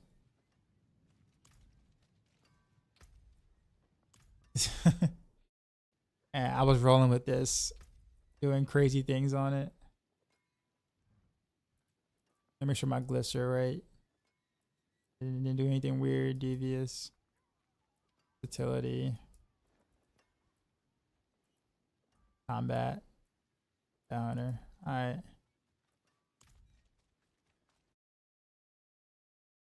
Alright. We're gonna farm some stuff in a second, I promise. This has been mostly a just chatting stream.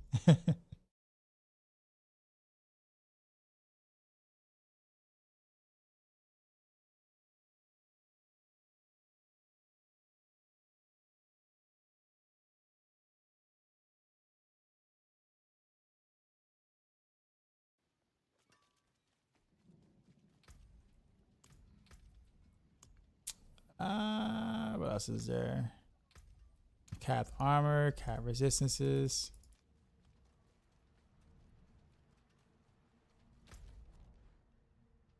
Then make sure everything works. How am I feeling tonight though? Tired. Like exhausted, tired, a little bit of pain. But I'm alright. I mean, you need. Problem is they do PTR a month before launch, but in my opinion, it's better to have PTR before the new season as well. Maybe we can try to get beat back would be a perfect scenario.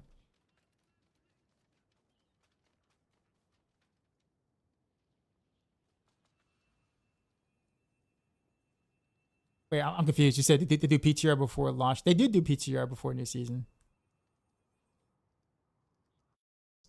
right?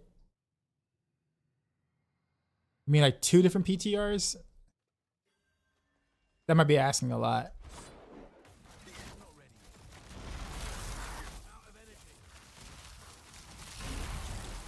Oh yeah, wrong elixir.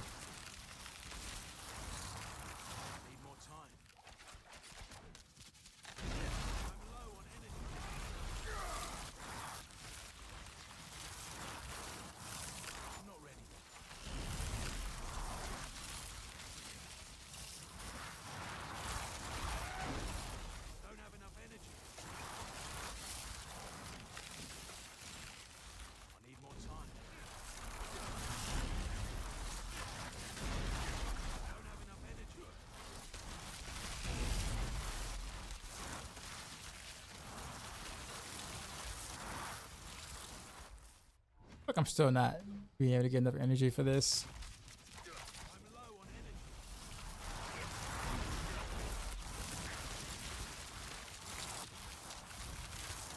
Yeah, I actually can't spin. You know what? We'll go with the try hard. Go low try hard.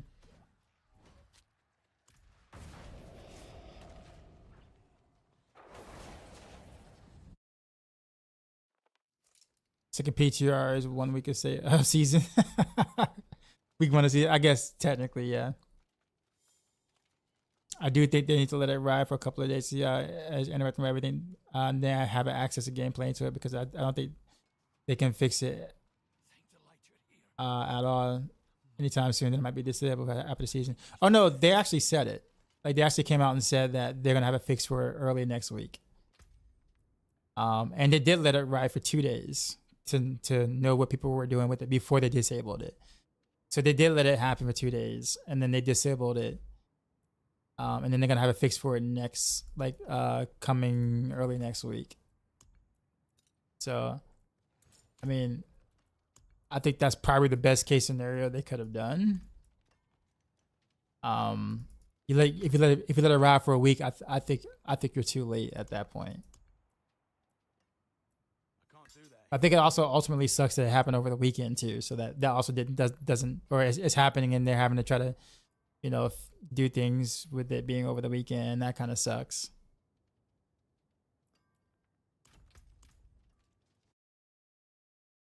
As well. But it does suck that the powers where people were trying to use for ethical reasons, right, are also affected. So it's like that part hurts. So druids, for example, I think necromancers also got hit by that too.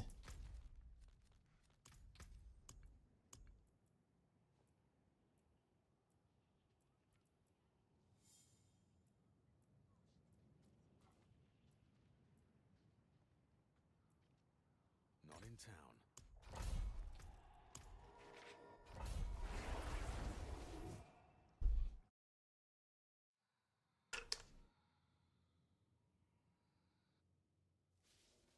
They promised didn't fixing bugs till season end. No, they didn't. That is not true. They legit said, if it's egregious, then or game breaking or whatever like that, then they will fix. But when it comes to certain class things, it just depends on the severity of it. But if it's like small and doesn't do much or anything like that, then they'll kind of let that ride. That's what they said.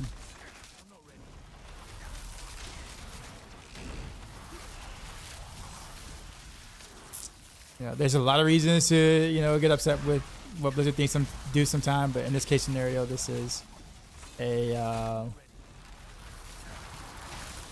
wrong elixir. I still need that elixir.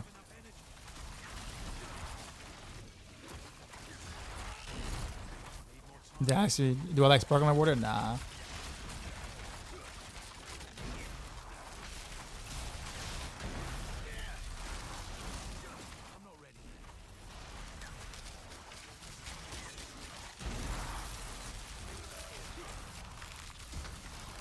I don't know actually why my cooldown isn't coming off.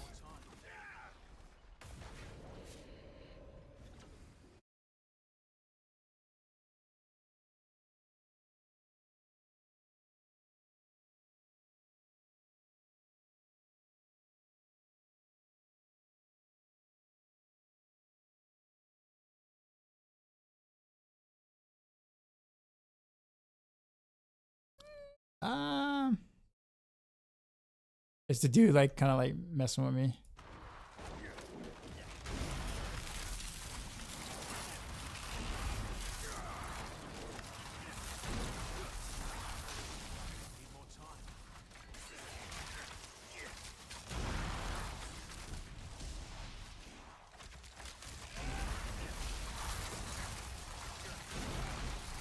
let it dry for 3 or 4 days. People will roll new characters expecting to it. Then when you fix it, those people go to fall off a cliff. They get frustrated by the contrast and log off of the season. You have to either let it go totally or catch it ASAP. There is no intermediate solution. Right. And I think because they didn't have a fix for it that they can do in like, 4 or 5 days, they decided to disable it until a fix comes out. But the side effect is obviously people's builds that expecting to it for like in this couple of days are gone. But that's, that was gonna happen. But the other pretty massive side effect is some of the powers were necessary for some builds to function on a ethical level, and those got hurt too because of the disabling of the powers.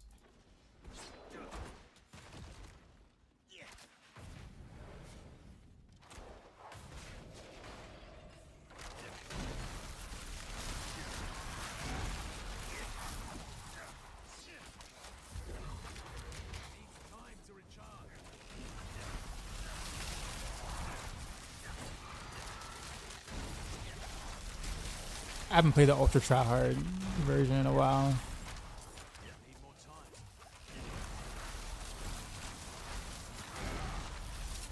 I'm like messing up my rotation big time.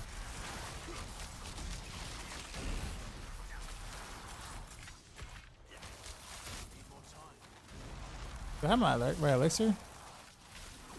Yeah, I do. Am I over 50?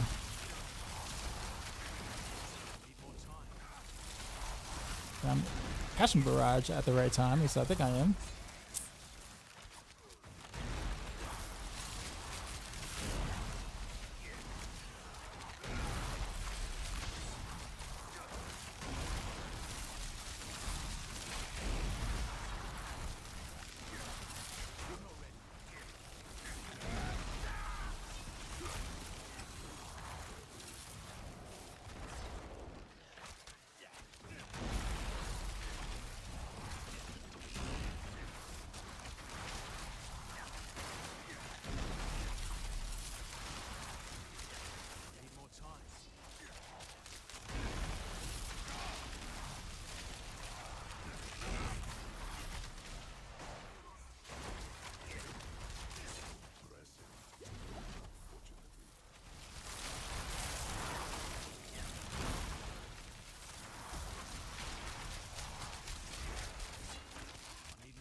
I wonder if I'm just pressing like dash just a little too early. I'm not getting my barrage off in time, so I'm not like resetting.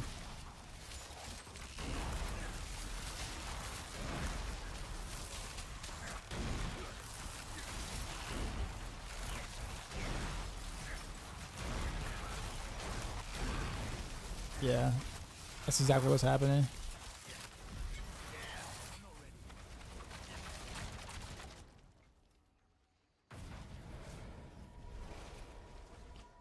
Got Hunger Arrow as a season reward, so hard to pass up. 3 hours and 90 Rift 90s easy mode.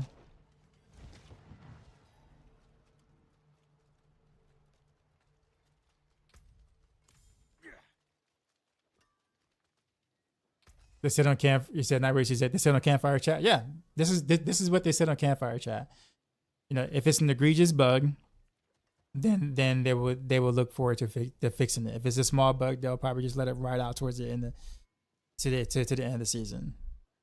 And then they also made another post literally saying before they start fixing things that they're not going to let it turn into Spiritborn 2.0. So if there's things that are way broken or whatever like that, we're probably going to take a look at it. They literally put a post out saying that. I keep pressing Rain of Arrows, then Shroud still on cooldown. Are you running preparation?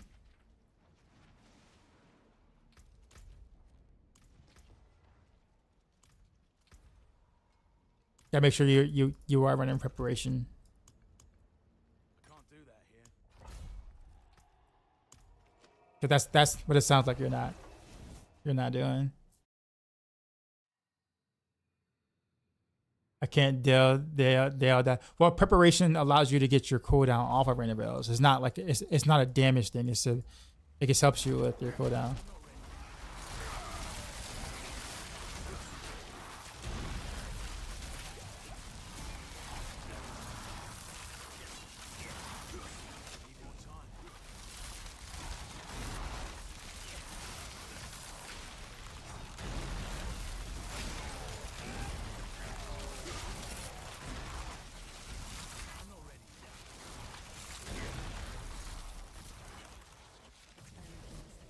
Like I'm messing up my ultra try hard rotation right now. It's been a while since I played random rails.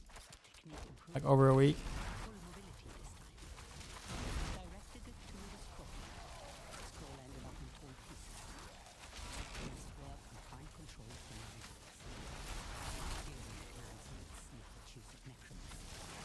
But undead labor is cheap. Frequently. Lie grew too valuable to let go. But too expensive to hide in use. Studies go well. Who knows what gems are not discovered here.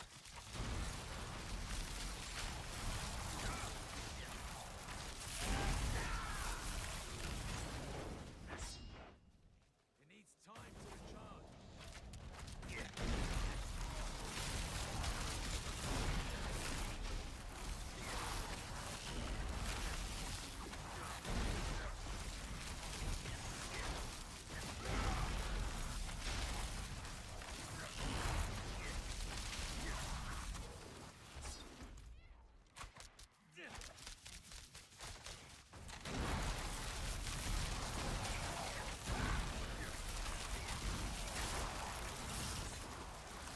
Need more time.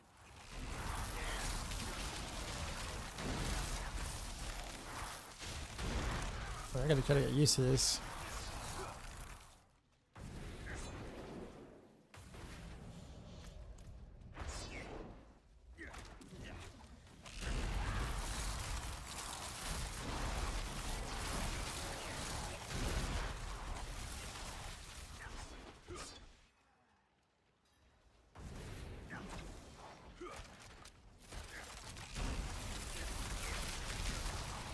Need more time.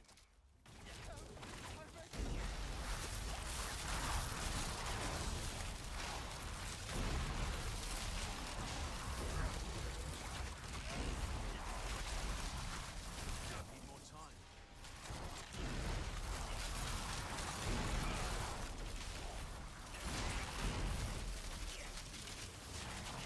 I'm supposed to press route first before dance. Yeah, or before dance before rapid fire. Yes, not rapid fire. Sorry, random rails.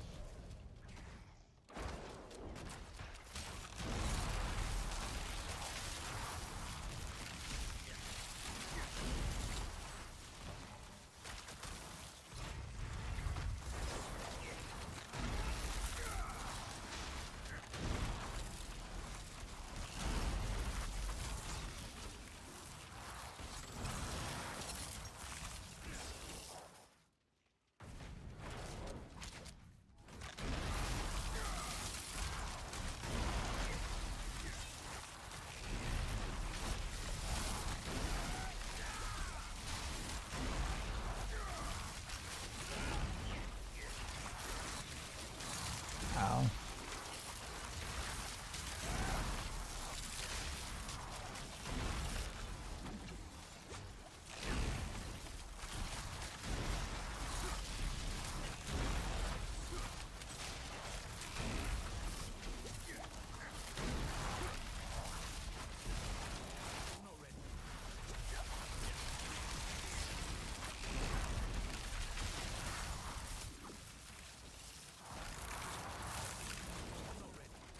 I wonder if I don't really actually need that. Go to the next thing. It needs time to recharge.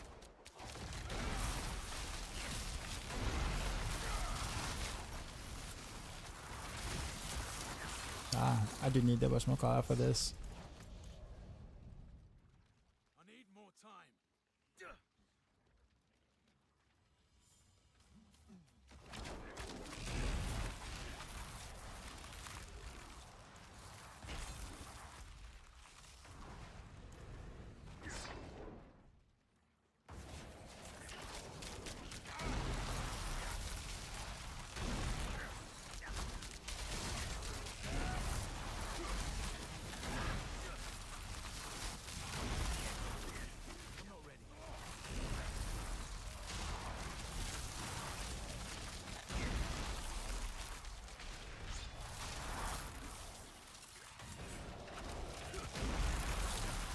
I haven't backtracked to get my my whatchamacallit, which is unfortunate.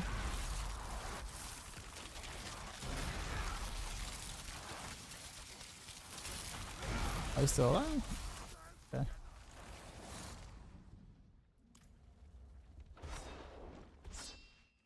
I need more time.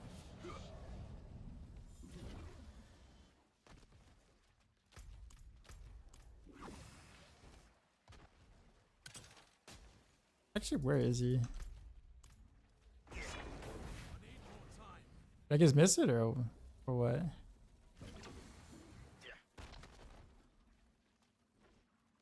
Say the hair of the dead. Yeah. Okay, there he is. I was wondering, I'm like, where he at?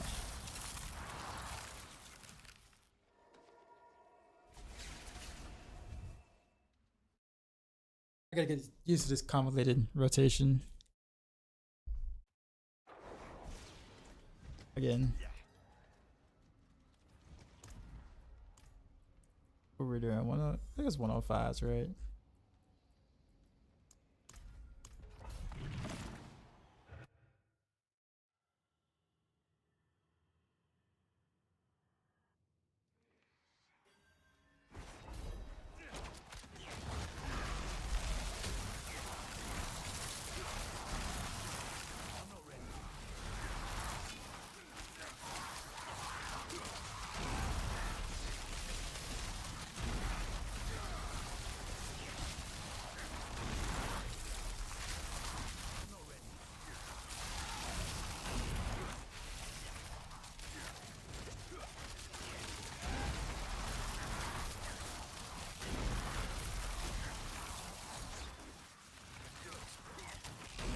The nerf sorcerer. No. They disabled the witch power gem that was causing Spiritborn sword to scale ridiculously higher than they're supposed to. So they're fixing the bug basically.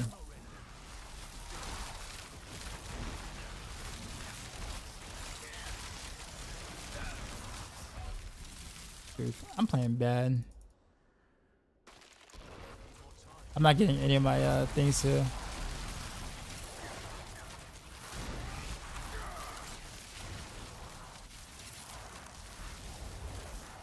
Never play a Monster Hunter game coming from Diablo 3 and Path of Exile vibes. Is this something you recommend?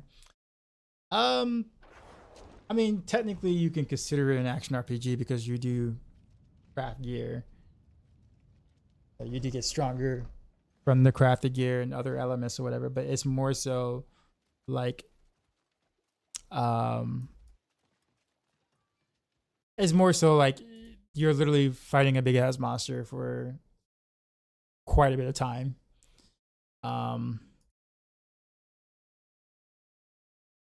And so like I'll put it this way, like it's definitely, think of it as like a Dark Souls action RPG like blend, if that makes sense. Like I don't know if I would consider it as harsh as Dark Souls. Maybe, I mean, like a Dark Souls, like a Souls-like kind of game. But yeah, I mean, the majority of the time is like you're literally like hunting a monster itself. Like, so like each hunt might take about 20, 30 minutes, but the entire time is action packed. And you feel like you're legit hunting a big ass monster in the ecosystem and stuff. It's going to feel a little bit slower paced because of that.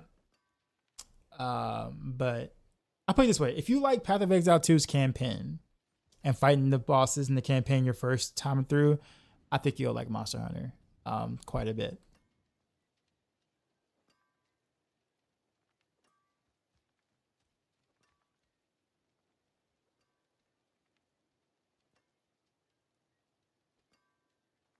You know, Terra, the MMO RPG. I actually played Terra for a little bit. Yeah. Well, I think they call them Banffs. Was the like official name, like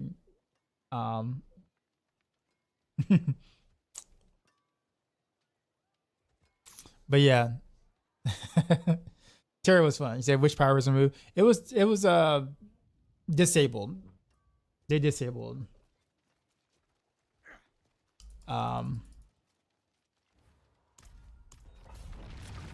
They disabled decay augmentation and they disabled Twilight War because it was causing a lot of infinite scaling on some builds, and that's broken. So they're actually looking to fix it. Yeah, decay augmentation. I'm actually surprised they actually did they took the route and they're doing that. I personally think it's a good thing that they're doing that, but I can totally understand people who might have tried to invest in the build a day or two ago. At the same time, they have to fix their game. Twilight was disabled because it was killing hardcore characters. Yeah.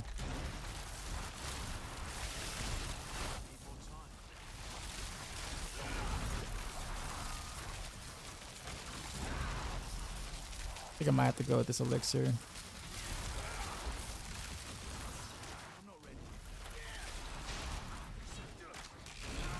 Yep.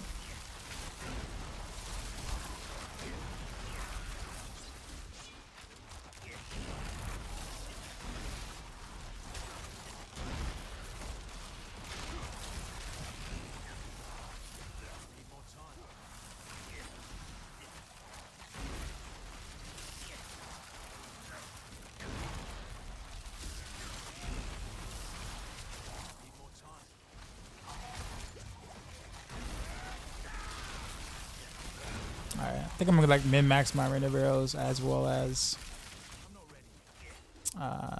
my basic attack, close quarters combat builds, the Heartseeker and Invigoration.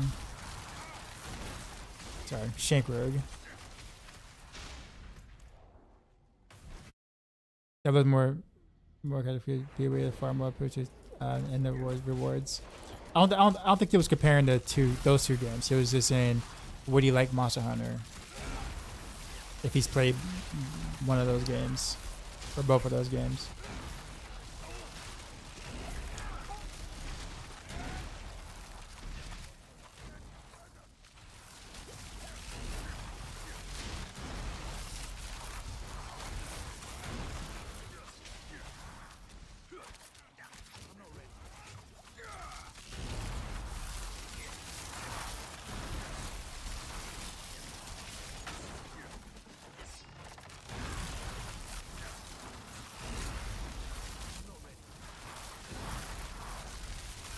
Sal, what's going on? Didn't they disable decay augmentation for the bugs? Yep.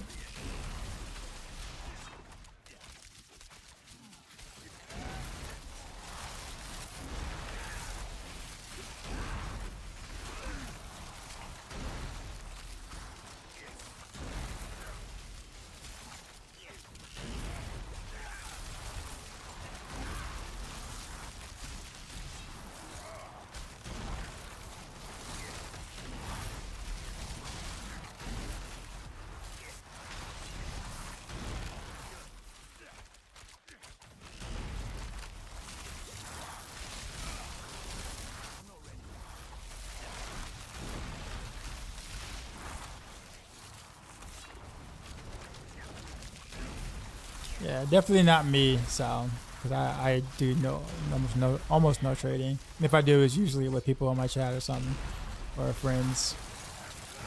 I don't think I've ever traded on the actual site before.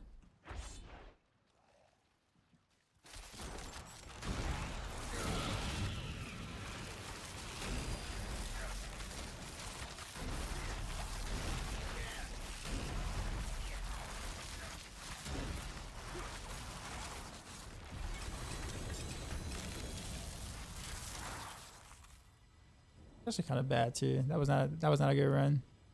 I made like so many mistakes.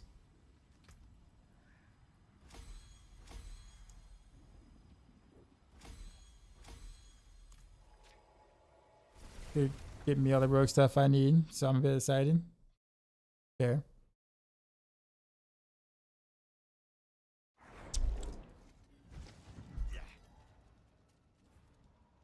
They want to be the Heartseeker. Heartseeker's fun. It's a lot of fun.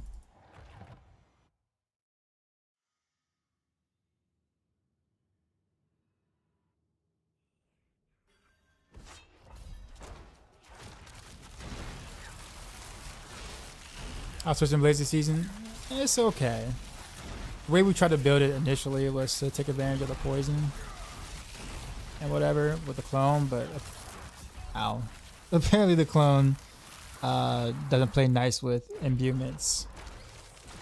So TB feels definitely doesn't feel as good as people would have initially wanted. But you can go direct damage TB, but like I said, the expectation that what we thought it would be able to do is different than what it's actually doing.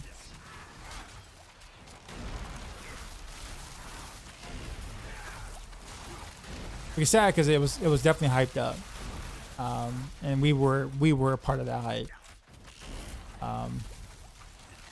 So I guess it feels bad. It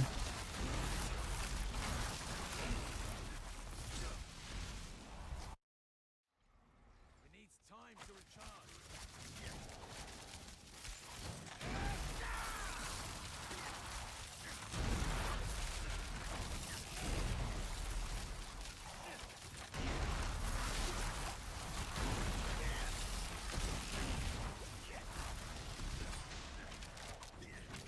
more time. Need more time.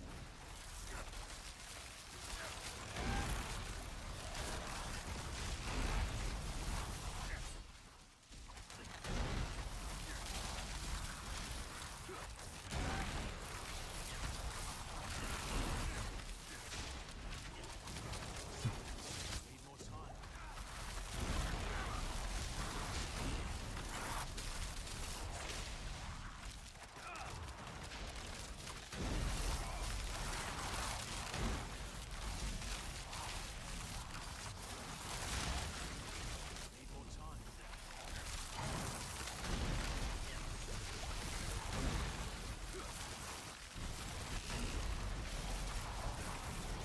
This feels like a bad run too as well. But I chalk it to me not being used to playing this rotation anymore. On rain of arrows. I'm just bad. Like I'm missing a lot of multipliers, messing with the rotation.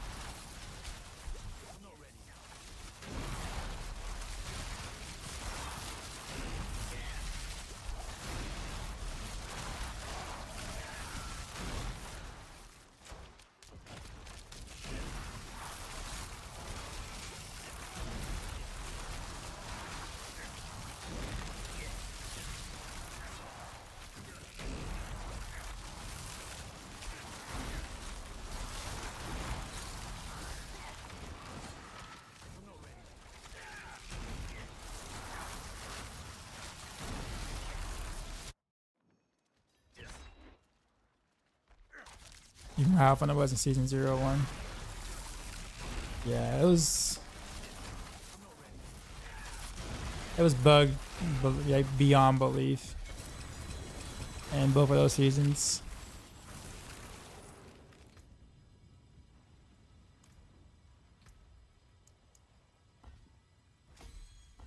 Using bars, super speed running pits, they just run through quickly while I'm pausing. A while to like shoot your arrows. Well, I mean, yeah, I mean those are different. That's why like if you want to do like faster speed farm, like things like Dance of Knives, Heartseeker, those things, Flurry would be quicker times on those speed farming, but you won't be able to farm as high of a pit. What's left, you ask?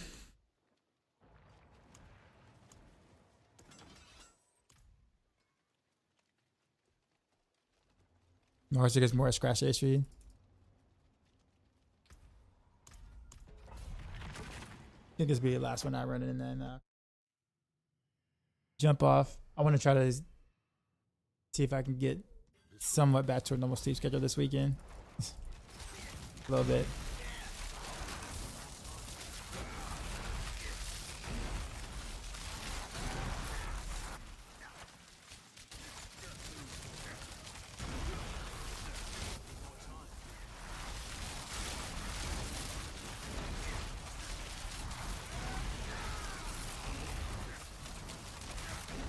Something got messed up there.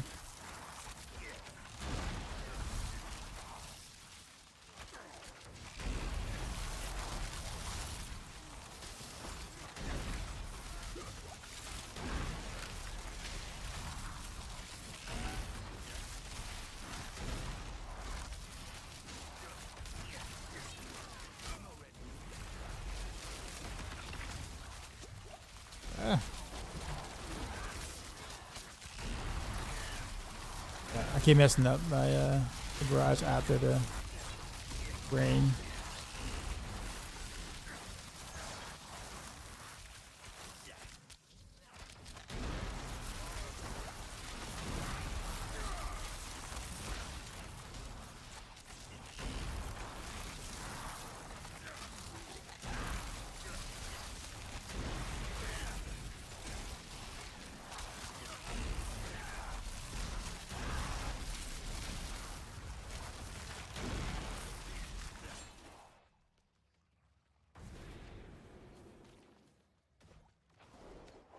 I need more time.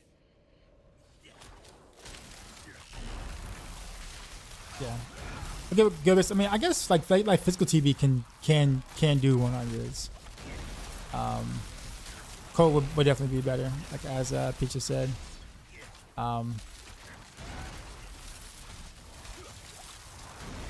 think most people are just disappointed that Twisted Blades is not like one of Rogue's best builds, right?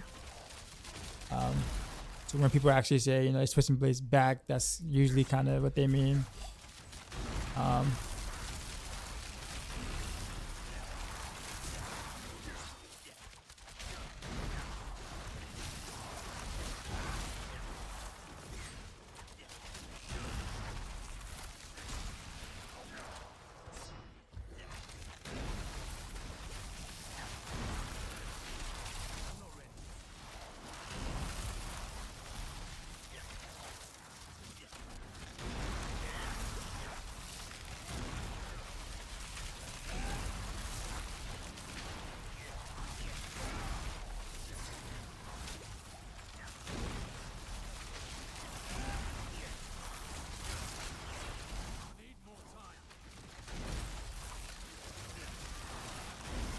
Getting used to it.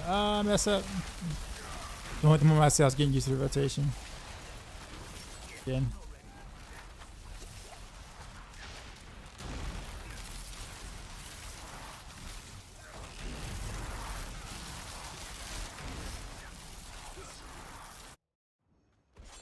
It needs time to recharge.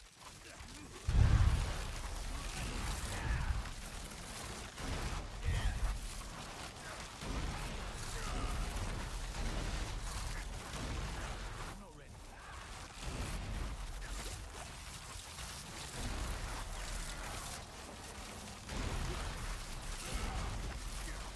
Need more time.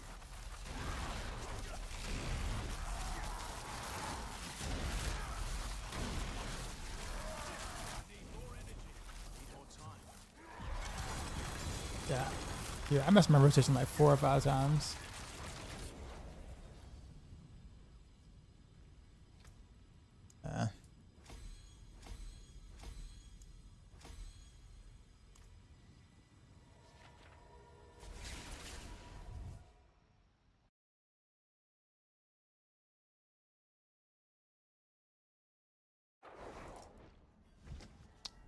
Can I play the Mythic Heartseeker with only Shroud? Don't have the Starless yet.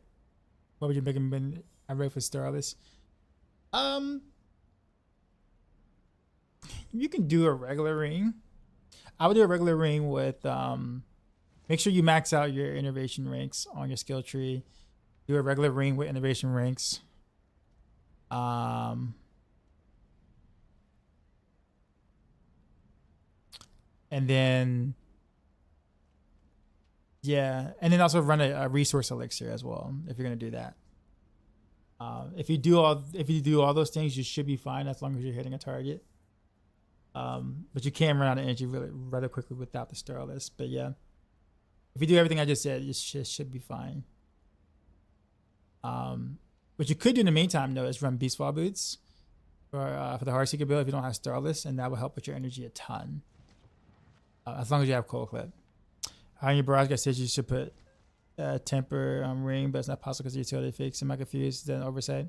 Is it written that way, or is it on the planner? I think someone asked about that. I couldn't find it, but you weren't the first person to mention it. Is it like in the written part of the guide, Felix, or is it like on the planner? But yeah, it shouldn't be there, or it shouldn't be there anymore.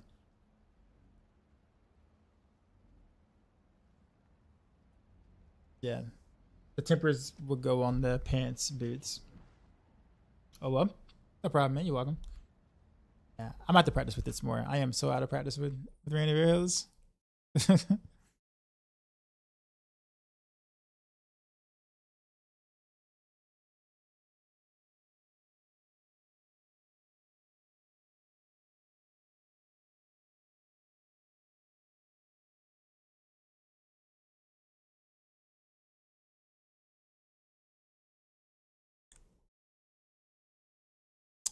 Alright, we'll run one more run. Poison will last for but one passes on the Barrage in-game guide. Is it is written on your ancestral page? Okay. Let me double check that.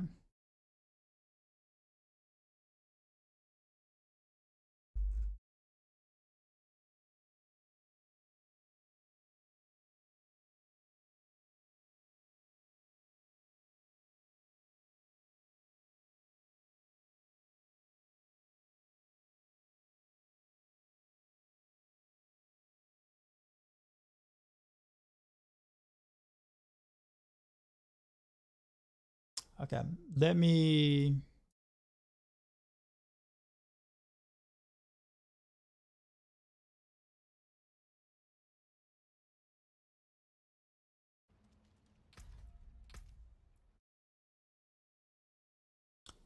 Let me pull it up real quick.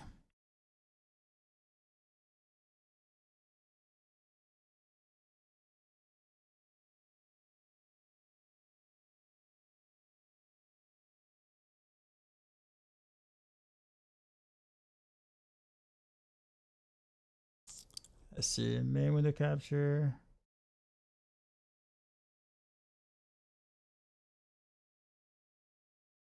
Okay, so when I look at this, ancestral page. Okay, ancestral page is right ring with ancestral. Branch and volleys, yeah. So when I look at it, I don't see it. You say ancestral page, right? This is ancestral starter.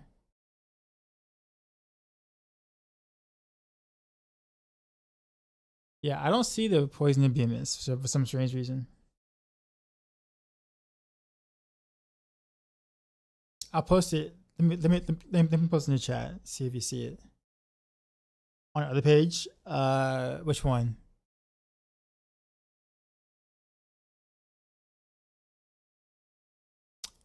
You said where it's written.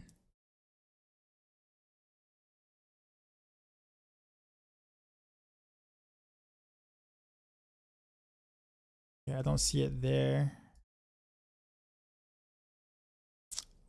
Okay, I see. I see. So it's on the okay, I see what you mean. Stat item priorities and item progression. I see.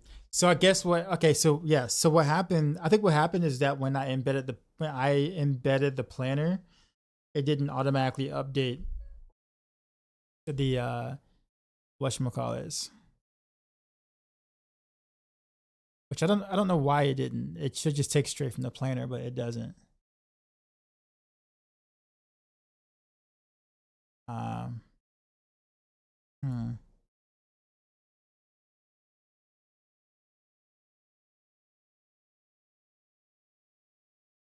Yeah. All right. I think I'm gonna have to go in the back end to see if we can try to fix that because it looks fine on the whatchamacallit.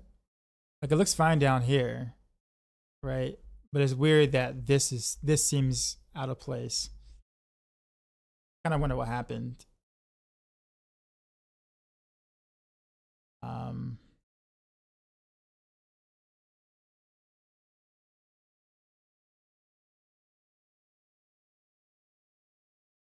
Yeah, I think I might have to just like relog the stat priorities part, like just embed that area.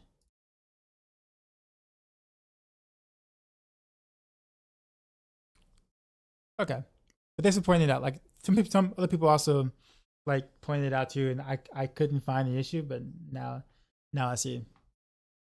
I guess. Sorry for the disappointing rapid fire showcase. Hopefully, well, I guess now I'm gonna go back to like start min-maxing my setups now, which is usually what I end up doing after trying to create different setups and builds for fun. Actually, you know, I should have did it before I pull out of that. I should have played some pin shot, but I think I was gonna run into a simulation.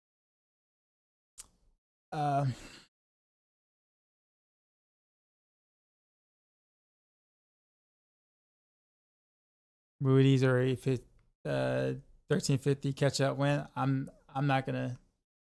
I don't think I'm gonna be able to jump into D3 season. You said you're something deflated. I'm just tired, man. I'm also very tired, and I'm also like disappointed in the rapid fire thing.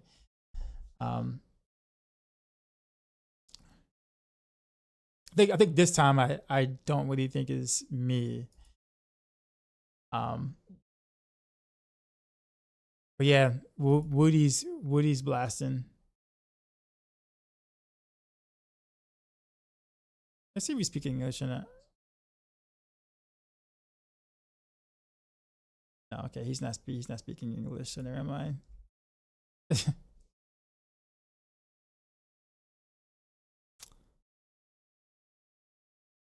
I think a way to go. We got quite a few people like that has jumped on. Even BT is actually playing D3. What?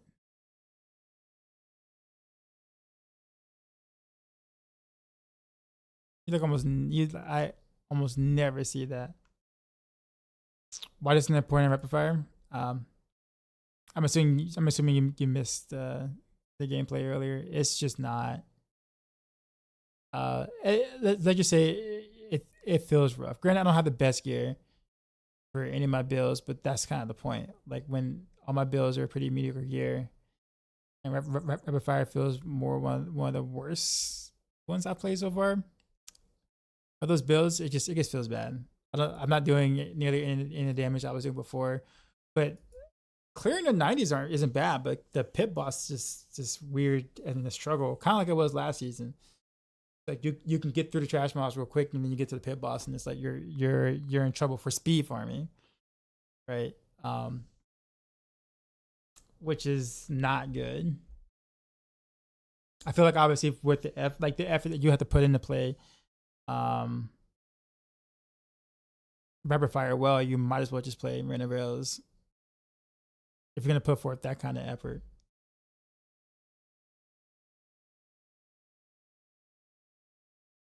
All right, let's go to Fame. 2023 back in the oh, with the Sanctified Powers. Yeah, that was fun. Mostly, except for the cluster arrow one. The cluster arrow was awful. But anyhow, enjoy Fame. I will see y'all tonight. And as always, till next time. Wait, you said did I say the passion story? Yeah, I did. I went over it a bit. Can I finish it? Yeah, I don't know. I think it's gonna be even more disappointing because of the clone. Or D3. Oh no, like if I don't play D3 on the first day, I'm not gonna be able to like catch up. Because usually like the excitement and hype is just trying to get the rank 1 world by Monday or something like that. Clear. And ain't no way I'm getting anywhere near that. Yeah. That ain't happening. But we'll do more of this. I do want to start min-maxing my actual setups. And then we'll talk about more Monster Hunter things, kind of trying to get, prepared for the beta next week. Because I'm really excited about that. But I appreciate you guys hanging out. And as always, till next time.